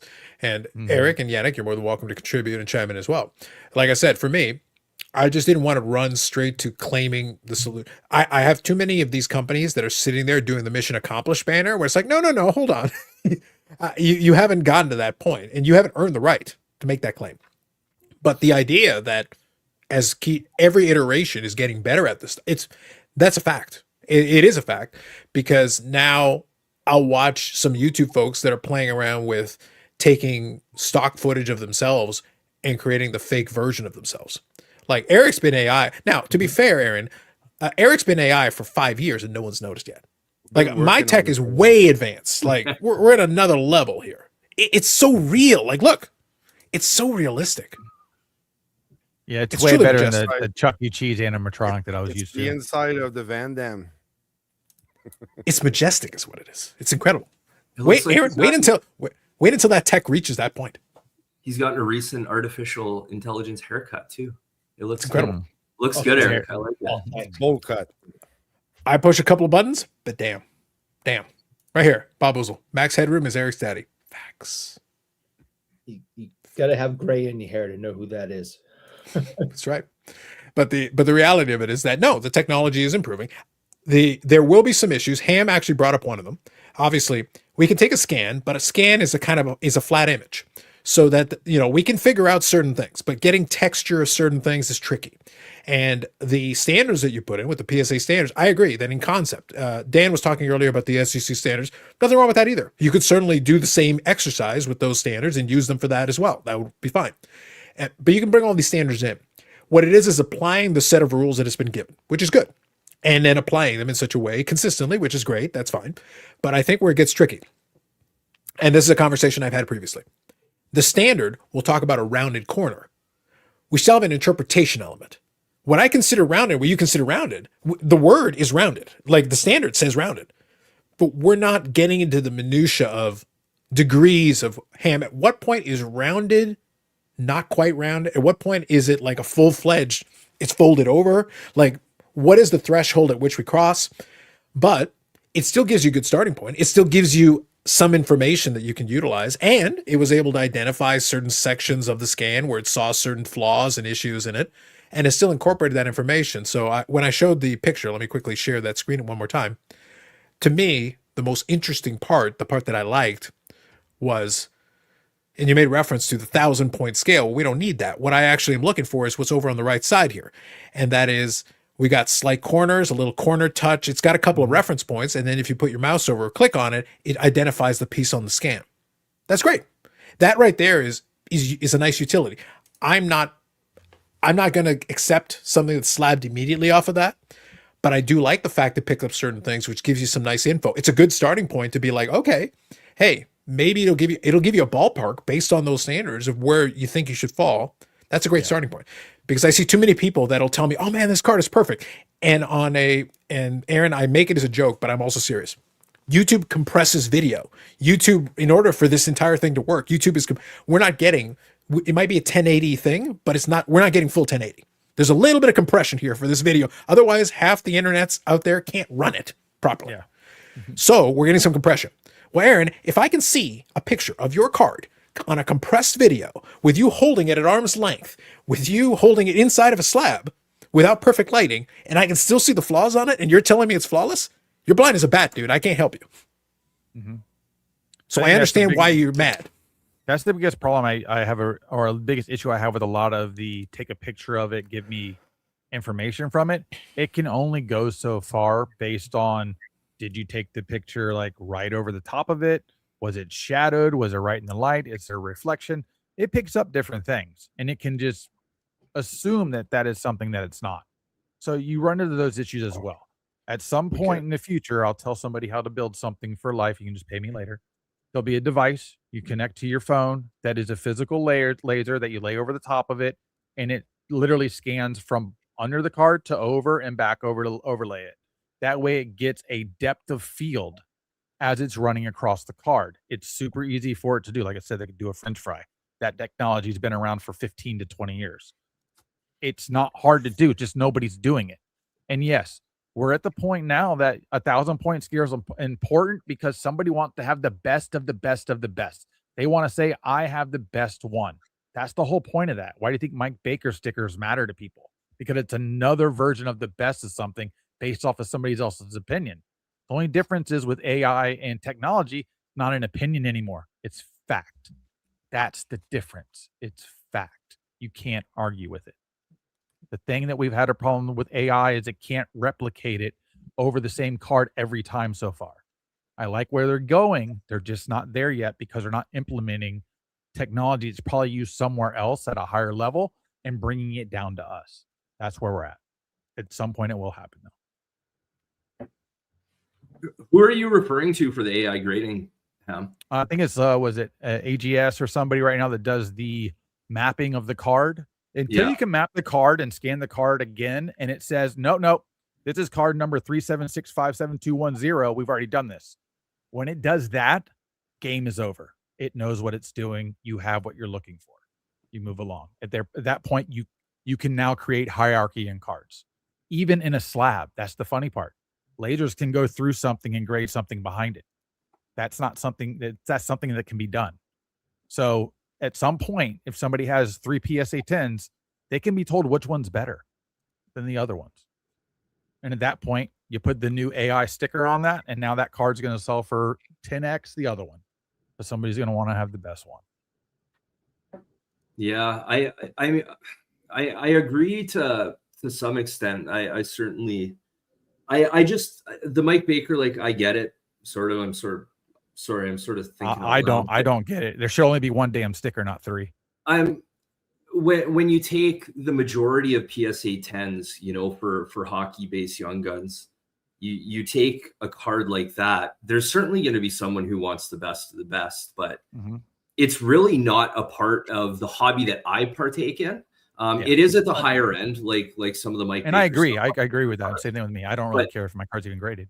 Yeah, but that is also like 1% of the 1% of the 1% where people would want to know that that's sort of the best. I'm not sure it's necessary. Or that's or the people, King Golden Group and all these other people that are making these millions of dollars on cards. No, sure. But look, can I ask a question? Just ask a question based on that's what I'm saying. It has a lot of value to it. Yeah. Let me ask a question. Let me quickly ask a question to both of you, kind of based on this concept here. One element of it is what Ham is talking about in terms of the highest of high end, which represents none of us here except Eric. Only Eric plays in that, tax bracket. Lemon. Yeah, different thing. He even made up a hockey team that no one actually knows exists. It's not even real. The point is that those are Reggie. As far as Leaf is concerned, he only played for one team and he only had one pose. He literally just took one picture one time, and they've milked this forever. But for the majority of the hobbyists, so let's touch on that, because you mentioned the Mike Baker stickers. You mentioned that thing. A lot of that stuff is based on the idea of the eye appeal. And here's the thing about that.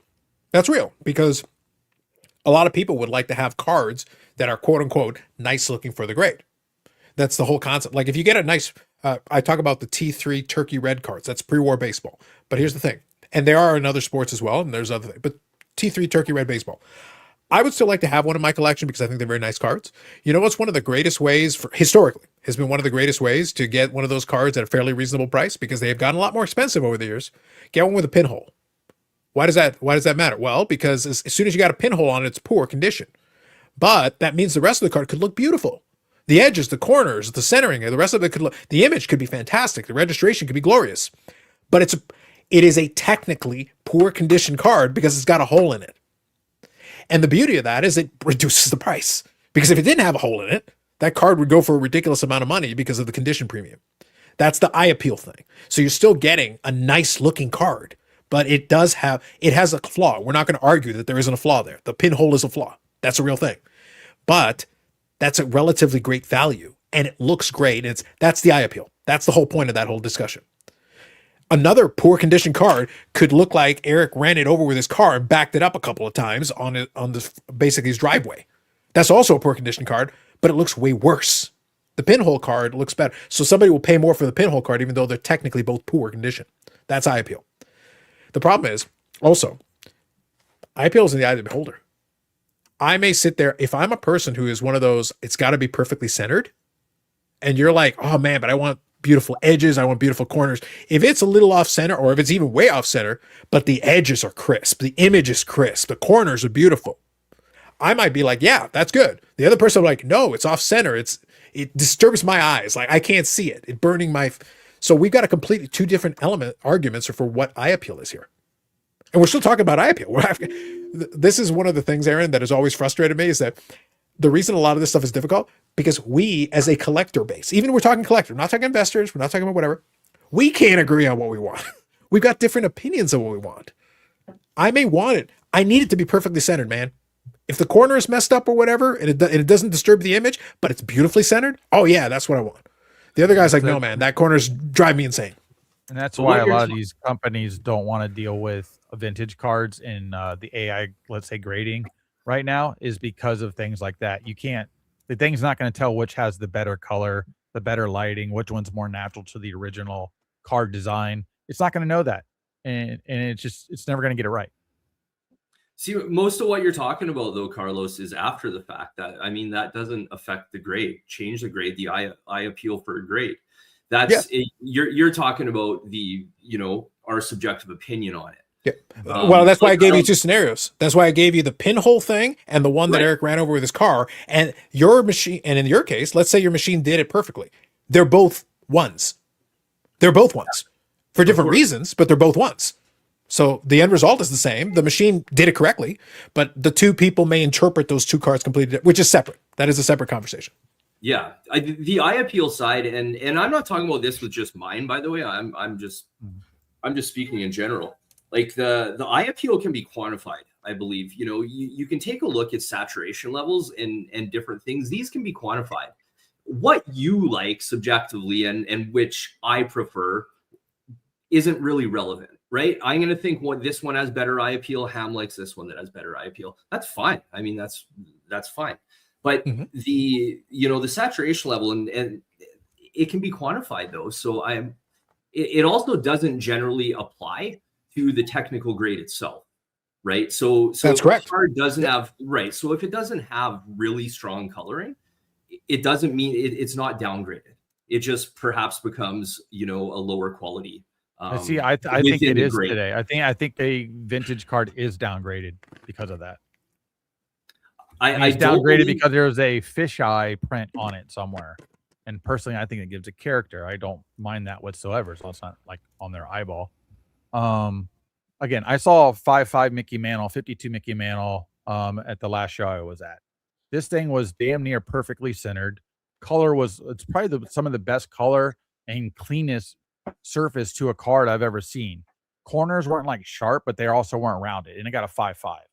Like you would have shown that card to me out of that case, and I would have said you got an 8 all day long. It got a 5.5.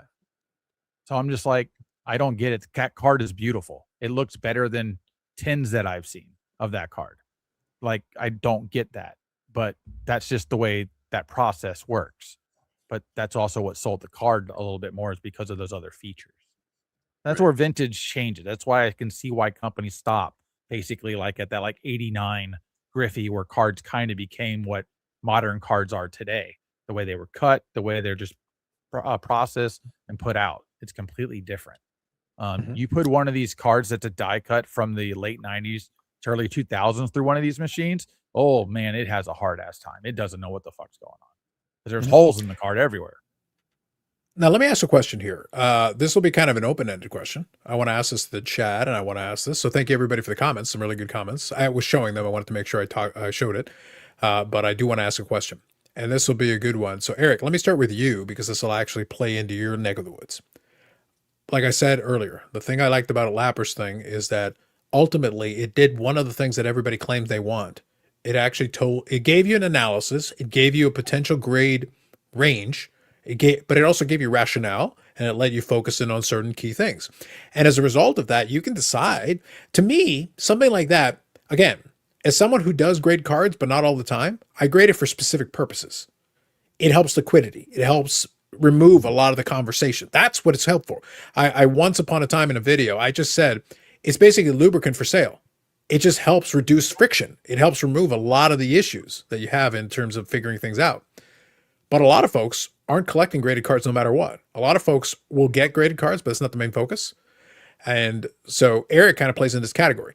But where I think if somebody developed the app in the same vein as what Lapper was doing, I think it could be super helpful because it kind of gives you a pre-grade. But even as a person collecting raw, it's nice to know. It's nice to, maybe your eye didn't catch that thing that's over in the corner, but just having that quick scan and being able within a couple of minutes or a couple of moments, being able to get a little bit, oh yeah, I totally didn't catch that. Okay. So now when I'm having this conversation, because now I'm buying a raw card. So now I got to have a conversation with the dealer on the other side of this conversation. So now it's an information war. It's who can kind of talk about this thing. The dealer's going to say it's perfect, even though it's basically it's torn in half, no matter what. And then your job is to be like, no, it's not perfect, but I still would like the card, but I'm willing to do this, this, and this.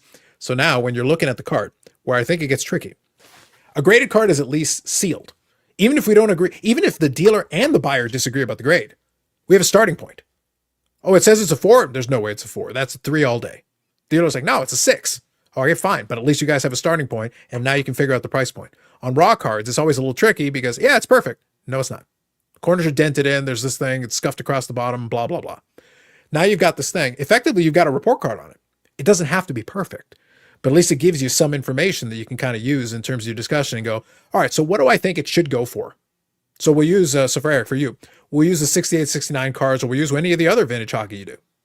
When you go in to buy it, you don't want to pay twice the price of a normal 3 when you're buying a raw card. You agree the card is around that grade, but you don't want to pay twice the price for no reason. You could have an app like this. You scan it.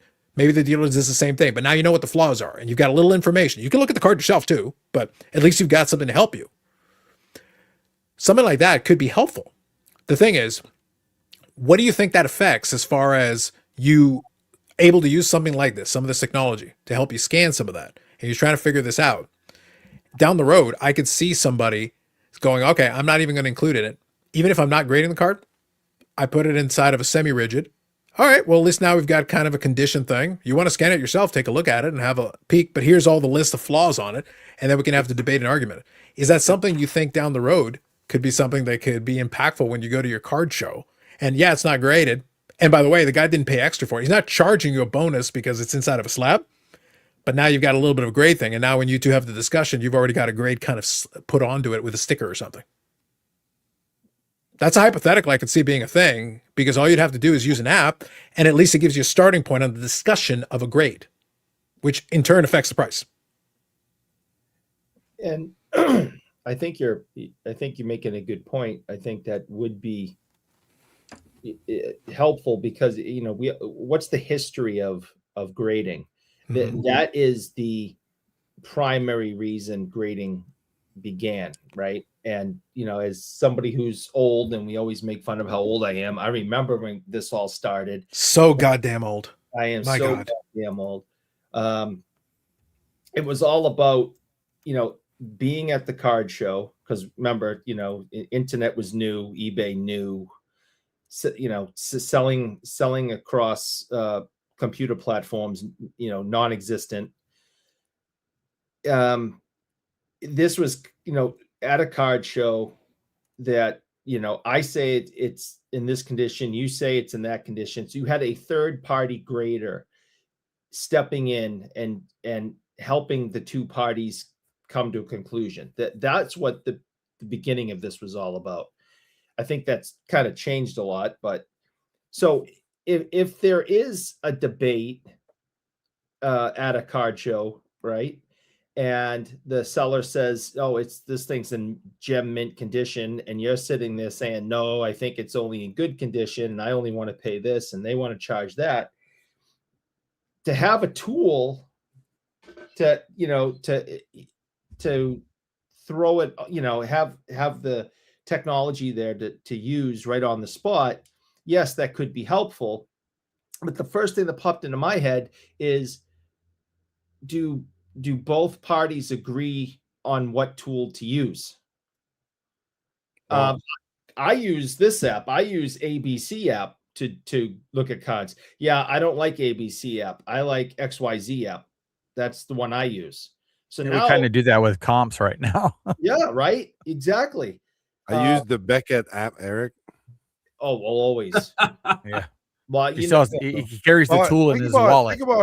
Think about it just quickly in that way. It's like you're asking for the card tax. You know, what happened to your car or card? yeah. You know, You know. and now, and like you said too, on agreeing on the tool. Then, but are we there? What kind of technology? Or Well, that and the but guy you- that's selling the card's always going to want his price. He's not going to just go ahead and agree with that. But from the buyer standpoint, at least you have an understanding of what you're getting into. So that's always a huge benefit. Now, I want to touch on something. Eric hit on a valid point. See, occasionally we'll give him some credit. Oh, But dear Lord. here, I know. But here's the thing, though. George Costanza. Good night, everybody. No, you don't get to go anywhere. Yeah, no. Get your it could ass be back over here. AI error. There you are. Yeah. So real quick, but there is one element of it where I also agree with what Ham is saying. But here, let me throw something in there. That's why I posed the question that way. I had to give a lot of leadway, Aaron. Because unfortunately, this is not a simple concept. I have to make sure we lay it in first and really build into it. Where Eric's point is valid is that you can have a disagreement on I like this app versus I like that app. Sure, but if the app includes that little section there where it talks about certain flaws and then points it to certain parts of the card, then you can disagree on the app, but then you have the physical in that card show scenario. You have the physical card right in front of your faces. So you can be like, hey, here is that little nick or that dent, and here is that little scratch, and here's the thing. And then if the other app doesn't have that scratch, that's fine. But now we have the card in hand. We're physically there in the room. No, the scratch is there. You and I can both look at it and be like, no, literally, it's right there. Like, it's literally right there. And here's where it is. I know exactly where it is. And I'm able to point to it. And your app can say no, but like, I can see it. It's right there. And now the discussion takes on a different element. That's what I'm saying. This is separate from the third-party grading discussion where we can have the debate about, should it actually be a 10, blah, blah, blah. Should it be an 8? Should it be a 7, blah, blah.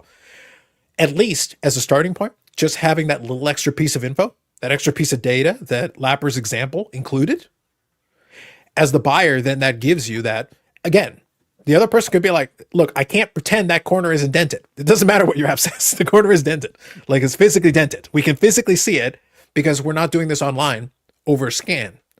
The scan is our starting point, but then we also have the physical card. We can examine the physical card, Ham. We have that ability then at that point, at that show, we can go into a little more depth to it. But it gives us a starting point. Because maybe your app picked up most of the flaws. Maybe my app picked up a few more. So as the dealer, I have a choice. I can disclose those additional flaws. Maybe your app didn't pick it up. So as the dealer, I might take advantage of the fact your app didn't catch them all, and maybe there's a couple you missed. But if I did catch them all, I, as the buyer, can then be like, hey, it's physically there. We can see it. We don't have to do crazy magnification, but it is there. And then we can have that discussion from there. Because I said, as soon as you remove, you don't like the third-party grading? No problem. Then it's down to your eyes versus my eyes, and now we're having an argument. We're going to have a debate. That's okay. That's how it used to be. Back in the day, that's how this discussion used to happen anyway. And do you guys, has it ever happened to you, or maybe you overheard a conversation at a show next to you while you're looking at cards, where you have someone sitting there and they're, looking at the card, seeing if they want to buy it or not, and they're doing, they got it out and they're doing this, and maybe they got their magnifying glass and they're like, yeah, I see a little ding over here, and over here is like a little scratch, right? And they're like totally micro managing the whole thing, whatever. And finally, the deal is like, if it's such bad shape, why do you want to buy it? And that's a valid response. That's valid. You can make that argument. Kicking tires. And say, well, you don't have to buy it. mean, Yeah, a lot of dealers are also overpriced on the original price of the card. They don't price at market. So there's that too. the whole point is to come down, right? I mean, Well, they come down to at least baseline. yeah. If you're dumb enough to come over to at a card show, see a price tag, whatever, whether it's $5 or whether it's $500, and you just throw that money down and take the card, that's what they're hoping for. Of course. But there's always wiggle room. Yeah. And Well, here's the thing too. We all have these camera phones. We all have multiple megapixels. You can take a picture of the card and just zoom in on the damn picture to see half of this stuff. And that's why the AI works on the phone when using it in the way he's using it with the app, because it's taking that into account. I'd be curious at what it does with megapixels and zoom when it's doing the grading. Like, what level is it doing? You said you're using PSA standards. I don't know if at any point they mentioned like a 10x zoom, a 5x, whatever that may be, because the cameras are more than capable of doing it, especially if it's a steady, good shot on the card. Because I see people all the time, they don't bring a magnifying glass anymore. They just take a picture with their phone and then just pinch to zoom in. And that's how they identify corners and edges that, maybe their eyes aren't good up close. That's their workaround now. Yeah, I don't know what's going on in the background, truthfully. Like, I just upload the image. What I assume that it has to be doing is just using technology to sort of deduce or rather figure just out. Because I just know certain phones have different megapixels and they use different lenses on the camera. So therefore I would worry potentially, I'd love to see the testing on it. What would the outcome be based on what lens it's doing and how many megapixels is the image that it's viewing? Because obviously you take a big enough picture that zooms in far enough, maybe you see flaws that you wouldn't normally see at, let's say, if they're grading at it 5 to 8 times X magnification on the card. So just be curious. This is one of those things to kind of think about. Yeah. No, now, one sure. thing I would say that probably could play into this, like I said, going back to what I said earlier, not anti-technology here, but if somebody wants to take a serious stab at that, I appreciate that. And then from that perspective, I'm happy to give some feedback and offer some possibilities. One of the things that kind of plays into what you're saying, Ham, look, one of my favorite things back in the once it started being used was on a lot of the banking apps, you could scan checks. Mm-hmm. So instead of going into the thing and doing, so the idea was you scan the front, you scan the back, and it has to have certain things. It has certain criteria. And if your image is too small or too blurry or the angle's wrong or it's funky, it would be like, no, retake that picture, retake that picture. Because if you want us to but if you did it the way they asked you to, then it would be like, yeah, okay, we'll process this. And then within a couple of days, it would clear. But the convenience of being able to that's how mine works. Correct. But even at the beginning, it would have a certain criteria, because if you weren't getting the check, if you were trying to do some funky angle or some weird thing with lighting, or it'd be like, yeah, that image is too blurry, it's too dark, it's too no, I can't read what it's saying. The text is too blurry. Same concept. You could apply the same, and that was 10 years ago. And that's why I'm saying with the technology a lot of these places supposedly are using, it's old technology. None of it's new. Like nothing's groundbreaking, earth shaking. It's being done somewhere else already at a higher level. And just how do you get a hold of that technology and bring it into the field? What I want, Eric, is one of these grading companies to hire Ham, and all he does in his first presentation, his first meeting, he comes as the French fries, you guys, the French fries, the lasers, the French fries. I can grade a damn French fry moving 15 miles an hour, and you can't grade a card sitting still. Come on, man. What you were talking about there, though, Carlos, is like, again, I didn't tell it what to do, but it came up with it. There are times and a couple of examples of it in my little demo video there, where it does say, basically saying that it would like a better image of the top left corner to see if, X. So it does recognize that there's things that, if there's more data that it wants, it does point that out. And that is in there, which, I thought was great too. Yeah, but that's what I'm saying. Like what you have there is a great starting point on which to iterate, because you can actually make adjustments to as you go forward with that concept and start and build off of that. And I've made 0 iterations to this because it's grading so well. Because every time I spent about 2 hours the other night going through Wayne Gretzky rookies and scanning and grading them. And it's just doing too good of a job with the thing that I've learned when you build with AI is sometimes you build too much, and when you overbuild, it sort of loses the core of what it's trying to do, or it gets a little bit fuzzy. So I don't want to make any iterations to this just because it's doing so well as it is.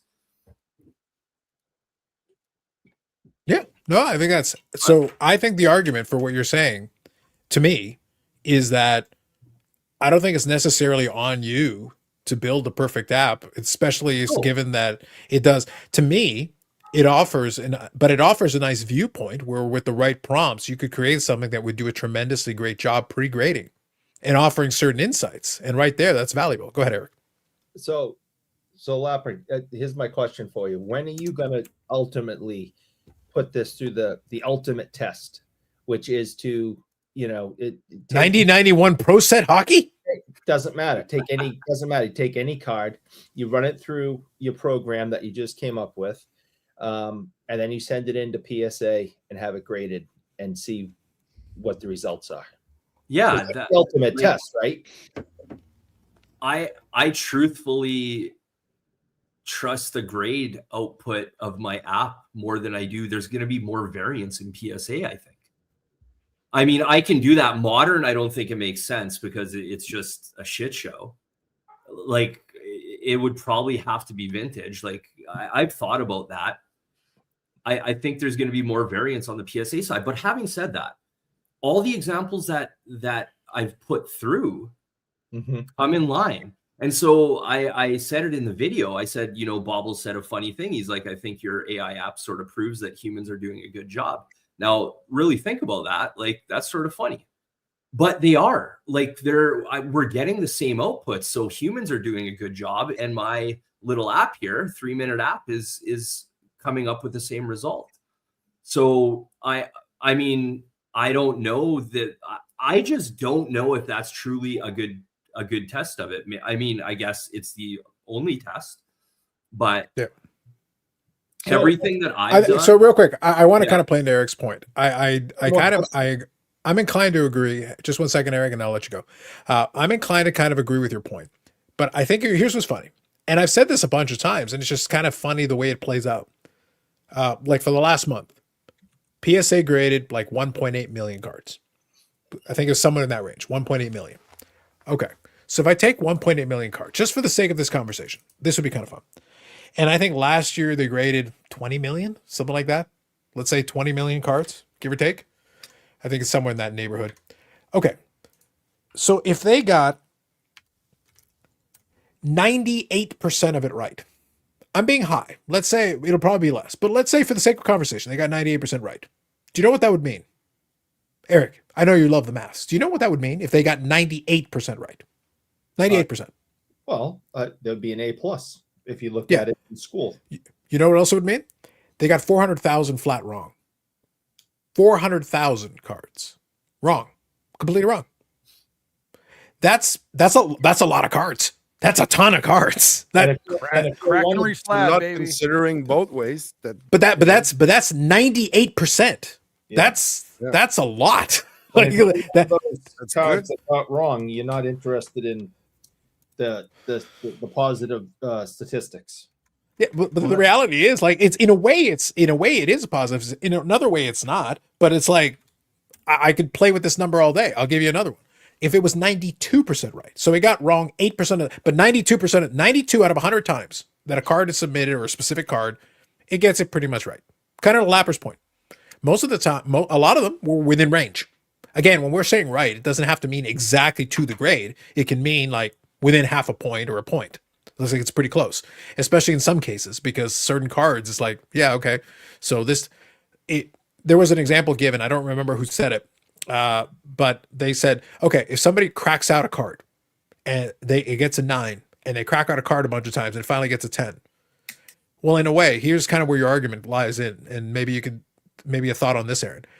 The thing is, if you do that, a lot of people will then say, oh, well, it got a 10, so they're inconsistent. But you cracked out and resubmitted it. You sent it 10 times. 9 times it got a 9, and then 1 time it got a 10. The 10's the mistake. Is it though? Yeah. Or is it a card that was right on the? No, it could be a card that was on the borderline, and most of the people decided it was a 9 because there is a gap between 9 and 10. And there's some cards that are strong 9s that most people would be like, but I don't want to make it a 10. I don't believe it's a 10. And then one guy decides it's right on that line and he goes, you know what? I'll call it a 10. That's not inconsistent. 90% of the time they came up with the same answer. 90%. That's why people like the 9.5. It takes away that problem. It can. But then what about 9 times getting 9.5 and one time getting a 10? You said it's a strong 9. It could be a 10. That's why it gets a 9.5. Yeah, but you can have a strong 9.5 that could be a 10. You can have a strong 9.5 that could be a 10. It's still the same problem. Well, that's why we like subgrades. That's what I'm getting at. Though. Do you see my point, though? So in that scenario, I'm just asking this question. Right. I'm just asking a question. In that scenario, Aaron, if it got submitted 10 times and 9 out of 10 times, it came back the precisely same grade, and one time it came off within 1 point. So is that consistent or inconsistent? Seems fairly consistent.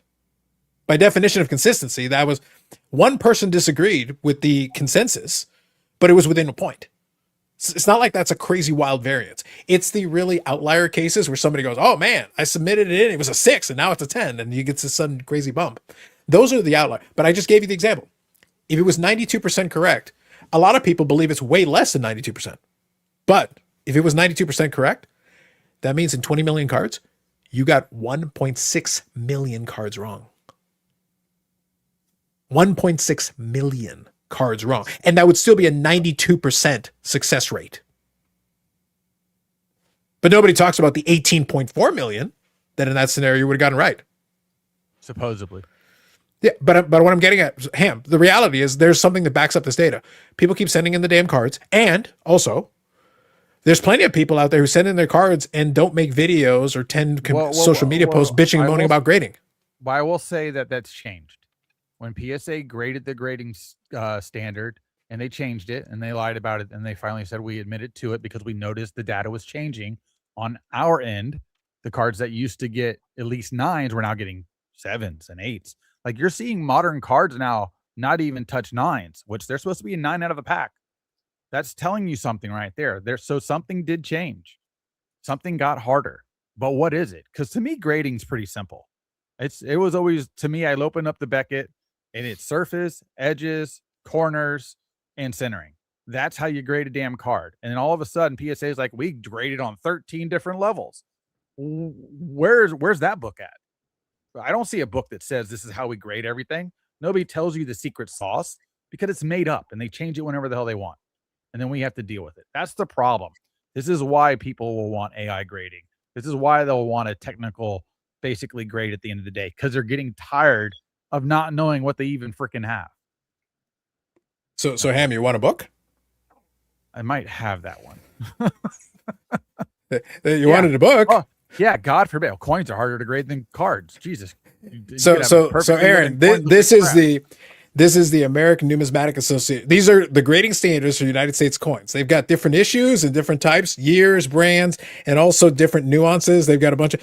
This is a multi-100-page book just on how to grade American coins specifically with all the different nuances in there. This shit is infinitely more complicated. It's literally got a whole goddamn book.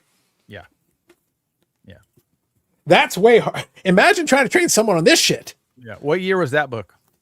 So this copy is, I'll check the year, but it's remember they're at least 10 years ahead of us. So whatever that this is 2006. That's basically where we're at now. Yeah. So this is Aaron, this is 300 pages. If you want to figure out how to grade some goddamn coins, it's 300 goddamn pages. Yeah, and if you figuring out the nuances. If you want to look at a interesting couple apps for coins, go look at those and mimic what they're doing in coins and take it to cards. Like nobody's doing that because some of the coin apps, I could take a picture of a coin running by it, and this damn thing will pick up what the hell it is. You know what I mean? It's fantastic what those coin apps are doing. It's definitely more than what the card apps are doing, and they're doing a completely round object, not a rectangular or square object, completely round with a lot of surface issues.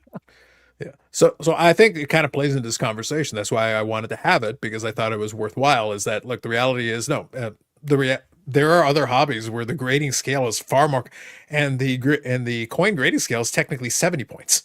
Yeah. So there's a whole, and you can fill in the nuances. Now there are expectations, there are normal levels that you go up. You don't go up one at a time, but it goes from basically 1 to 70.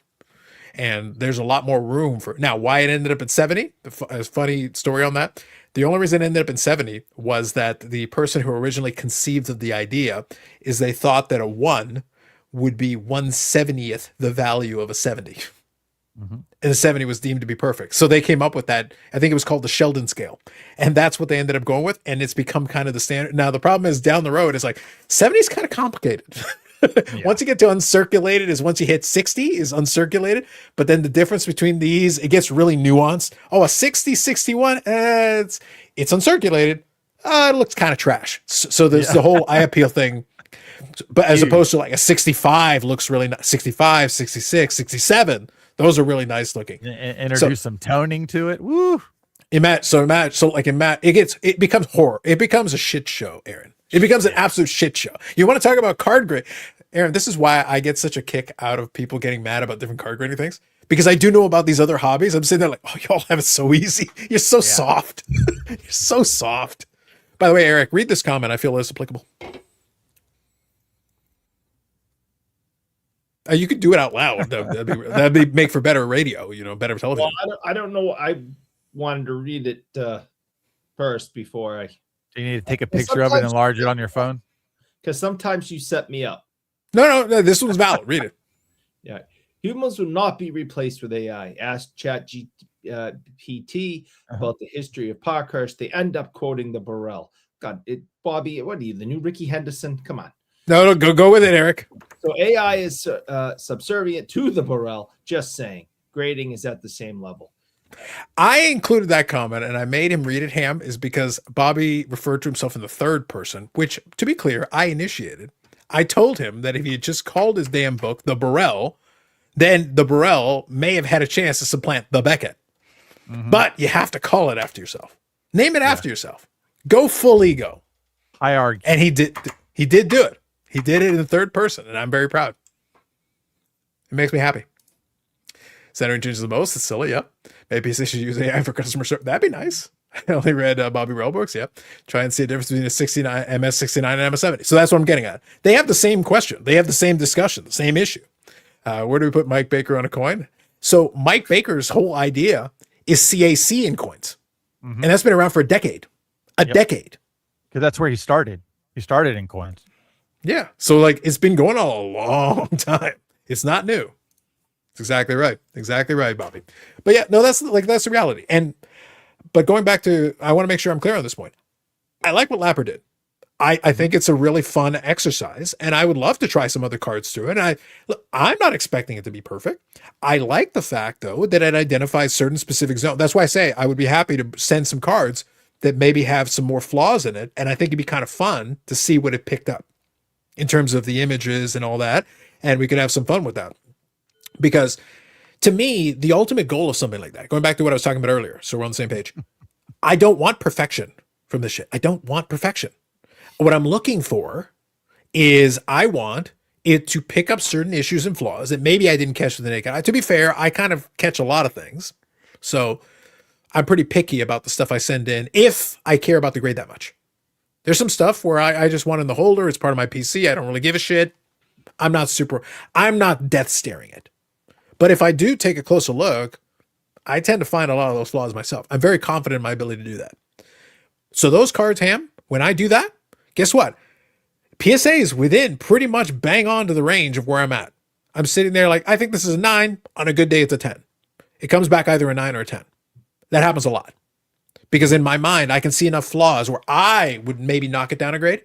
I'll use my grade, and then oftentimes they go a level higher. That's not a bad thing. That's a good thing. That works out great. But that's because I'm scrutinizing it, I feel, at an appropriate level. Well, then I think a lot of these cards people are sending in getting these below 9 grades on modern cards. I don't even think they're really looking at them. I really Bingo. don't. I think there's a lot of this buy on eBay, send directly to grading crap. I think there's some of the ComC crap that gets pushed across. I think you're seeing a lot more of that. It's not somebody ripped open product, went and sourced product at a show and then sent it in. Nobody's mentioning that. They're just saying they graded it and they got shitty grades. Well, they never really probably even really looked at the cards. That's part of the problem we're having right now. So yeah, they all deserve those 6 and 7s on those cards, but from a Exactly. manufacturing standpoint, they also shouldn't come out that way. So Yeah. you kind of got to. There's a certain point though where I have to like look at it and go like, look, I understand you're disappointed with the grade you got, but in this case, the problem is between the keyboard and the chair. That's where the problem is. It's the person who sent it in, because guess what? Those cards were flawed in the first place, and you were crossing your fingers hoping for the best. That's not a strategy. That's, and then you're sitting there bitching about, oh man, but I paid this money, dude. It's not gem mint. Yeah. You're wrong. Oh, then you have these you're people wrong. that have the complete misunderstanding of how grading works and what it really is, that are newer in the hobby, and they assume they have a 9 or a 10 when they probably have like a 7, and they're just grading a card that they've had, in a 4-row for 22 years, and they just think it's in pristine condition. I mean, I see it all the time, and I sometimes want to, like, in back of my head, I'm like, are you an idiot? But I'm also got to be like, they just don't know. Yeah. That's really what it is. They just don't know. Well, and that's it's the thing. unfortunate. Most people who collect aren't on here watching YouTube videos, and Correct. they have Or no going to idea. shows. Yeah, correct. They don't know what's going on. So then their buddy says, you know what? I graded this rookie card, and you know what? It's worth graded if you can get a 10 on it. Mhm. And then person says, oh, I didn't know that. I have a card at home and it's great condition, and they have no idea, and they send it in. For sure, that happens a lot. But people, exactly like you said, Ham, most just don't know. Yeah, I mean, I got people at work, they know I do cards. They'll bring their cards to me, and they sometimes like, oh yeah, I got this great stuff. I looked online, and it was listed for like $600. I was like, okay, listed or sold. That's the first thing. And second, is it graded? Is it actually what you even have? Did you compare it? Like, there's a lot of nuances now to this stuff. And then I just kind of inform them and teach them, and I show them so they have a better understanding. So a lot of times they're like, you want to buy it? And I'm like, not really. I mean, because I don't want to feel like I'm buying something from you, and if I sell it, you know what I mean? Like, it kind of feels weird. I have done it before where they're like, listen, if I don't sell it to you, I'm just putting it on Marketplace. I'm like, okay, it's worth $40. I'll give you 30. Is that fine? No, okay. They don't care. They don't even want the shit. I could have probably told them 10. They would have gave it to me. So it's just one of those things that I want to be fair in my own mind. No, I think it's valid. And then there's also the other kind of piece, because on the Discord, we have Wes, who does a lot of submissions with the shop he works with, and they send in a lot of stuff. And kind of Wes's kind of roles, amongst other things, is he'll look at some of the stuff. So I did catch that, Dan. I know Eric's being tardy. He's he's not focused. He's not concentrating. I heard you say it. I wasn't going to interrupt you. You were talking. All right. Do you want to retroactively make sure we cover our quota, please? No, I don't want to know. Oh, I think you need to. I don't want to. Eric, the focus is now on you until you do it. Come on, when you get that rumble. Let's go. To be fair. That wasn't so hard. Better. Better. All that. Aaron, we can't let these things slide. If you let something slide, then it's a slippery slope. I'm not just going to yell out in the middle of your sentence. You're talking. You're on the. You're doing. I was about to, Eric. I was about to say it, but I passed on it. But I'm too new here. I want to be. That's fair. Listen, we appreciate it. What I was going to get at is so when Wes does a lot of these things, there are some times where he'll do like a pre-grade. As part of the service, he'll look at some of the cards and try to give some advice. He'll be like, "Hey, look, just think about this." It might go. And what's funny is that even though obviously they make money grading, he will try to tell the person, "Hey, look, like there's these issues with the card. It probably won't get more than this. It might not be worth grading. You're going to spend X amount," which is, by the way, appropriate thing. It's being a good steward. It's being like trying to actually offer useful advice here. Like, look, I understand you're thinking in your mind, this might be great. Okay. But if you spend this money and you lose the money, it's like, that's not good. And that's an unfortunate thing. And we don't want that. We don't want you to suddenly have to, spend all this money and not get anything in return, and all of a sudden you're disappointed because then you feel like you wasted your money. And we're actually trying to discourage you a little bit. So that happened. He had a guy who brought in a couple of kind of junk wax era cards, and in the junk wax era cards, what happened was he looked at the cards and they're like, yeah, they're number one, they're super cheap cards. Really, the value isn't there, even if you quote unquote got a great grade on it. And number two, the cards are messed up. They're not great cards. But he tried to talk the guy out of it. And in contrast to what you're talking about, the guy insisted. He goes, no. He literally was like, no, you grade these no matter what. So he literally put a post-it note on there that said, grade no matter what. And that became kind of a meme. It became kind of a joke. No matter what was kind of the joke. So this dude is going to pay the money to have it sent in. And then we're probably going to hear about somebody bitching and moaning. Oh, PSA stole my money. And literally, the man who is going to send it in for you tried to stop you. And it was literally telling him, dude, it's not going to work out the way you think. We can see the problems on this. You're not going to get your value back. Aaron, that's not their fault. That's not PSA's fault. That's not on This dude has been warned. This dude has been warned. Those were a couple of 1990 Ken Griffey's, not rookies. I didn't recognize it if it's anyways, it was 90-91 Griffey's that, yeah. I saw that post. Yeah, so it's but I guarantee you, they come back and they get the grades that those cards probably should get.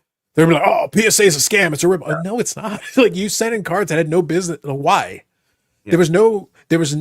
There's so many ways this could go wrong. In very few ways it was ever going to go right. And you put yourself in that position and you're blaming them for it. It's not their fault you did this. Those people that like to collect the grade 1 through 10 of a card, they need somebody to grade some of these cards a 2 and a 3. So that is right. Yeah. But you're doing the Lord's work at that point. But what the irony here, what's funny about it is that there was literally somebody in there trying to actually protect them from themselves. They were actually like, hey, look, listen, just telling you, we will do this if you tell us we have to. Like, effectively, if you really insist and you want to send this in, fine. Like, I was like, no matter what, okay, then fine. You've donated money into Nat Turner's coffers. Enjoy. He appreciates your donation, but like, you get what you get. At that point, Aaron, your app isn't going to help this man. He was convinced. They're gem mint, no matter what. Jay, you can remove for grading and just use that term afterwards, just almost on anything. So that's right. Well, rule number 1, people are stupid. Yes. Rule number 2, see rule number 1. The BIC rules abide. The BIC rules abide. They're strong. They've done well. I wonder if he's trying to grade all 792 1990 Topps cards is still alive. Maybe. Maybe. That's right. Thank you, Mike. Appreciate that. But yeah, no, like I said, I'm happy to have the conversation. So Eric, what I'm going to do right now, we're at the midnight hour, but I've got at least one West Coaster in here. We'll go a little bit longer. Because right now we were having a good conversation. I am going to give you an out if you wish to escape. I'm going to jump out. I gotta go take a shower and get some stuff done, and then I gotta wake up early to meet. Then you gotta sell off some of your silver and see if you can get yourself some property. Yeah, Michelle's asking for some photos tonight, so I gotta send some photos. Oh, that's important. You got to do that too. I'm gonna kick your ass. You couldn't run fast enough to catch me without falling down. I don't know how far you're gonna get, bicycle boy. You better be much better at cyclocross than you are right now. All right, guys. I appreciate you having me on. I had fun tonight. Of course, Ham. Thank you. Thank you for joining in. You're always welcome. Appreciate you. All right, Lapper, keep working on that, please. Yeah, see you, Ham. Nice chatting with you, buddy. All right, y'all take care. Later. See you, Mike. All right, Eric, I'm going to let you flee for the hills. Now's a good chance. And Yannick, right. I know you're kind of hanging out, but I'm going to go a little bit longer, but not too crazy. But at the same time, I'm going to give you an out as well if you'd like. And then I'm going to chat with the chat and chat with Aaron a little bit. So I will take the out, please, too. I'm tapping out. Then go. Au revoir. Thanks for having me. Au revoir. Later. There you go. Perfect. Well, I already called it an hour ago that I wanted out. I want it out at midnight because I got to get up and ride bikes in the morning. I can't wait to see the IG footage tomorrow. Yeah. Eric, remember, look, Eric, in my honor, I have given you your out. I'm going to let you escape. So now I expect the energy for you to cycle with all the passion you have hard into that tree with velocity, speed, ferocity. This is what I'm expecting right now. The hope don't hit any trees. It was warm enough today that some of the ice is gone, because what sucks is you start getting comfortable and then all of a sudden you hit this one little patch of ice and then you just yard sail everywhere. Eric, look, I'm telling you, you can take the tree. The fucking tree cannot stand in your way. You cycle through it like a man. Do it. I'll cycle through the tree, no problem. Don't let that tree tell you who's boss. You go through it. I will. I'll show it who's boss. You show it who's boss. Head first. I'll show it like a man. You better. It's the right thing to do. Yes. And make sure someone records that shit. Praise the content gods. We'll do our best. That's right. All right, go. Be gone, Eric. All right. Bye, guys. Be gone. See you, Eric. Yes. Too much fun. Dan says, I step away at Eric. Seriously, we're both ham and Yannick. Listen, Eric's pretty offensive. Got to be honest. He's so bad, he's scared away himself. That's how bad it is, Dan. He's tough out in these streets. I'll be right back, Carlos. How do I do my... So you just got to basically, you can actually, you should have two buttons on the left side that allow you to mute yourself and also take off your camera. So you have to look on the screen there. You got two buttons on the left side. Eric had me at cycling, warm and ice with tree. I know. That's what I'm saying. Eric, does you have spikes on your tire? Eric has a lot of things. You would think he'd have figured this thing out, but he's a special, special boy. We don't know. We'll figure it out someday. So yeah. So chat, I know you guys were out and about, and I appreciated that a few people were contributing towards it. I do feel bad that I didn't get to that comment I wanted to make sure about the AI thing. Ironically, we talked all the way around it. So I think that was kind of funny that it ended up. I like the question because I thought it was kind of fun to have Ham and Lapper to kind of discuss and opine on it. So we're going to see. Eric's cycle has nothing to do with the bike. I know. I'm worried Lapper won't mute it right, and we'll hear him peeing in the background. Listen, anything's possible, Bob. It's alive. I try to make sure they know what buttons to push, but we'll see. We'll see. Perfect time for Dan from Saugus to come on and discuss hockey cards. I know. Well, Dan from Saugus is a busy guy. He is a fucking legend. These are facts. So it is what it is. Works out. Dan from Saugus like Bobby Burrell going to Starland for a solo career. That is true. That is a tough scene trying to break into it.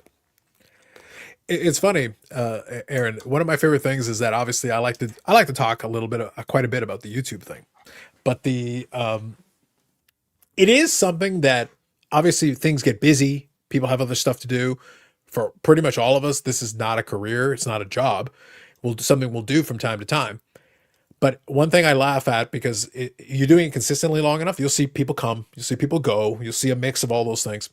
But the thing is, it's hard to be consistent because there's just so many other, like, oh, well, if I do it, is it worthwhile? Also, but I do it. It's like only a couple people watch these videos, some of them. And it's like, it gets very discouraging very quickly. If you're not blowing up immediately, then there's really not a lot of incentive to hang in there and do it. So it's just tough to do it consistently over time. So I don't blame these folks. Yeah. No, I mean, I've never forced myself to make videos. I know we talked about this at the expo last year or whatever, but I've never forced myself to make videos. I do stuff that I think's interesting and sort of give my perspective and hopefully get other people's perspective. But I'm not, like some of the guys who I need to make a piece for today. What's it going to be? I don't force anything. If I'm relatively self-aware, and if I just think it's going to be a piece of shit and boring, then why am I spending my time doing it just to put out a content piece and be, consistent? So I do it when I want it. I get some views and that's great. That's awesome. You hope that people view your stuff, but I mean, it's far from any of my focus. Mm-hmm. Yeah, I think so. I think one of the funny things, though, is that we were talking earlier about Professor Sports Cards and kind of the live he does, and Ham is going to be on there, which, makes a lot of sense. I know he likes to chat, and that's why earlier tonight I was like, no, I invited him. I said, no, because I knew he'd be happy. What do you think of him generally? What's that? What does Ham think of him generally? What's he going into? What sort of mindset? I think it's a mixed bag. I think he enjoyed. So here's the thing. What I'll tell you is this, and this is kind of a conversation for these are a lot of the folks hanging out here in the chat are folks who are always here anyway. So I always appreciate that. So also hit the like button, because whether Eric's here or not, he pays for it. So hit the like button regardless. But I was going to say is that I have kind of settled in a long time ago. I promise this will come back to Professor. I know your question, but I'll just quickly start with this. I've settled into the idea that a lot of what I do here is going to have a certain niche in a certain pocket where it makes sense. And that includes the live. And I love the kind of engagement and the back and forth with the chat. That's a lot of fun. And then I'll invite different people on because I like to have different voices on as well. And I think that's fun as well, in order to have that contrast. For Professor, right now, he is doing extremely well. Numbers wise, I think he's done quite well. It's one of those things, though, that a lot of it, when you actually listen, it relies on certain gimmicks. And the problem is when you're relying on gimmicks, that's hard to maintain because now you're like, okay, so this is the audience you're curtailing. This is what you want. Now you have to keep them engaged. It is really hard to engage an audience that is looking for. So his angle and his direction is he's kind of taken up the role that Sports Card Radio left. And he went out of his way to be like, I'm not like Sports Card Radio. It's like, you're right, but you're kind of trying to fill that void, that vacuum. Yeah. You're offering a different variation of it. Now you're trying to do it also with a little bit of a mix of sports radio. You're trying to, you do live call-ins. You've got, the voicemail thing. You've got this. But then you'll try to, like he did in a segment where he was trying to critique other content. The problem is he's getting and critiquing. I can tell you what his critique is going to be almost immediately. If a video has a person who is a little bit more monotone or not quite as crazy energetic, then he's like, oh, get to it faster, faster. He's like, it's got to be ADHD. So if we're having this conversation, like in the middle, we could be in the middle of the conversation. And the only way this would work is, I'd lose points if I didn't do this.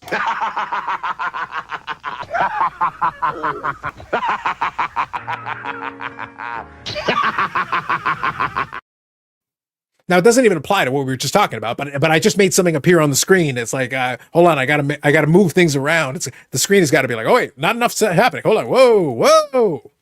It's got to be constant stimulation. Otherwise, it's like he does.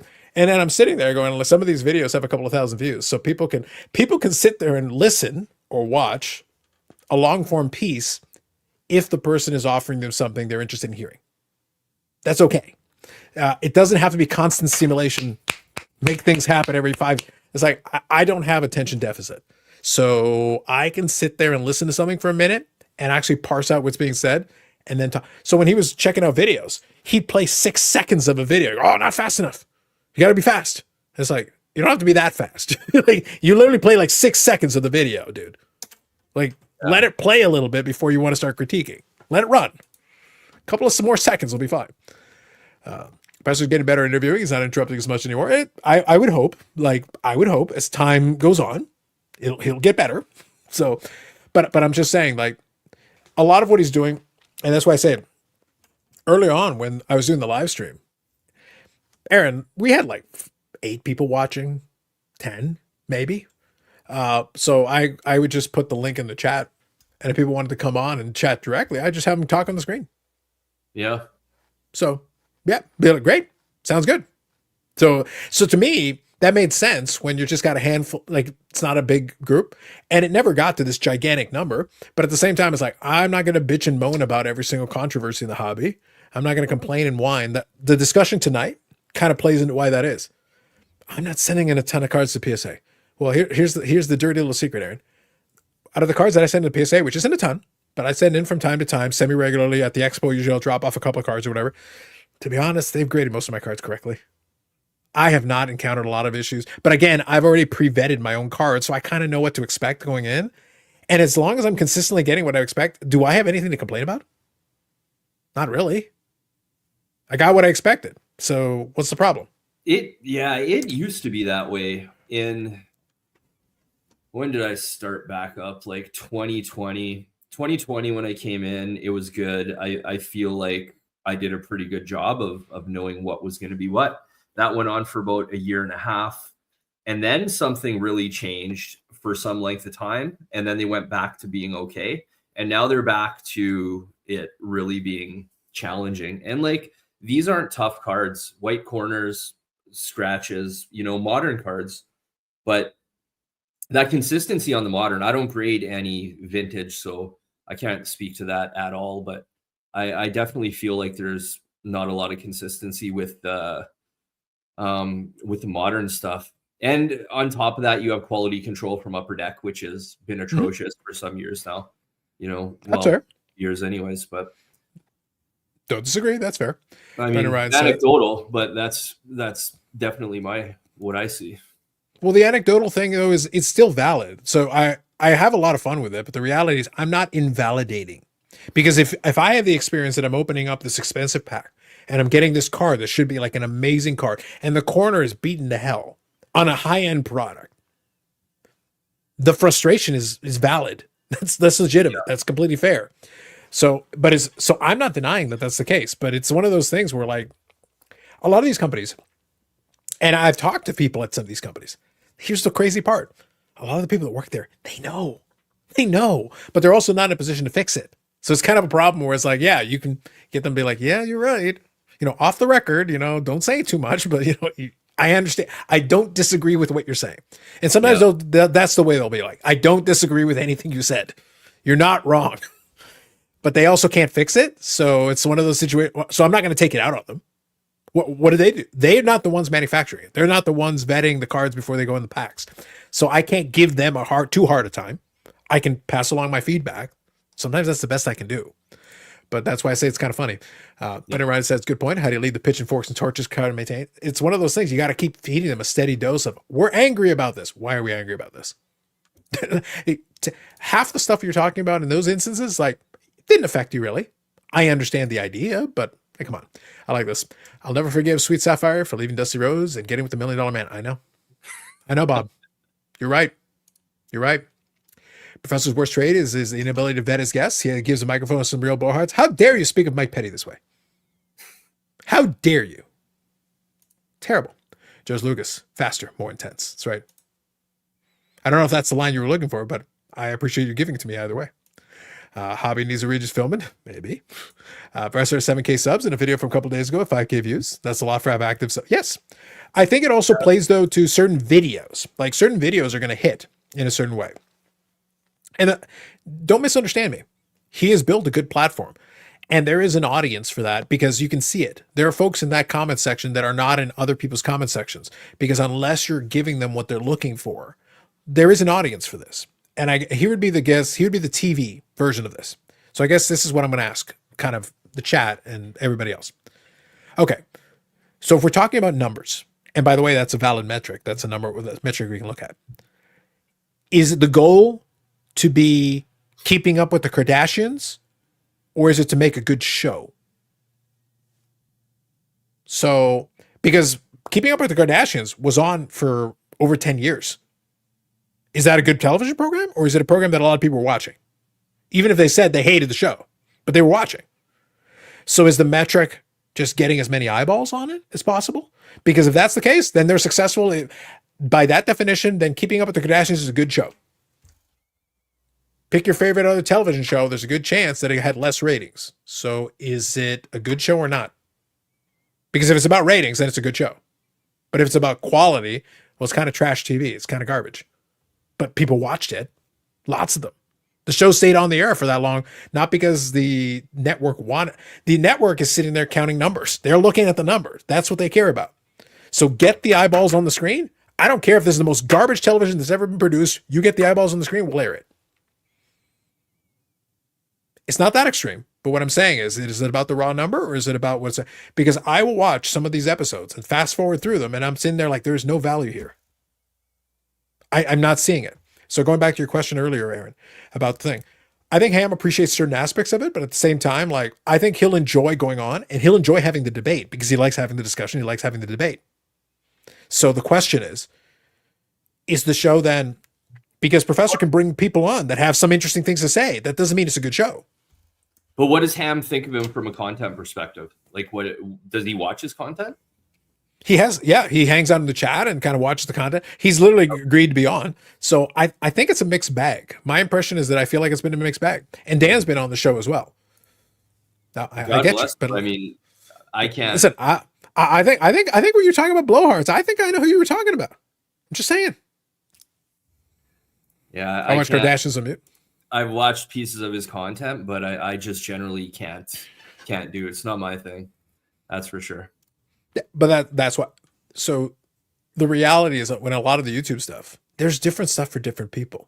For sure. I stopped years ago trying to convince people that, oh, you got to watch my show. It's like, look, man, you want to watch it. You want to watch it. We're going to sit here. We're going to talk some foolishness. We're going to talk some nonsense. We will have some discussions, I think, on some worthwhile stuff.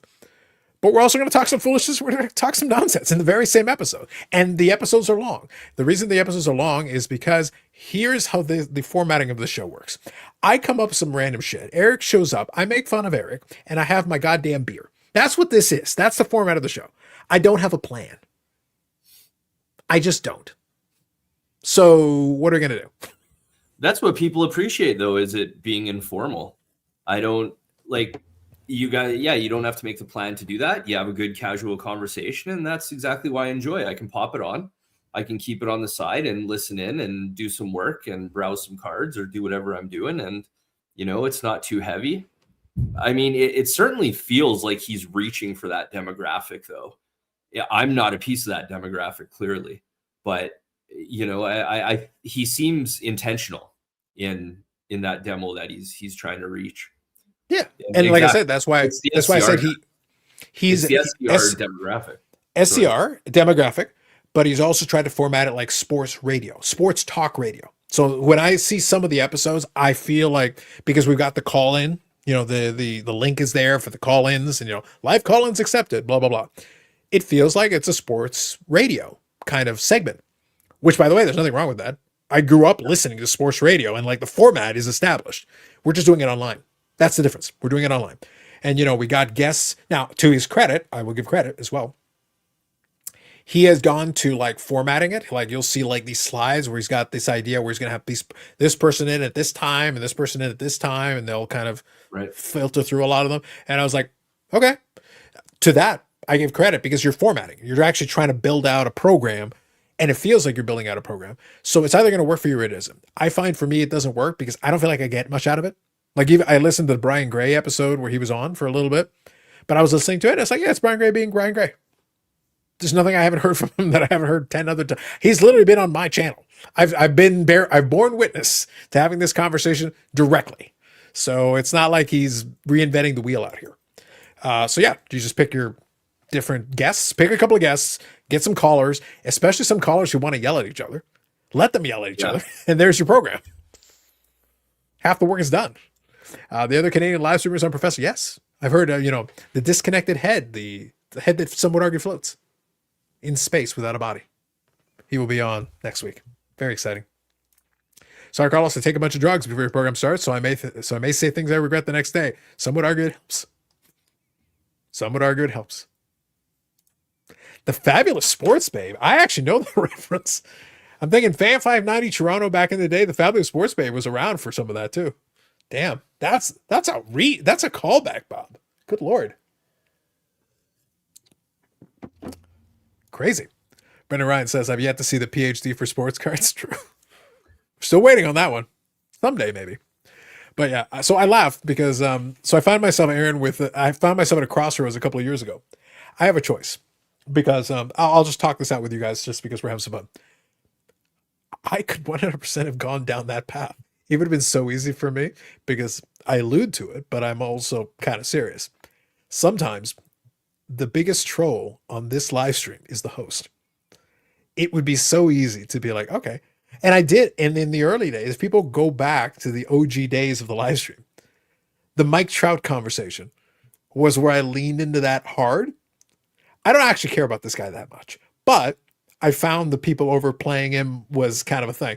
But I would go completely to the extreme. I would go out of my way to insult this player. And if someone in the chat wanted to try to defend him, I would literally go back and forth with them and at them and get them so riled up and so angry that they would start saying things. And then I just bounce them and send them to another row.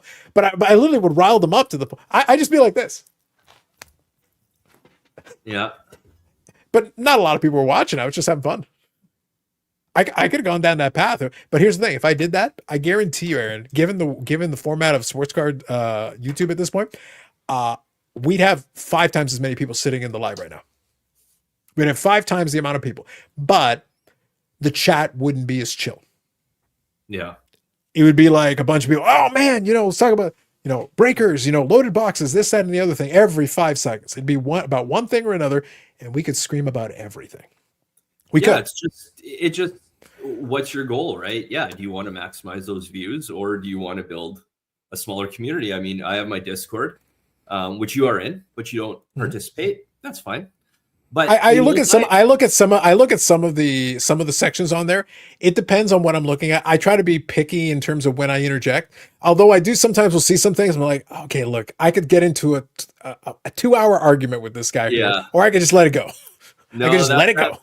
That wasn't a needle. I mean, what I'm getting at is just, my thing is I've built a nice little community over there and Yeah. a good group of guys, and we, talk cards and shoot the shit the same way we do here, but long form chat, Discord style. And Yeah. that's what I'm about, right? And then I'll make the content when I want to, when there's something that, a reason for me to make it. But I've never monetized. I don't think I have the hours to monetize, but I have the viewers. Anyways, like that's never been a thing I've really considered.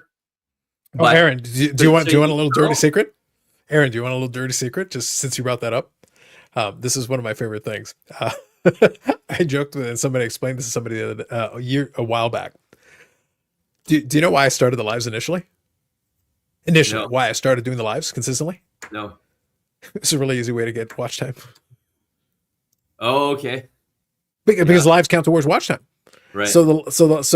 Now, to be clear, it helps that I enjoy doing it.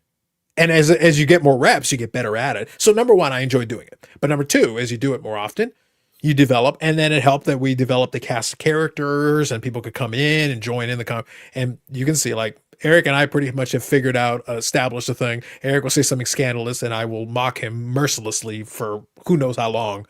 But then we can bring in other folks and also play into it, and it also kind of works. But the reality is, here's the thing. This is not really the dirty little secret.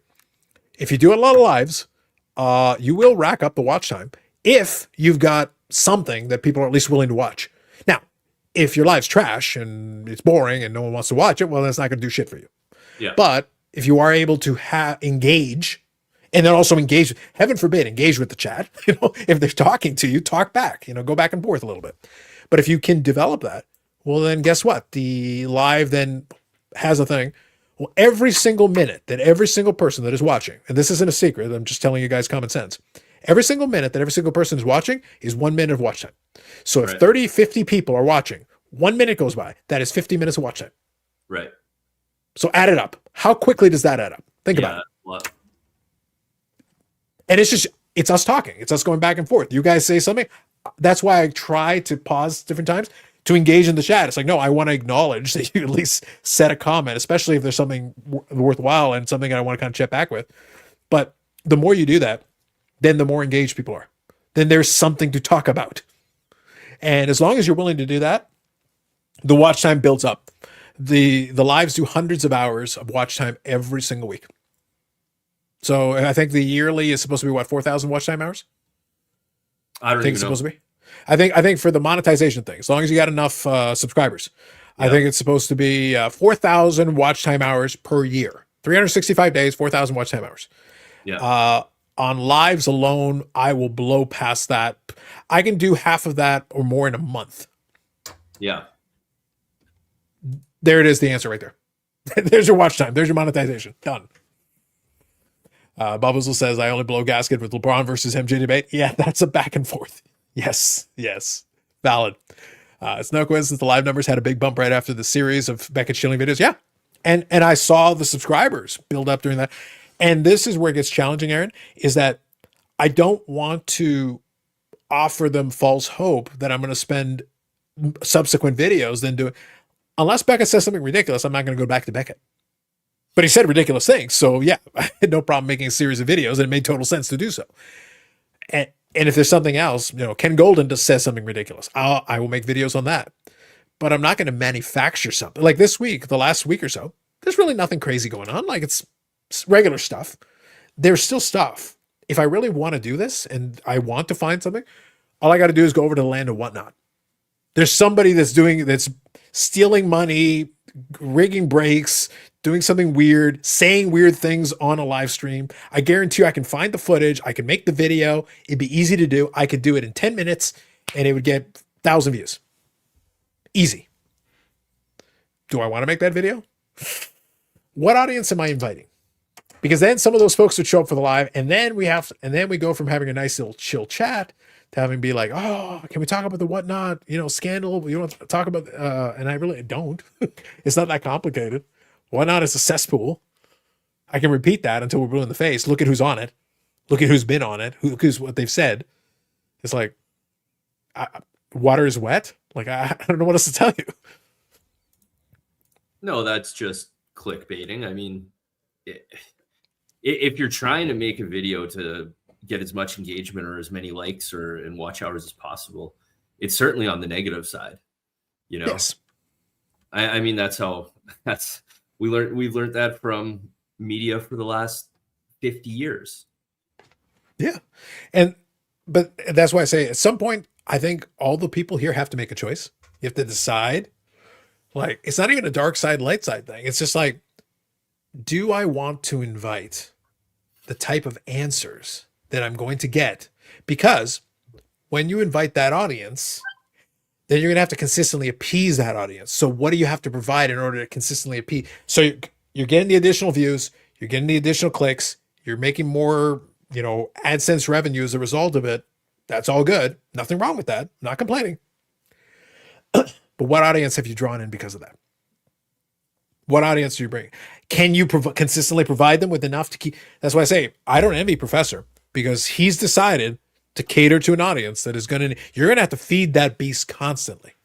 How much outrage can you generate in order to keep them going? Yeah.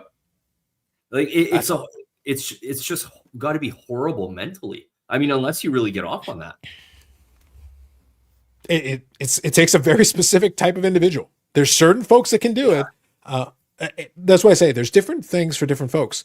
I've talked before that I used to work in a call center. And even some of the folks who were there for years were like, Carlos, how on earth can you be here 12 hours a day taking all those calls? And I go, because it doesn't bother me. There is nothing they can say that. Now, that means my person, I am actually well suited to that. Doesn't mean I'd be shooting to do that. That isn't a career that I want to have. But I happen to be particularly well suited to being able to, I could do that job in my sleep. To me, I could almost take a nap while I'm doing it. That's how easy it is for me. For a lot of people, like, people get destroyed. If you're taking phone call after phone call, and every single person that you talk to, because the service was bad or whatever, you get called every name in the book. You get called a piece of shit every single day for hours and hours and hours a day. For a lot of people, that wrecks you. That will destroy you. So it's not, we had so much turnover back then, because it's like, dude, I've watched people have nervous breakdowns and have to be taken away because they can't take it anymore. It was that one extra call that they just couldn't, it was the straw that broke the camel's back. They just couldn't take it anymore. Yeah. And I was there 2.5 years, 50,000 phone calls. And after I was done, I was like, okay. it didn't, but I could ask somebody else to do the same thing, and it would kill them. It would suck the soul out of their body and they'd be done. Yeah. Well, kind of going back to what you said a second ago, if you're willing to deal with the toxicity that's going to come with it, because that is the audience you're asking for. That's the audience you're drawing in. The good news is they're engaged while you can keep them. I was like, can you feed that beast? Can you keep that going? It's like a furnace that gets hotter and hotter, and you have to keep putting more to keep it going. It doesn't get easier. I don't envy, man. I don't envy. Not that one. Nope, not for me. Simon here says, good evening, Simon. Says, did you get the memo that every hobby YouTuber is required to make a video about the new AI card damage scam this week? Listen, I don't need AI card damage, man. I have a YouTuber on here that built an AI card grading app. Come on. I got the AI angle covered. I go a different direction. But that is the thing. So are you familiar? Yeah. No, so I'm basically, not. quickly, let me catch you up on this. And I think the chat knows this one, but I'll quickly recap. So basically, the scam is that there's an individual on eBay, at least one for now, and obviously more will be copycats later. We're gonna have some fun. So the scam is basically somebody buys something on eBay, and then what happens is they play the card that, oh, my card was damaged, and what they did is they take a picture of the item, and then had AI run through it. Hey, make the slab cracked, make the whatever damage, and that's what they send back. Right. And that's the scam. Yeah, I saw Neo did a video, right? I didn't watch the video, but I think he just did a video on that. Yeah. Yeah. So that was the scam in question. That's what we're talking about. Yeah. That's the world we live in. What can I say? Yeah. So look, just as a high level thing, just to give a quick response to that.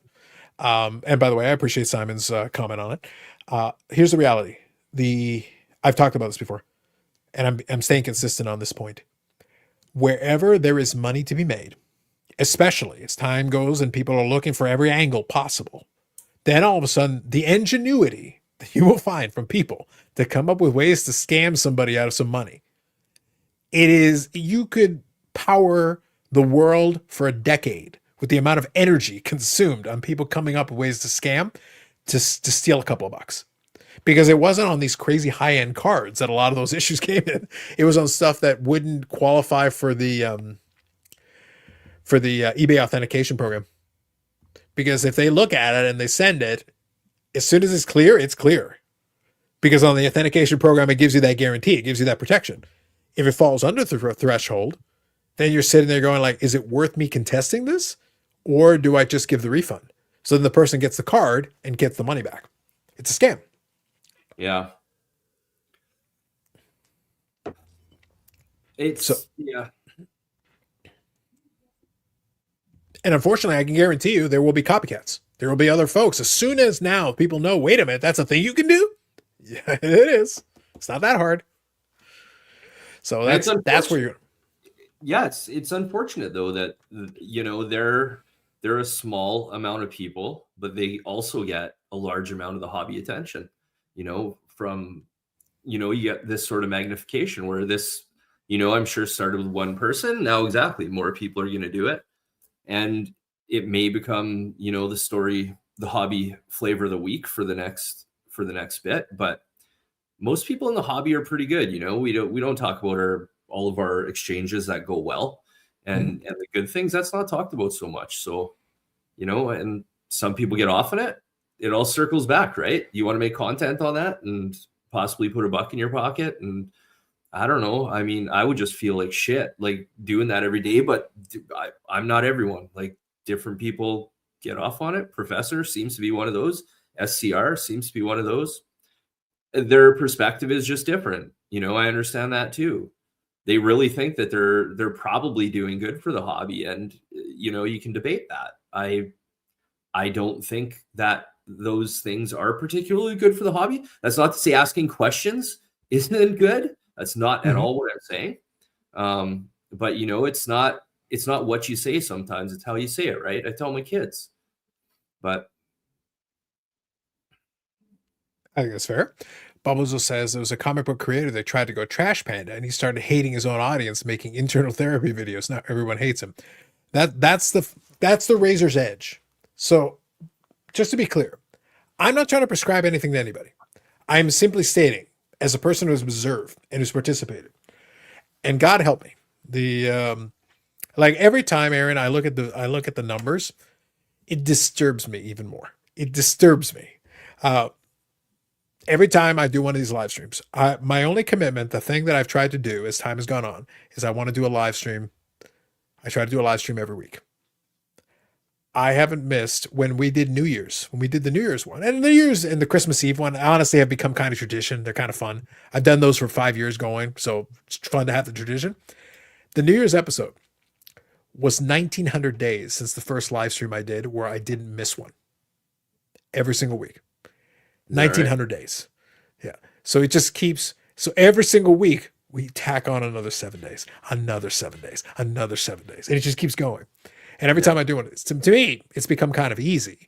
I do like having other voices and things because it challenges things. It makes it fun for me. And I'm still having fun. Otherwise, I wouldn't be doing it. As soon as I'm done having fun with it, like we're done. The weekly's over. Like I'm done. I still enjoy it. Otherwise, it wouldn't be this damn long. It just wouldn't. Yeah. But the thing is, that's a lot of time.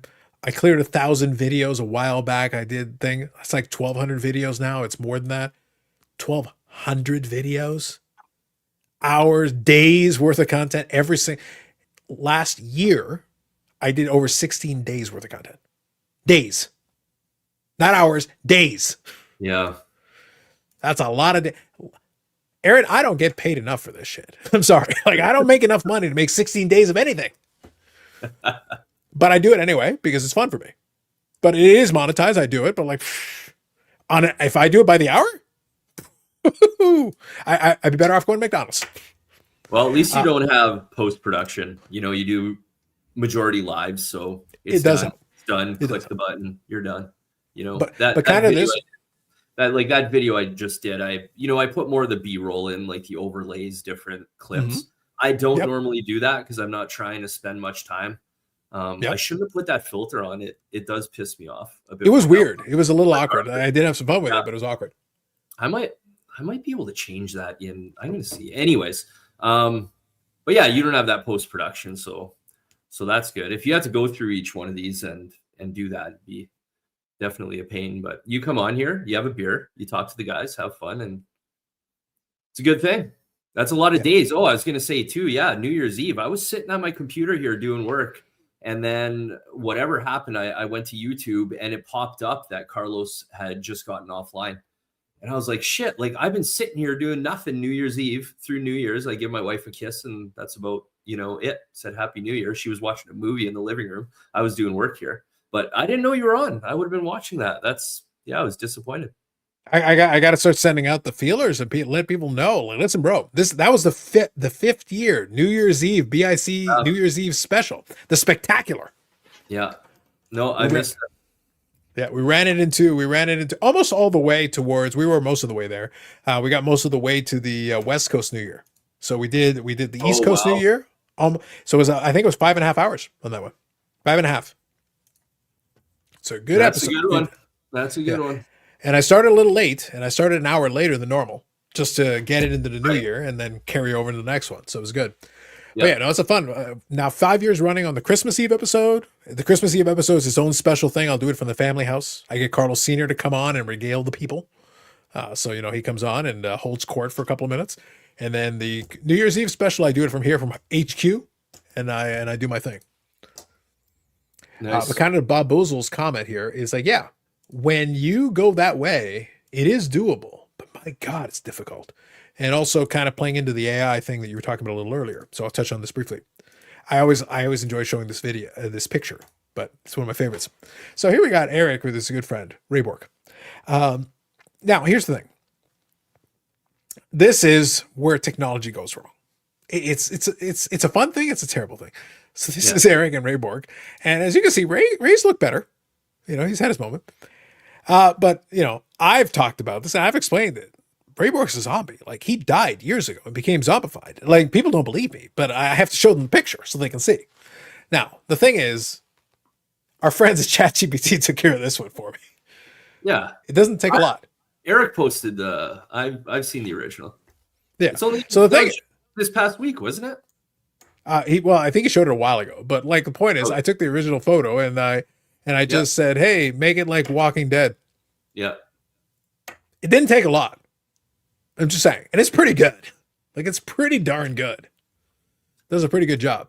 Yeah, it's fun doing things like that. Like, it's good. But imagine as it gets better. But imagine as it improves and as it iterates and gets better at it. And like, that's me just screwing around with it for a couple minutes. Imagine if you really put some effort into it and really play around. And look, I could Photoshop it, but like, I don't have the skills. So like, just go with what I put that together. It didn't take a lot. So I was featured on the Professor's show. Yes, that's right. I remember Simon being brought up, and I remember why. Yes. So unfortunately, when it came to that segment, I would have loved for. The thing is, I don't mind a legitimate critique, but I was like, dude, are you kidding me? Like, even watching the videos, it's like barely plays, and it's like, come on, we got to do better. Only a matter of time if the hobby has a LifeLock equivalent. Yes. Editing videos seem like it would be the biggest drag. So yes. So that's a conversation I've had with Neo. And what's fun with talking with other folks that do YouTube a lot. Now, Neo obviously does a ton of videos. He does almost daily videos. So there's a lot, but this is the critical piece and playing to what Aaron was saying. And I do this too, just to be fair. To be fair. Yes, to be fair. He and I have both developed our versions of kind of a standard template. And by that, I don't mean that, oh, you just write a script. No. That isn't what I mean. What I mean is we have our shortcuts, kind of to Bob Boozle's comment here.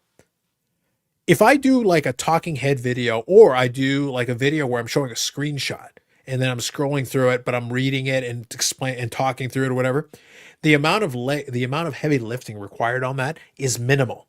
It's really up to me, is how well I can articulate whatever it is I'm trying to say. But the recording time is minimal. The then editing time is absolutely minimal because I'm not creating a bunch of stuff that I have to put on the screen or do a bunch of crazy things.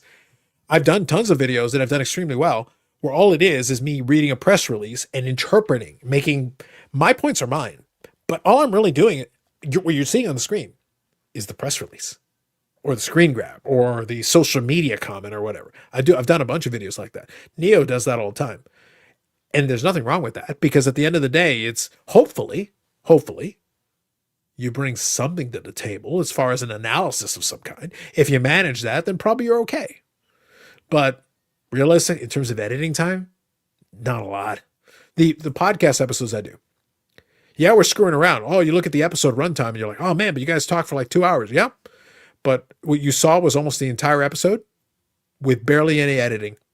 The only thing I did was remove the countdown timer at the beginning of it and put my outro at the end. And unless there was some technical glitch, you're almost getting it in real time. It runs almost all the way through without any edits. Very, very rarely do I have to do anything to it. Well, the good news is the editing time on that, Aaron, is almost nothing.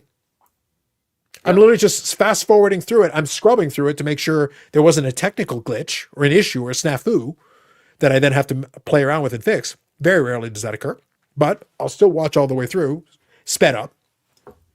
And then when I'm done, boom, transfer, boom, upload, done. That saves so much time. And a lot of the videos I've done, I use Premiere Pro, but a lot of the videos I've done are optimized more for my time. Like, I don't want this to take more than 4 hours start to finish, from sort of getting the idea, getting stuff together, recording, edited, out. You know, that's usually 3 to 4 hours. But this year, I'm actually on the other side, to what Bob Boozle was saying.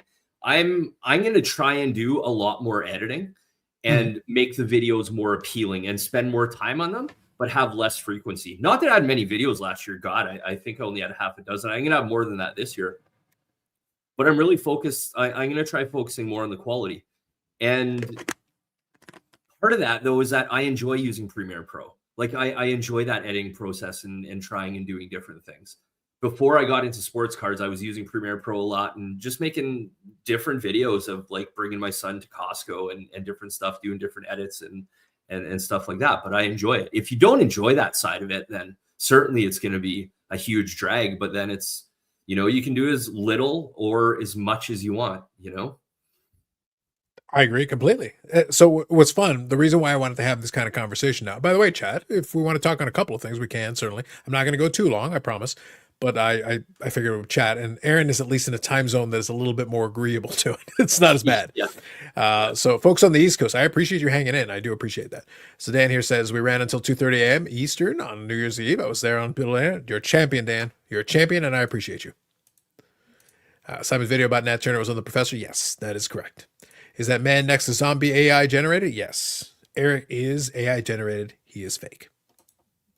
That algorithm, Aaron, next level. If you ever get to the level of my Eric AI algorithm, whoo, let me tell you, Victor Ricardo special weekly videos have improved dramatically because he's embraced the format. Yes. And I think that's a thing. I think, so kind of playing into what you're talking about, I don't disagree with anything you said.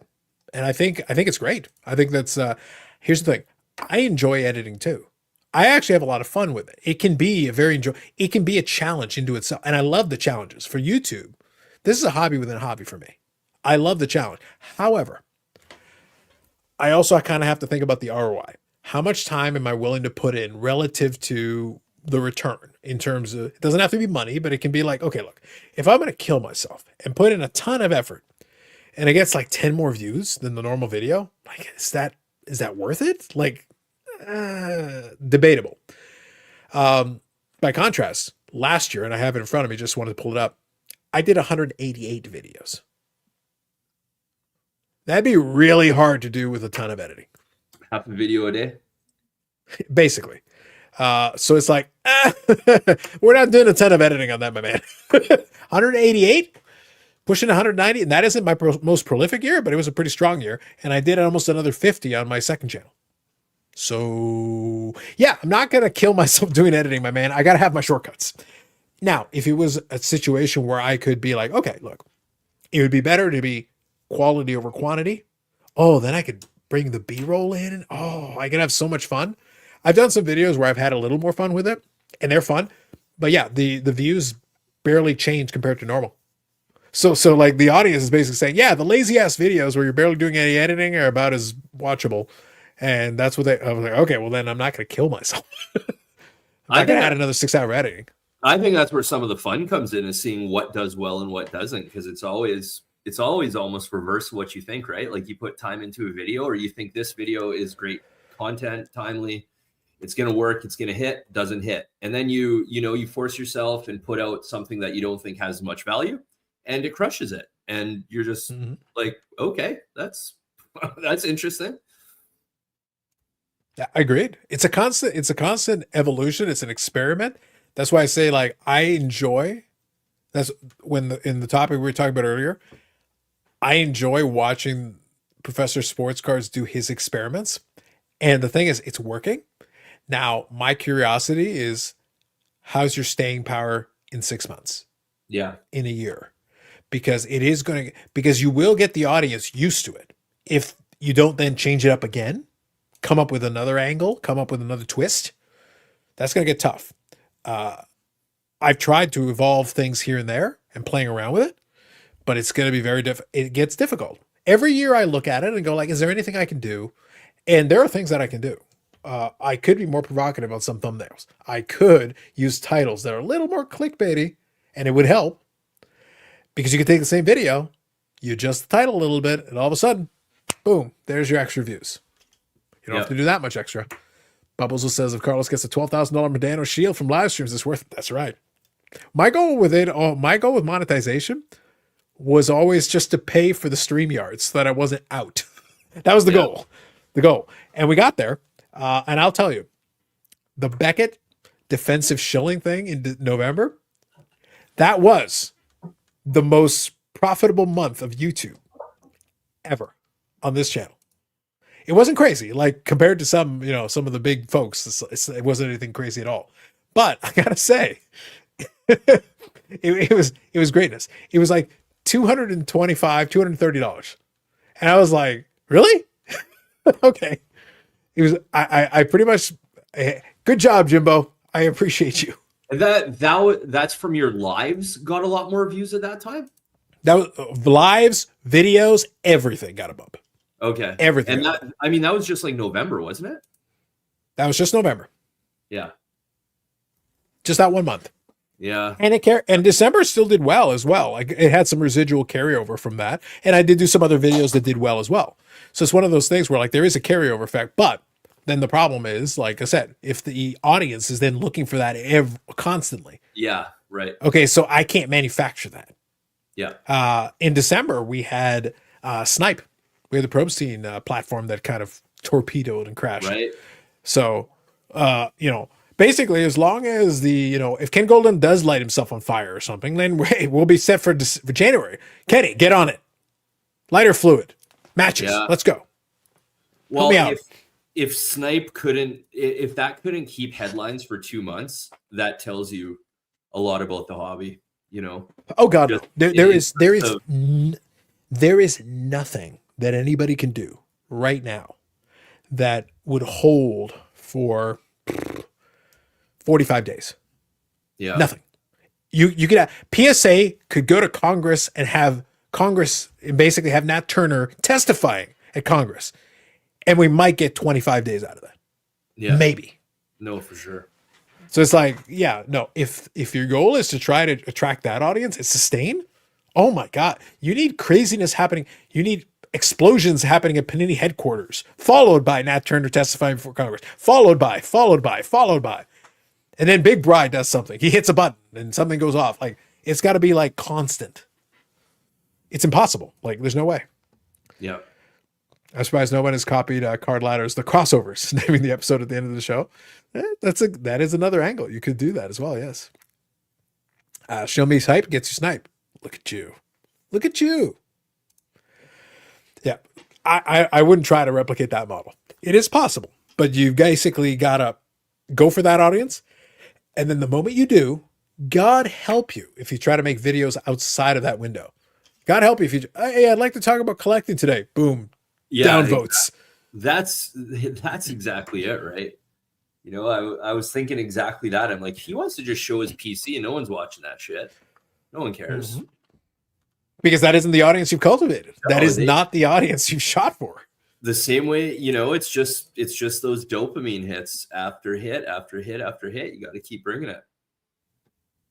Yep. Bubbles will says, I remember the most important part of my day was watching court YouTubers analyze Johnny Depp's Amber Heard trial. Yes. Yes. Yes. I enjoyed those very much as well. I mean, Johnny Depp was brilliant on stage. I almost said Jesus. On what's it called in the when he was being prosecuted or whatever, or they were asking him questions. Oh, the When he was- the prosecutor's the lawyer asking questions. You're talking about the accused or No, I just mean when he was being questioned, like cross-examination? in the court, examined, right? Yeah, cross-examination. whatever the legal term is. But him up there was brilliant. It was genius. Yeah. Well, good evening. Am I in an alternate universe where are the usual suspects? Well, listen, Eric might, I don't want to spread any rumors. Eric might have been trying to get away with the Dallas car show heist, allegedly. And he might be co-conspiring with the other usual suspects. Kaiser Soze. That's all I have to say to you. That's a great movie. It is a fantastic movie. The Good Old Days, Bob. That's right. A mega pint. Dead voice. That's right. That My dog's was so classic. The mega pint is such a great clip. The mega pint is what I wish I had during some of these Fridays. I could use a mega pint right now.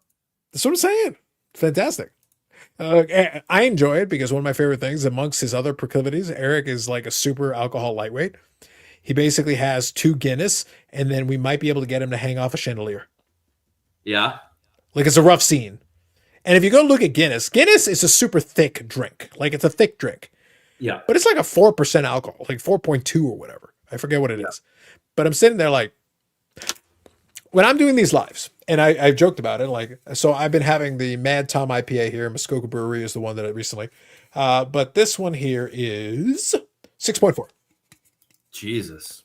So at the time that I've been doing this, Aaron, I've drank 3 of these, and I'm piloting the ship right now, as we speak. Yeah. Well. So a couple of Guinness isn't going to do it for me, my friend. Yeah. A couple of Guinness is not really going to throw me off my game. Just saying. Wonder if Ken Golden ever got a hold of that historic turd. Listen, do not question the ability of Kenny.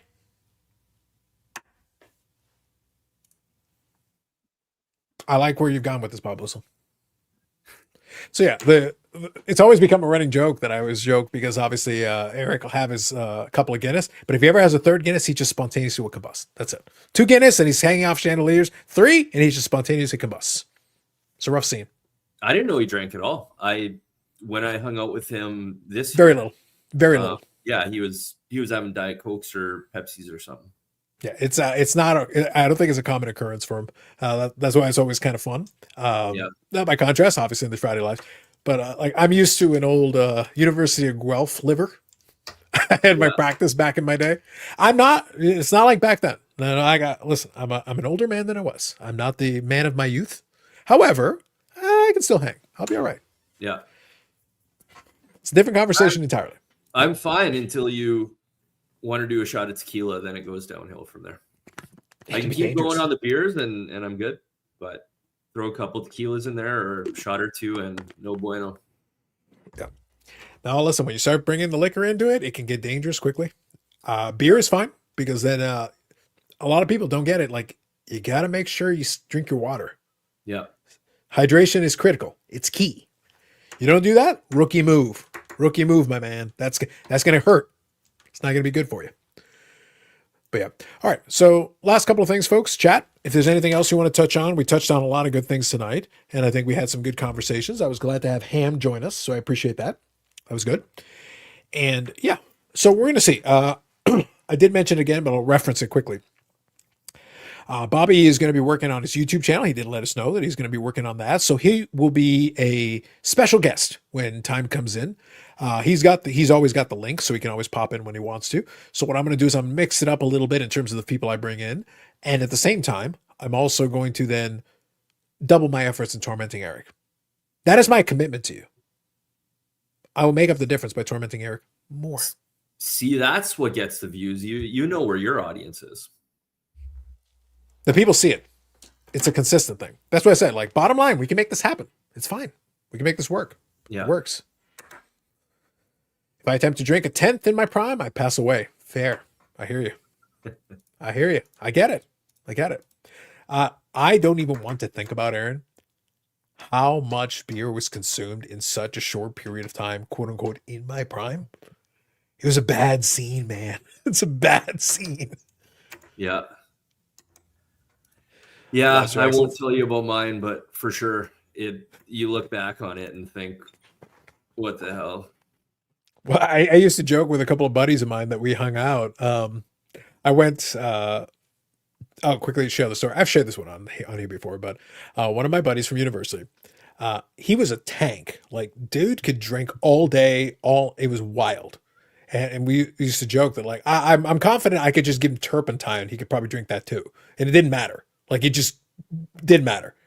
So liver of steel at that point. He had his birthday. And we went in, and it was in October. We had his birthday. His nickname was Oaks. So he called it Oakstoberfest. And I was like, all right, a challenge. Go on. So he was in the drama department. And we had a pub that was specifically like for the art, drama students, whatever. It was a regular haunt. It was the Albion. It was actually an old hotel that was retrofitted. It was a really great venue, actually. It was really good because you could have music playing. The upstairs is where the students went. The townies all went downstairs, and that's where the restaurant was. But upstairs, you had like a dance floor area there on one half. But then on the other half was like couches and kind of a chill area and everything. And and I feel very blessed, so to speak. I graduated the year before the iPhone came out. So just before smartphones really started to take off. So you'd like call people and be like, hey, meet us at the Albion, whatever. And you'd go down. So we didn't have social media going. We didn't have iPhones. So people could just kind of like, that's how you communicated and you went. So we go hang out. So we were just kind of chilling on the couch. So it was his birthday. And we go, all right, well, we're all going to buy drinks, of course. And then, but he also had friends. So I was in the history department and a bunch of us came down who knew him. And then the drama department folks, and those kids like to drink a little bit. But what happened is people were buying drinks all night. And he was drinking beer. But the thing is, he would drink everything in order, out of order, like whatever. It'd be like beer and then liquor, beer, liquor, beer, liquor. And he was just going. And we got there at the bar, 7 p.m. Last call is 3 a.m. If you do a little quick math, what you're going to discover is that's 8 hours between the time we showed up and the time of last call. Yeah. We were there until last call. So that's an 8-hour shift, Aaron. And for 8 straight hours, this man drank probably a couple times his body weight in alcohol. Like, it was disturbing. And I was just sitting there going, and I was with him right from 7 a.m. And trust me, I drank my fair share, but I wasn't trying to keep up with him. Like, and again, I could hold my own, but I'm not even trying. I'm having my beers. I'm enjoying them. I'm taking my time. At one point, the guy's like, "Oh man, we gotta buy Ogs a drink." It's like, dude, you guys want to pay for it? Well, go ahead. So they all get some money together. I go, Carlos, can you go get a drink? So I go to the bartender. I go, hey, can you get a drink for our buddy here who's having his birthday? He goes, okay. And he's like, what do you want? I go, surprise me. I'm not drinking it. I don't care. So he put together something, and he passed me a drink that looked like guacamole. And I'm sitting there like, I don't even know what this is. I'm not the one who has to drink it. So whatever. I just hand it to him. Boom. Just like everything else. Boom. And I'm sitting there like, okay. By the time we were done, I hung around until the very end of that.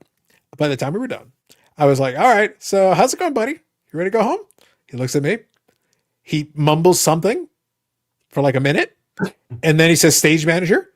And then blah, blah, blah, blah, blah, stage manager. And I'm like, all right, bud.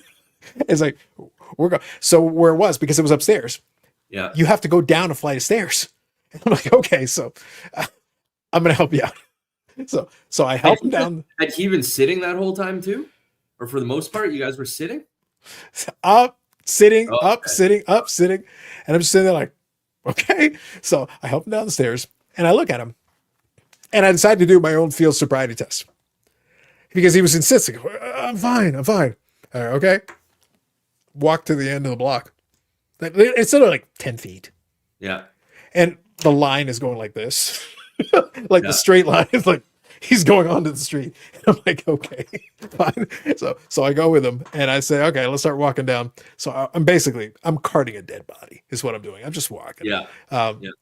We walk in and we get to about maybe a third of the way there because it's a long walk to get back to his place. And I'm sitting there like, yeah, we're not gonna make it. So then I remember one of our buddies, they were in a band and they have a house beside a railroad track, like this dilapidated house. That's where the band lived and played and did all this stuff. And I'm sitting there like, these guys are going to be awake. So I'm sitting there like, okay, we're not going to make it all the way back, but I can make it to their house. So let me see if I can give that a try. So I start walking that direction. I literally walked by a police officer who has pulled someone over. And this is like at 3:30 in the morning, 4:30 in the morning, 4 o'clock in the morning. Yeah. And the guy just looks at me and he's like, and I'm like, yeah, he had a lot of fun at his birthday party. And he's like, all right, as you were. So I continued walking with the dead body. I take it all the way over to his house. I knock on the door, and of course they're awake. So our buddy opens the door, and he goes, Carlos, Ogs, how's it going? Because he was at the birthday party earlier. They had been there, they had drank, they had left. Yeah. Again, we were there for 8 hours. So anyway, so he goes, so literally my exact words out of his conversation were, it's like, I need a water and a bucket. And he goes, say no more. Turns right around and walks straight. These are guys that at that house, they had poison control on speed dial. All right. Yeah. This is the right people. These are the right people you need in this. It's emergency triage, Aaron. It's emergency triage, and we got the right people here. So I'm at this house and I'm sitting there playing Madden 05 while this man is puking into his guts out into a bucket for a couple hours. And every time he's about to choke vomit on himself, I grab the back of his head and I put it into the bucket. And I basically hang out there until about 6 a.m.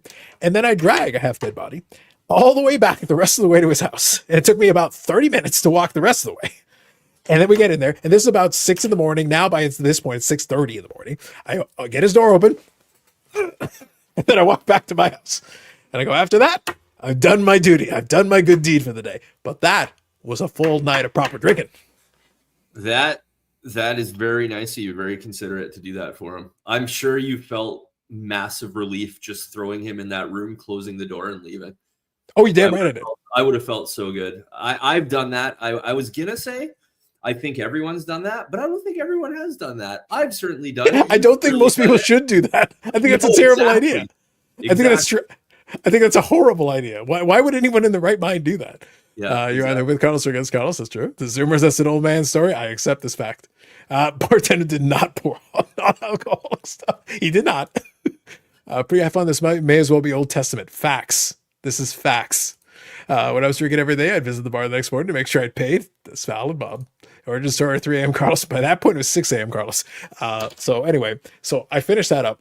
And the best part about that whole deal was I was sitting there, and then where his house was, then I have to walk another 40 minutes back to my house. I'm like, this is the longest day ever. The longest day ever. Now, could I have grabbed a taxi or something? Yeah, but I'm in university, man. I'm not spending money on that. I'm walking. Yeah. God damn it. It's already in the morning anyway. So like, we're done. Like, it's whatever. By the time I get back to my place, it's like 8 a.m. And I'm like, I'm getting a couple hours sleep. I'm just pulling the covers over. Like, I just want to sleep a little bit. By that point, I had sobered up because I've been walking outside for hours in Guelph in October, and it's goddamn cold. So all took care of that. But that, my friend, that was a night that I can say truthfully, I saw a man's soul leave his. So this is, believe it or not, that entire story runs about to the zombie picture. I saw a man's soul leave his body. That man, as far as I'm concerned, died. I watched him die. And then I threw him into his house, and he continues to roam the earth as a living zombie to this very day. But I watched that man die, Aaron. I watched that man die. You saved him, Carlos. It was so good. So good. That is still one of my favorite I go, I can't repeat this. There is no way. And when I was done, I was like, there's no way I can repeat this night, both physically, mentally, and emotionally. I just can't repeat this night. It's just not possible. There's nothing I can do. Did you wake up at 7 p.m. and then go back to the bar that night? So no, Aaron, look, Aaron, that would be irresponsible. That is a silly question you were asking. I woke up at 1 p.m. and then went to the bar the next night. Come on. Yeah. Good for you. 7 p.m. Come on. That's rookie work. We can do better. Right answer. Listen, those days, Carlos back then, look, Carlos had some stamina back in those days. I was a younger man back then. We would have gotten along well back then too. I had more gas in the tank back then. So you see, this is why, Aaron, I can only do like 4 or 5 hour live streams. Like back in those days, we could have done 15-hour live streams. It would have been fine. Yeah. It was a bad scene. So it was that one. That was one of my favorites. And then the other one was a Buffalo Bills game. And we went to a Buffalo Bills game because my buddy is a moron. And for some bizarre reason, he has a death wish. And he enjoyed going to Buffalo Bills game in December.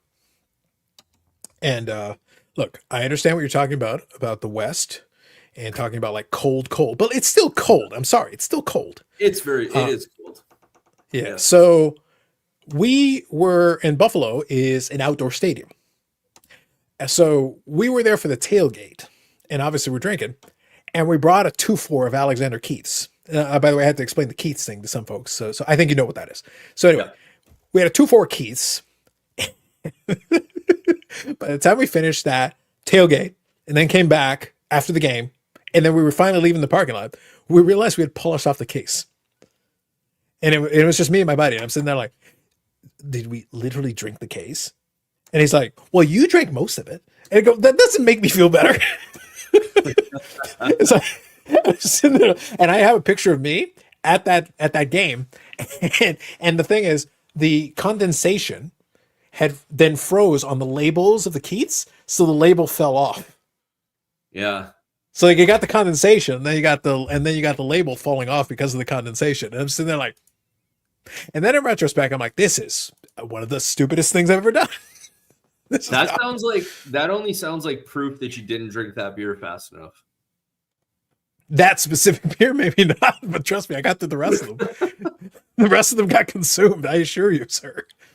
I'm sitting there like, I'm trying to figure it out though. I was like, do I have regrets? Sort of. Part of me has regrets. I've got a few regrets. At that point though, honestly, I was just so damn cold that I just wanted the beer. I was like, just give me another beer. Hand it over. Exactly. Yeah, that's the answer. It was survival mode, man. All right, so here it is. I found it. There's Carlos from back then. Oh, wow. Yeah. So I got the Buffalo Bills hat going on, the thermal hoodie. We got the cargo pants going. There's the Bills Stadium in the background. Ralph Wilson still back then. So that was back then. I had a little more energy back in those days. And yeah, so I'm smiling, but basically I'm still like, it's fucking cold.